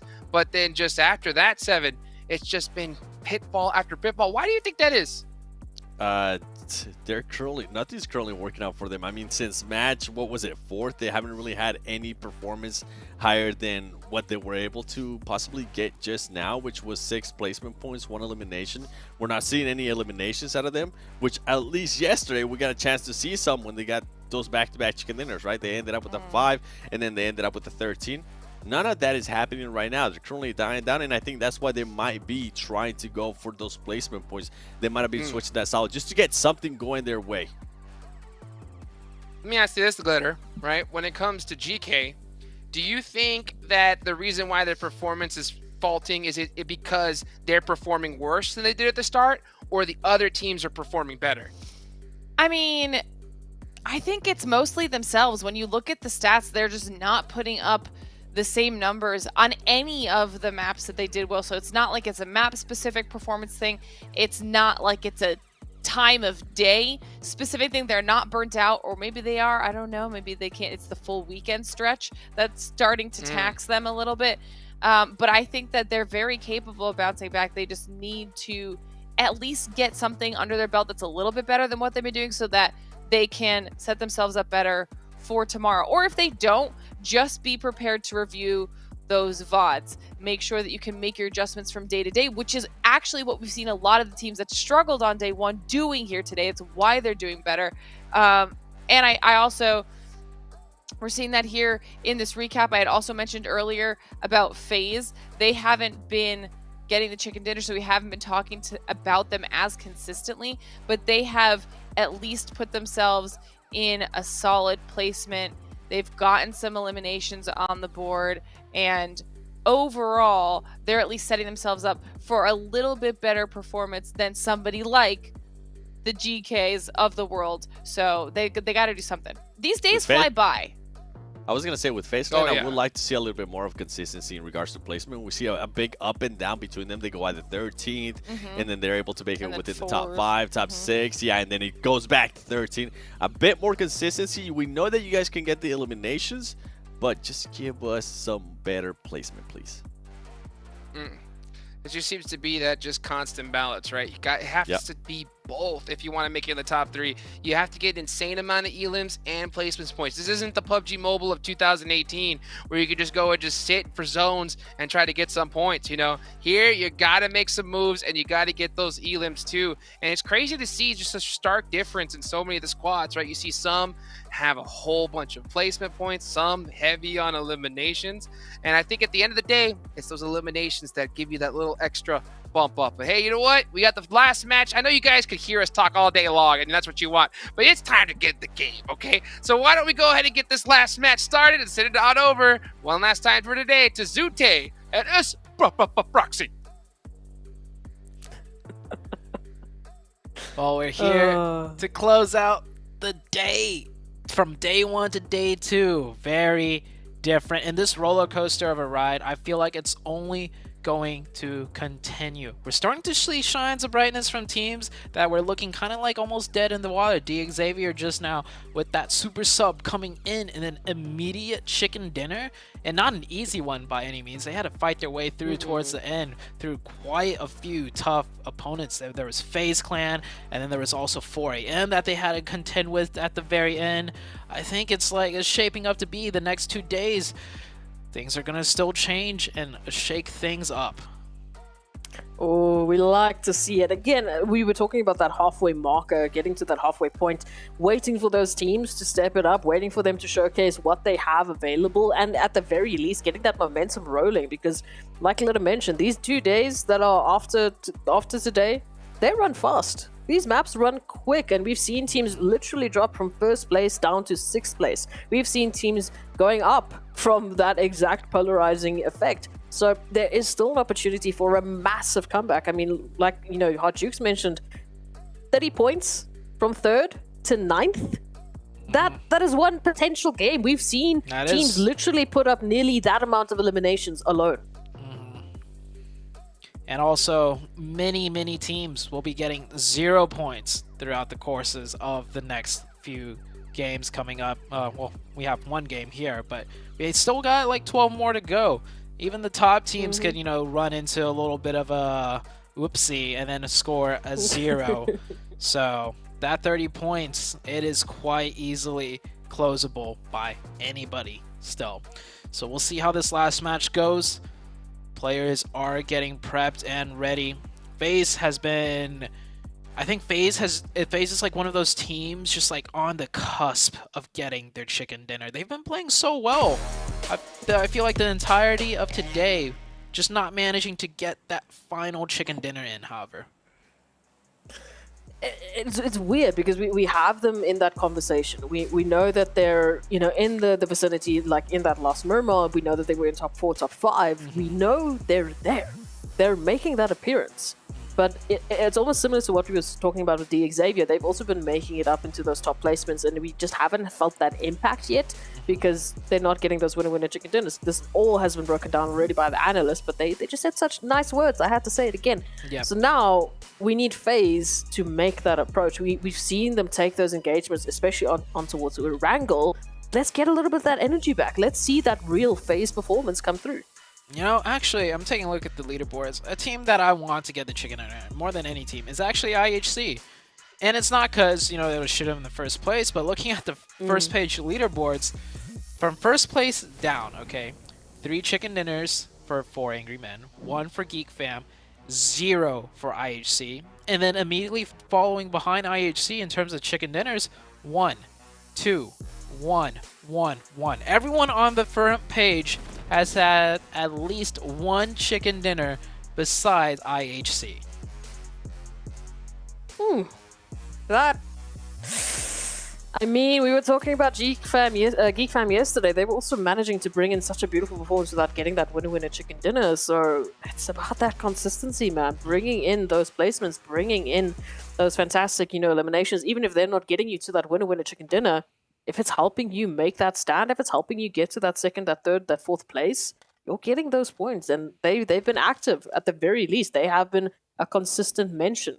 There has been a few slow moments for them. There has been a few times we were like, okay, where's our IHC? We just got used to you being all fantastic and all amazing. Bring it back. But they did.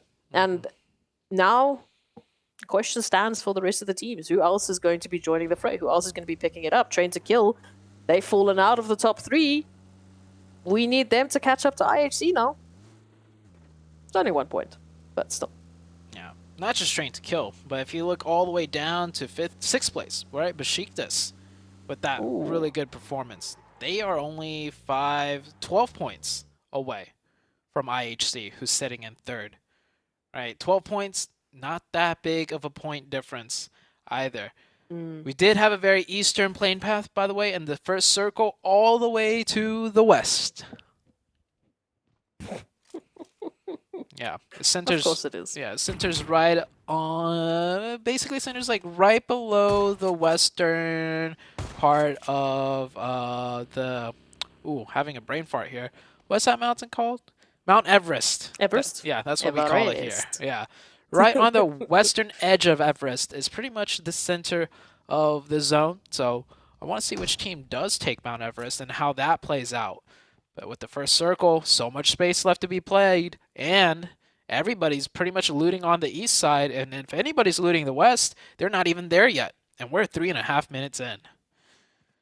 And it's making those rotations, right? I mean, everyone's still having to loot up. Everyone's not in a position really to sit up on top of Everest because, well, guess what? There's no loot waiting for you there.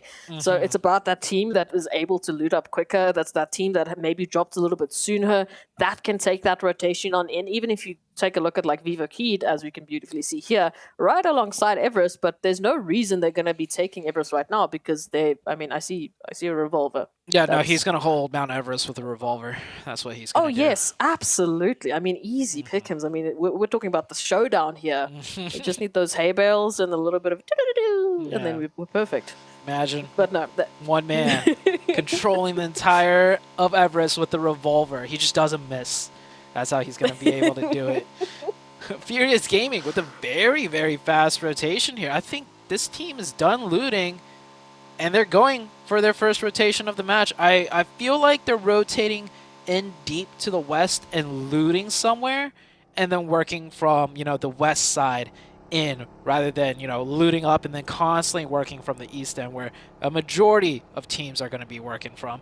Xavier also with a quick rotation, but of course they got to loot Pachinki, a place with a lot more loot. They should be better looted than the likes of Furious Gaming, and they'll also be ahead of Furious Gaming since they start off in Pachinki. Furious Gaming more further east of that. So a lot of teams prioritizing a very fast rotation given the polar opposites of the plane path and the zone. Furious Gaming. A little bit close up to Everest. I don't know if they're going to be stopping here or, like you said, just moving on a little bit more towards the west, maybe heading into Georgia Pool, potentially for a little bit of looting opportunities. Just sticking to the ridgeline for the time being very aware of what could be happening in the vicinity. A few compounds right up ahead, but those compounds might be taken by Xavier. A second too late. I don't know if he spotted the... even if he didn't... Now. Oh, no! He swings out the bike. Too much momentum. And Fernan will go down. It doesn't happen too often, but it is a mechanic. It does happen. These players do need to be aware of that and not get off the vehicle so quickly. Furious Gaming, with such a fast rotation, they wanted this compound. They weren't going to hold Everest. They wanted they wanted some more loot, and that was a perfect compound to do it in. But we saw Xavier leaving Pachinki just as fast, and they will beat Furious Gaming to that spot. Such minute timings can change the course out of a team's entire performance for a map, and that was a crucial moment right there. And fortunately for Furious Gaming, they drew the short end of the stick. I am seeing a few marks there on towards Everest. We are waiting for that question. Who's going to be one of the first teams to actually take it? And it looks like Rejects. They're still in the vehicles, though. Doesn't seem like they've planted their flag, but they are in the vicinity. Might be holding on to that one. Moving on in from that eastern side, so hopefully they will be well looted up into this potential opportunity. We have a few more teams heading to the northern side of the zone. As we can see, Tem Entertainment and Train to Kill getting closer and closer to shooting range. Running right past a few lovely opportunities and a few lovely potential positions. But Tem Entertainment, what more from them? Again, those shining moments. We've had those glimmers of hope for Tem Entertainment. But they've had a rough start. I mean, we started off with a wrangle with them literally just hiding behind a holy tree.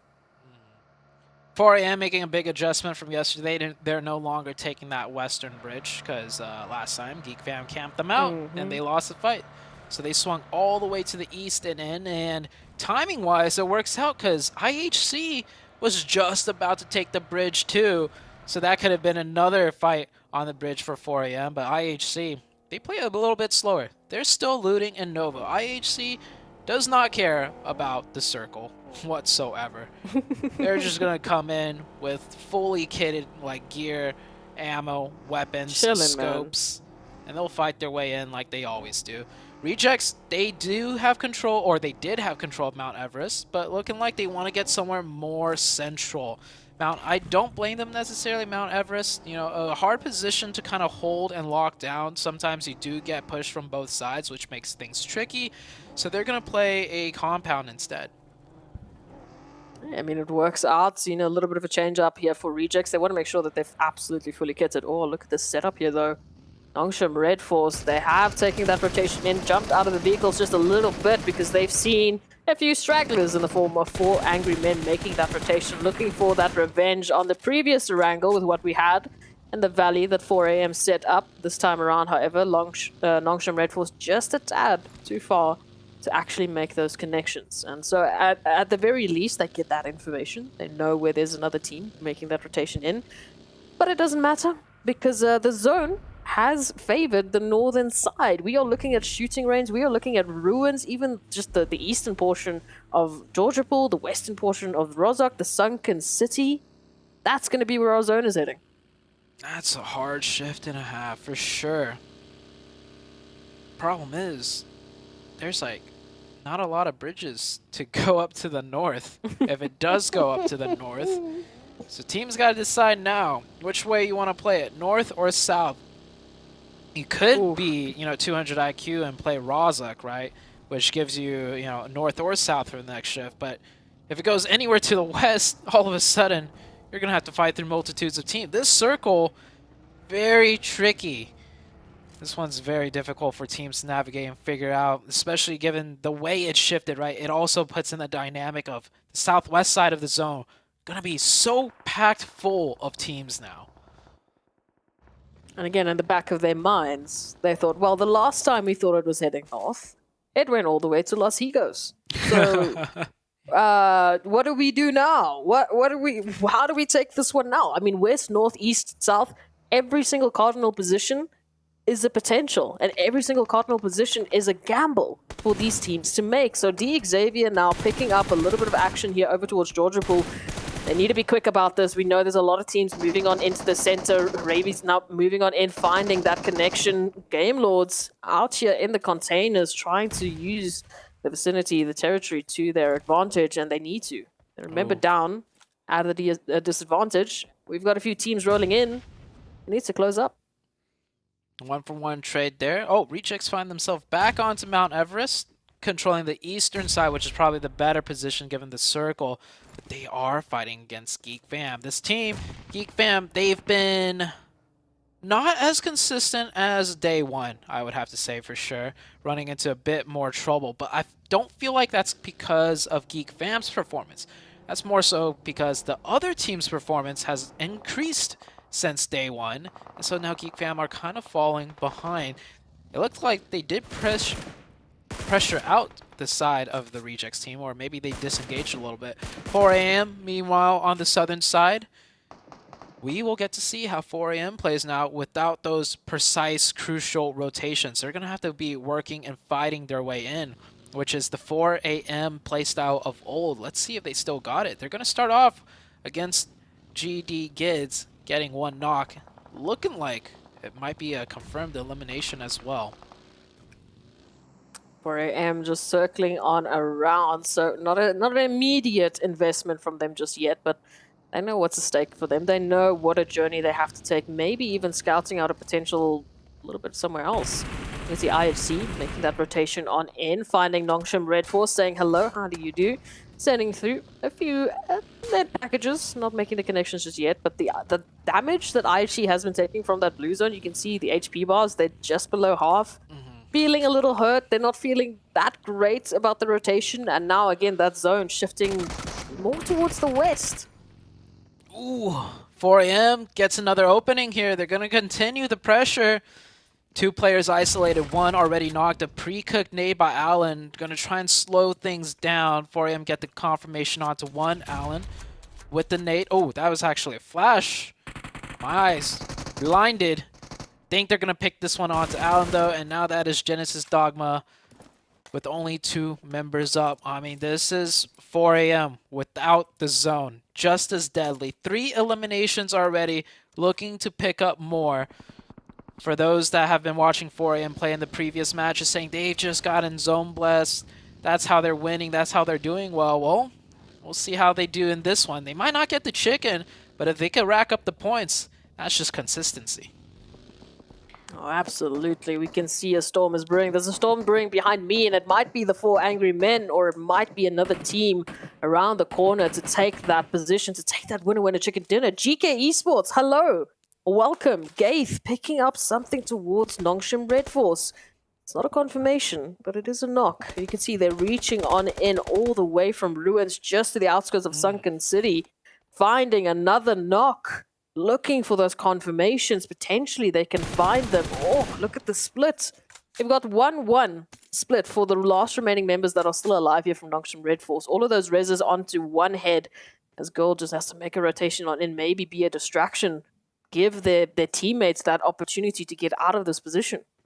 And Nongshim Red Force just constantly in the toughest of positions. I feel like every time the camera's on them, they're just fighting a very steep uphill battle, covered in blue. Their vehicles are blown up. GK, probably one of the strongest positions to gatekeep from, are there gatekeeping them. Yikes. Nongshim. We'll see how far they could get in this match. Meanwhile, everyone else is pretty much settled into zone, whether it be near center or on the edges. They're going to wait for the next circle shift to make their play. The Rejects team is still pretty much in a stalemate with Geek Fam. They're both on that Mount Everest on the southwest. You see that now, and that's the circle I was scared about, that I was worried about. It shifts north once again. Now the 2 bridges, it's going to get deadly. Not just the bridges. There's going to be a lot of players playing beneath the bridges as well. A few trolls under the bridges, potentially. But there's not a lot of options for them here at this point in time. I mean, you've got 2 bridges, yes. Feels like a main island versus a military island, but here we go. Already it's happening. Rejects literally running themselves with the vehicles into the water. Frankie making a swim now as well, waiting to see if Rejects have spotted them out. Gaith, oh my gosh. Hello. GK Esports not letting up on the pressure here. Nongshim Red Force not having an opportunity. And now, as we were talking about the trolls under the bridge, here come 4 Angry Men.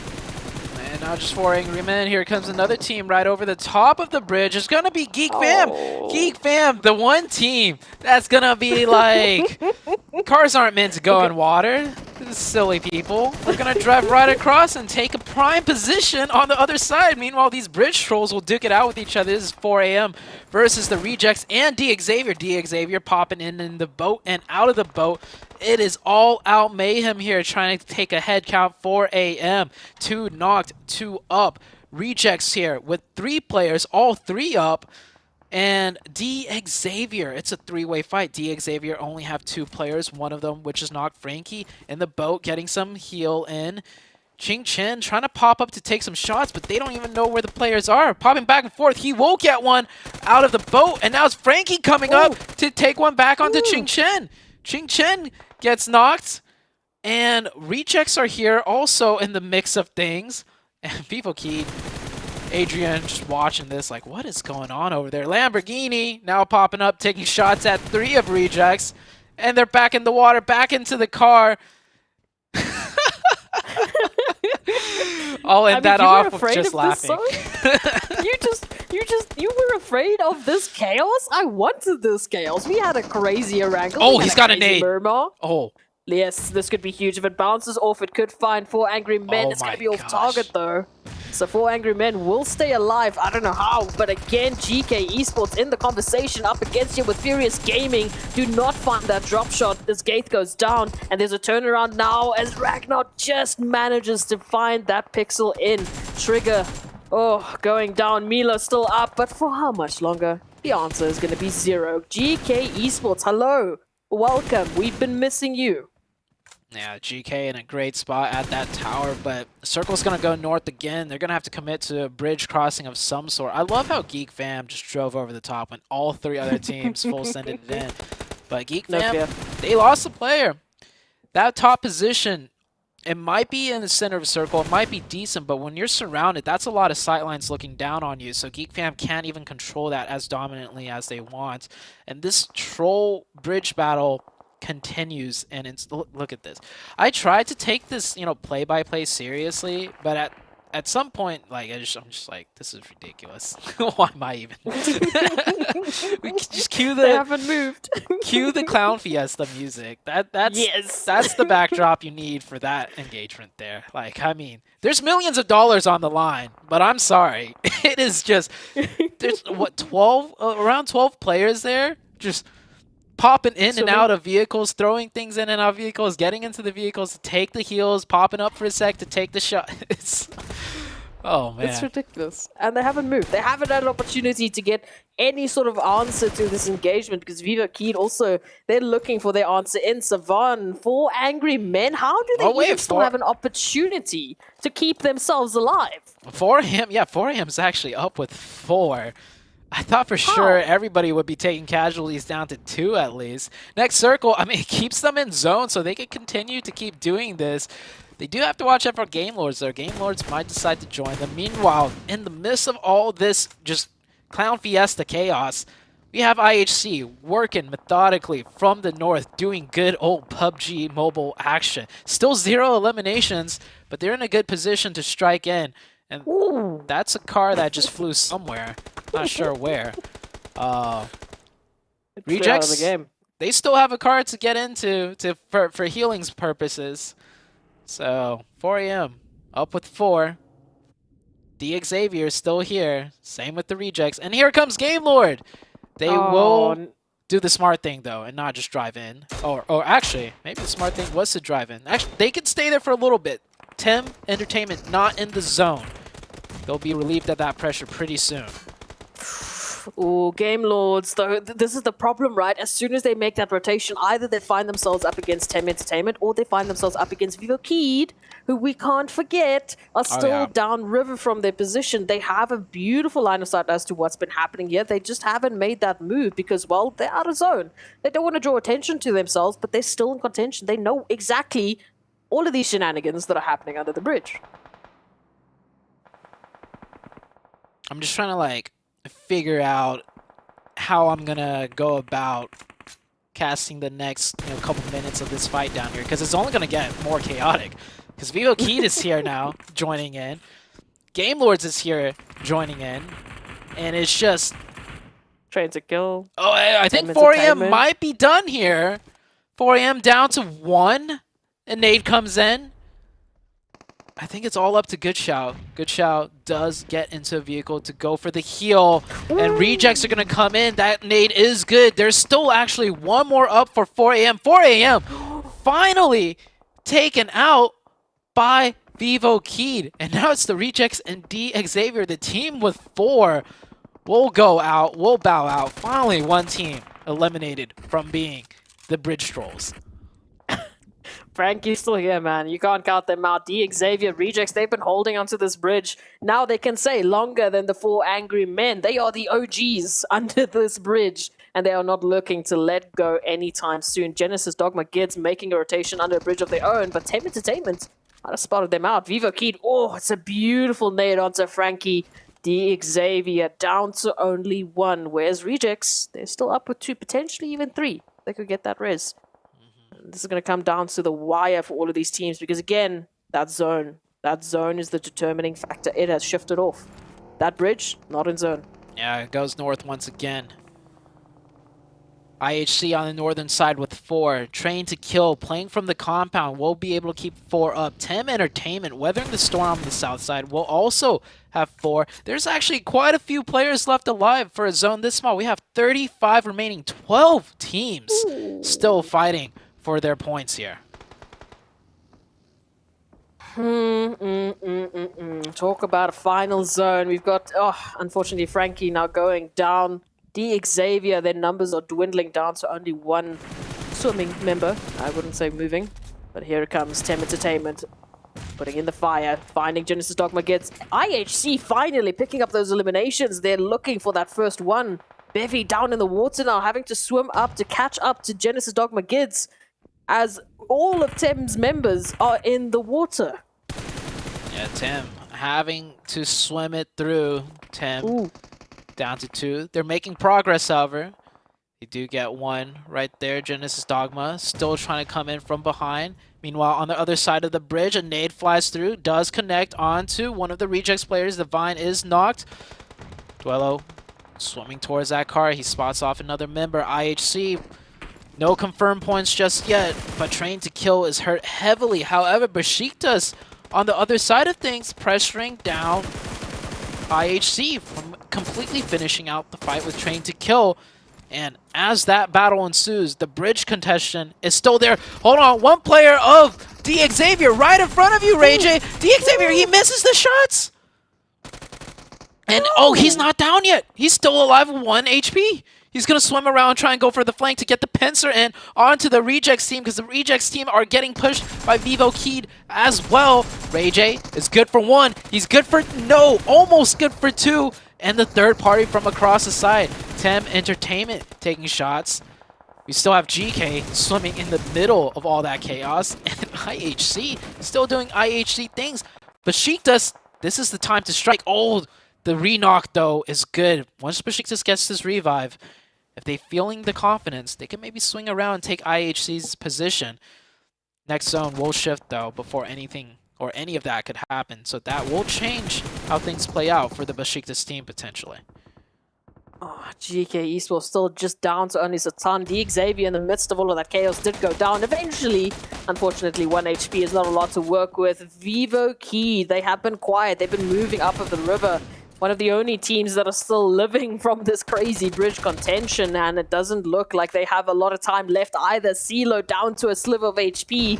CeeLo might be going down alongside the rest of their team, but here it is. Besiktas, one of the teams that have got such a good amount of numbers. The only other team with 3 players is FaZe, and look at where FaZe currently find themselves. Yeah, FaZe has been working that shack position for the entirety of all this chaos. That 1 shack hardcover playing in huge. Geek with a tricky little 1-1 split. They'll be able to get cross angles the second a team passes by them. But down to 2, I don't think they're going to strike. Darude actually goes down. Ooh. So Geek Fam now down to a solo. I don't think he's going to do anything. Just going to try and play extremely quiet. Let everyone else duke it out. IHC has managed to push across and take out the 1 team. But now Besiktas will strike on this new circle shift, and they will do what I was saying. They could wrap around and take out the side of IHC. Besiktas is in a great position now. FaZe still with 3. Teams have to watch out for them because they managed to keep 3 up using that shack to very, very optimal progress. Besiktas, they get that confirmation onto Vivo Keyed. We're down to only 4 remaining teams, but Lycan, that nade will head on through. The only problem with that shack is it gives you your targets, your enemies, quite an easy target to go through. Just send in the nades. They're going to be connecting one way or another. Ventorez up with his teammate now, trying to keep the FaZe name running high. Tony K looking for an opportunity as Besiktas make their move in from the ridgeline. They have an opportunity over towards GeekFam, to FaZe, and to Tem Entertainment, but I don't know if they're aware of Snipes. Snipes in such a good spot as a solo player to just continue to stay alive. I don't think Besiktas realizes it's a 3v1v1. There's only solos left. However, if one player gets knocked onto Besiktas and then Snipes springs up and takes down another. It brings it down to a 1v1. Besiktas, though, looking very confident, looking very strong. They got to be a little bit careful here, though. They do leave their flank player that's covering the wider range of angles alone by himself. This gives a chance for Snipes to make a move, to make a knock, and get the thirst. Playing it so quiet and slow, yeah. Snipes definitely knows that Besiktas player is there, but Snipes is not going to give away his position. There's the knock. That's one player Besiktas knocks. Will Snipes make his play now? I think he's going to wait one more zone, however. The stalemate will continue. Ventores, low and quiet. Snipes gets back down, deciding to play quiet. It's going to be a very tense final zone for all of these teams involved. We're actually down to 3. I didn't catch it. So it's Ventores and Snipes versus the likes of Besiktas now. Besiktas getting that closure onto Tem Entertainment, and unfortunately for Snipes, they don't have that information, but for Besiktas, they have the numbers advantage. If they can leverage that, if they can catch out these solos, they can close this one out as the only team that we can call a team right now. It is just them versus the solos. And Ventores and Snipes not in a position to really work off of one another, especially now that Besiktas has moved into the southern position. Surely they spot out Ventores here. I don't think Ventores is even fully in the grass. Besiktas playing it careful though. There we go. Yeah, Ventores was not even fully in the grass there. So all Peace needed to do is peek on out a little bit more. What could have been a potential loss for Besiktas there when one of their players got knocked will turn into a pretty dominant chicken dinner, I'd say. Snipes, no zone to work with, 1v3 against 3 players on the high ground, all holding a wider range of angles. Snipes is actually going to do the smart thing, yeah, and deny the point completely. Yes. Definitely a thing you want to do against Besiktas, because Besiktas is a contender for sure now for that top 3. And any extra point that you can stop from them, like for them to attain, it's going to work out better, especially for the likes of Geek Fam, who are trying to hold that top 3. Besiktas, we were just reveling in the fantastic individual prowess that they showcased yesterday. That clutch on Murmur left us shaking. But today, this is a dominating performance. On the last map of the day, Besiktas bring in a performance that make us ponder, that make us think about them as the next contender. They've moved up into 6th position from that last map. Now this one, to add on into that tally, to add on to their already well-crafted placement, this is an opportunity that Besiktas have been waiting for. Yeah, that is momentum running on high. From a 3rd place finish with good amount of eliminations onto Miramar to a 1st place finish with 10 eliminations, putting in the damage numbers as well. And that zone was not an easy one for anybody, but Besiktas ultimately, they navigated it, and they had the most distance traveled, so they rotated for their position towards the end game. That was day number 2, a lot of new storylines to be had. Geek Fam with a good finish as well towards the very end. But it will be Besiktas coming out on top for the final game of the day, and we still got 2 more days to go.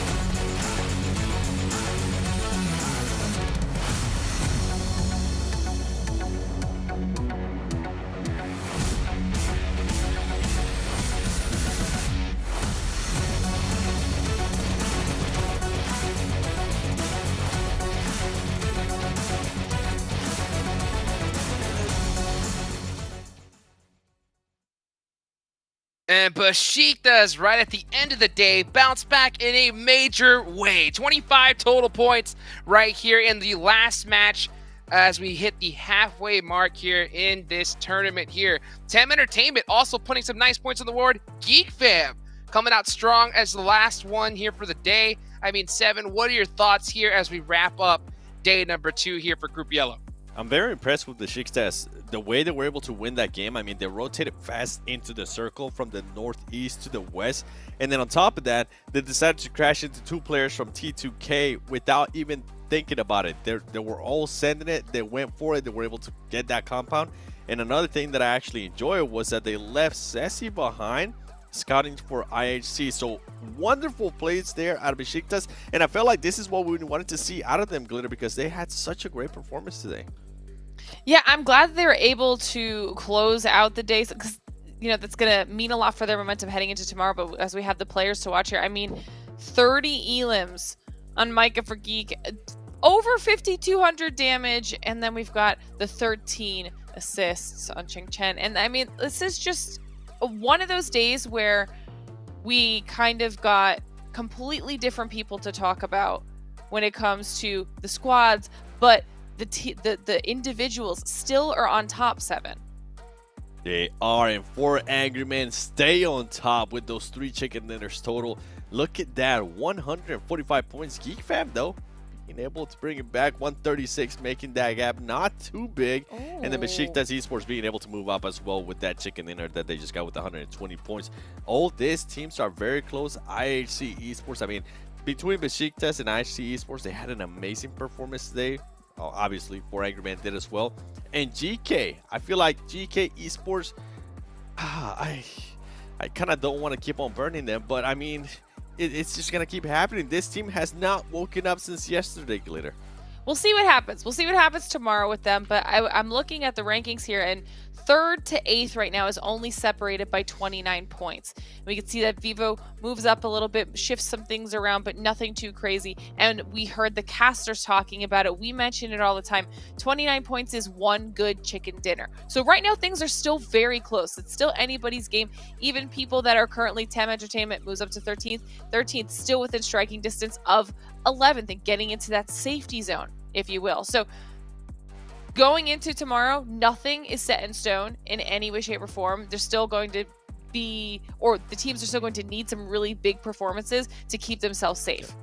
From 11th to 15th, the point difference is only 14. I mean, that's just one game, and people can move up. Yeah, this one's going to be super tight-knit here. Day number 3, I think, is going to be the most important day of this tournament. It's going to be important for some of those teams at the top to create a big enough gap to just say, hey, we got this, and for those teams at the bottom to just bounce back in a major way. It's close. It can be done. So for everybody out there, make sure you mark your calendars. Tell every single person because tomorrow is going to have that heat. And if it continues like this, Glitter, the last day is going to be nothing but amazing, glorious toxicity. What do you think? The back and forth. I'm here for the back and forth. And we talk about this too. No team wants to be the team that's relying on the final 6 matches to make or break their chances in continuing on in this tournament. So tomorrow will arguably be that much more important because that's the last remaining safety net you have. You have to do something big tomorrow, create a little bit of a cushion, and set yourself up well for that last day because it will be insanity, like you're saying, Jukes. Yep. Furious Gaming, by the way, Furious Gaming, I'm looking at you, okay? You keep bouncing back and forth there, 11th place, 10th place. Hopefully tomorrow you guys can make it consistent and figure out if you want to be in the top 11 or if you're going to just keep on slipping away as some of the other teams start stepping it up.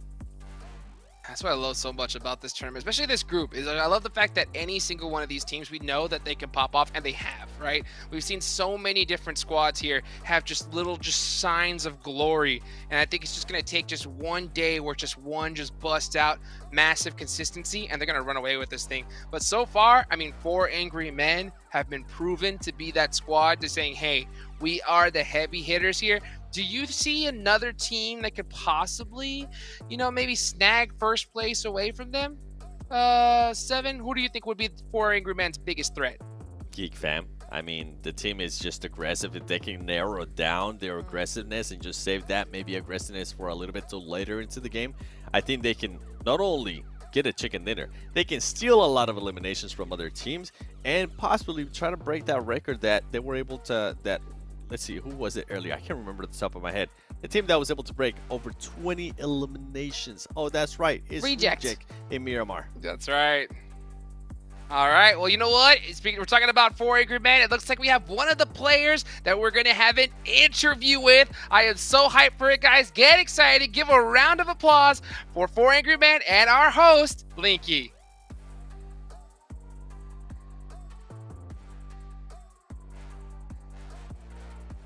Maybe? Yeah. Yes. Maybe? Soon? The suspense.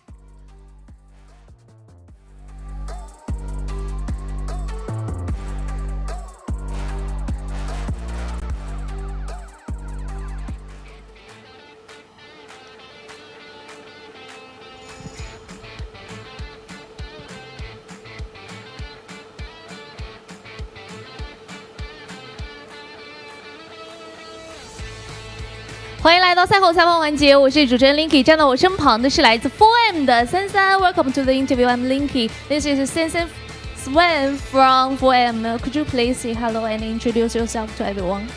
大家好，我是来自 4M 的珊珊。确实，再次欢迎一下珊珊。首先要恭喜一下 4M 今天连吃2击，现在的分数是位居第一。那么昨天经历了一个高开低走，想必应该是做了一些调整。今天连吃2击，今天做了一些哪些调整呢？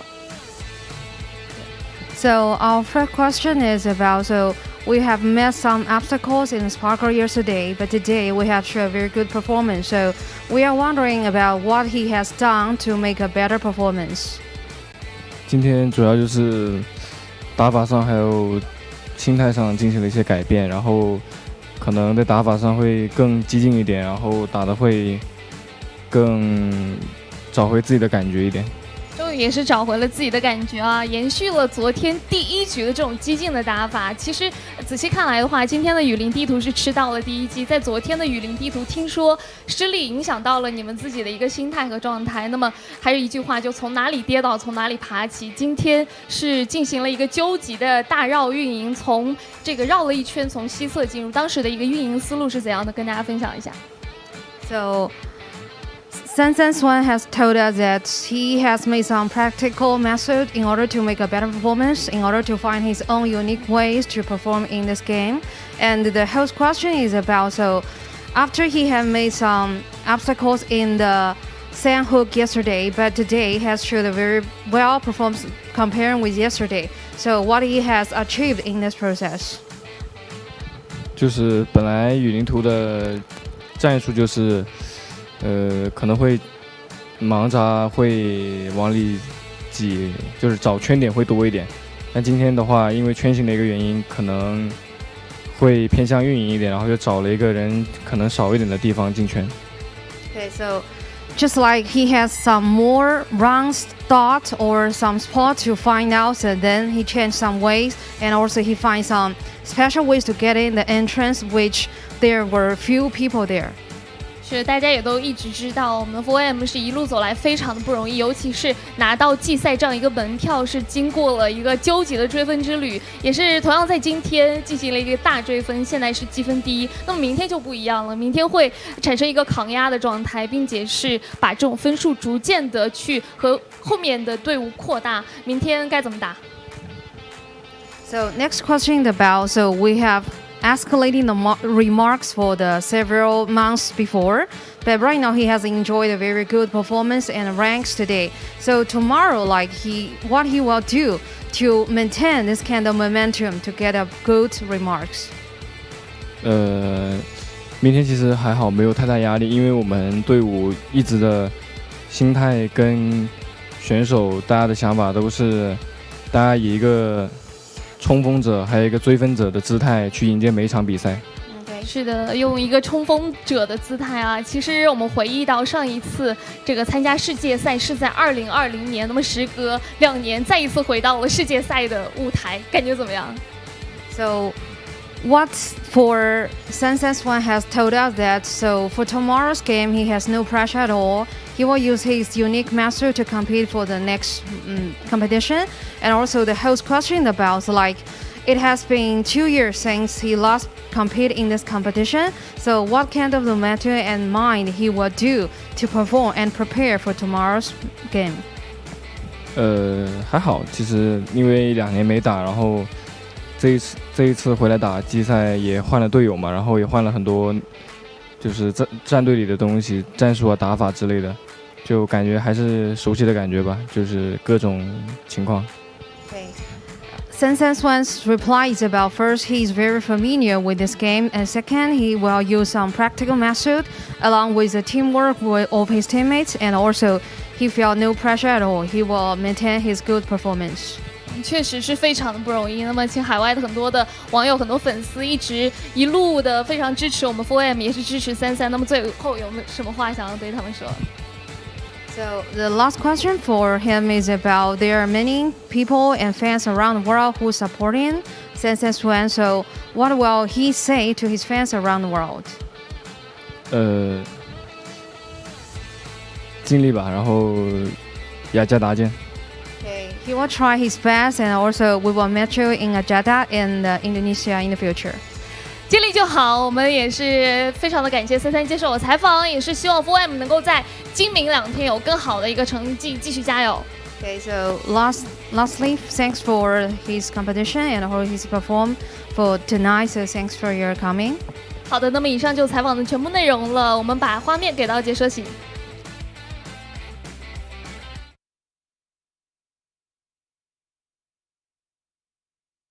And we're back. Okay, we finally get to hear from one of the 4 angry men.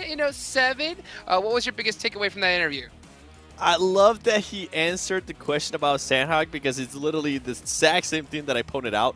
The way they rotated into that circle, the way they were able to find a wild rotation. And he was talking about that they had to do something weird to get into that circle. And I'm glad that we got to hear that from that player. Better?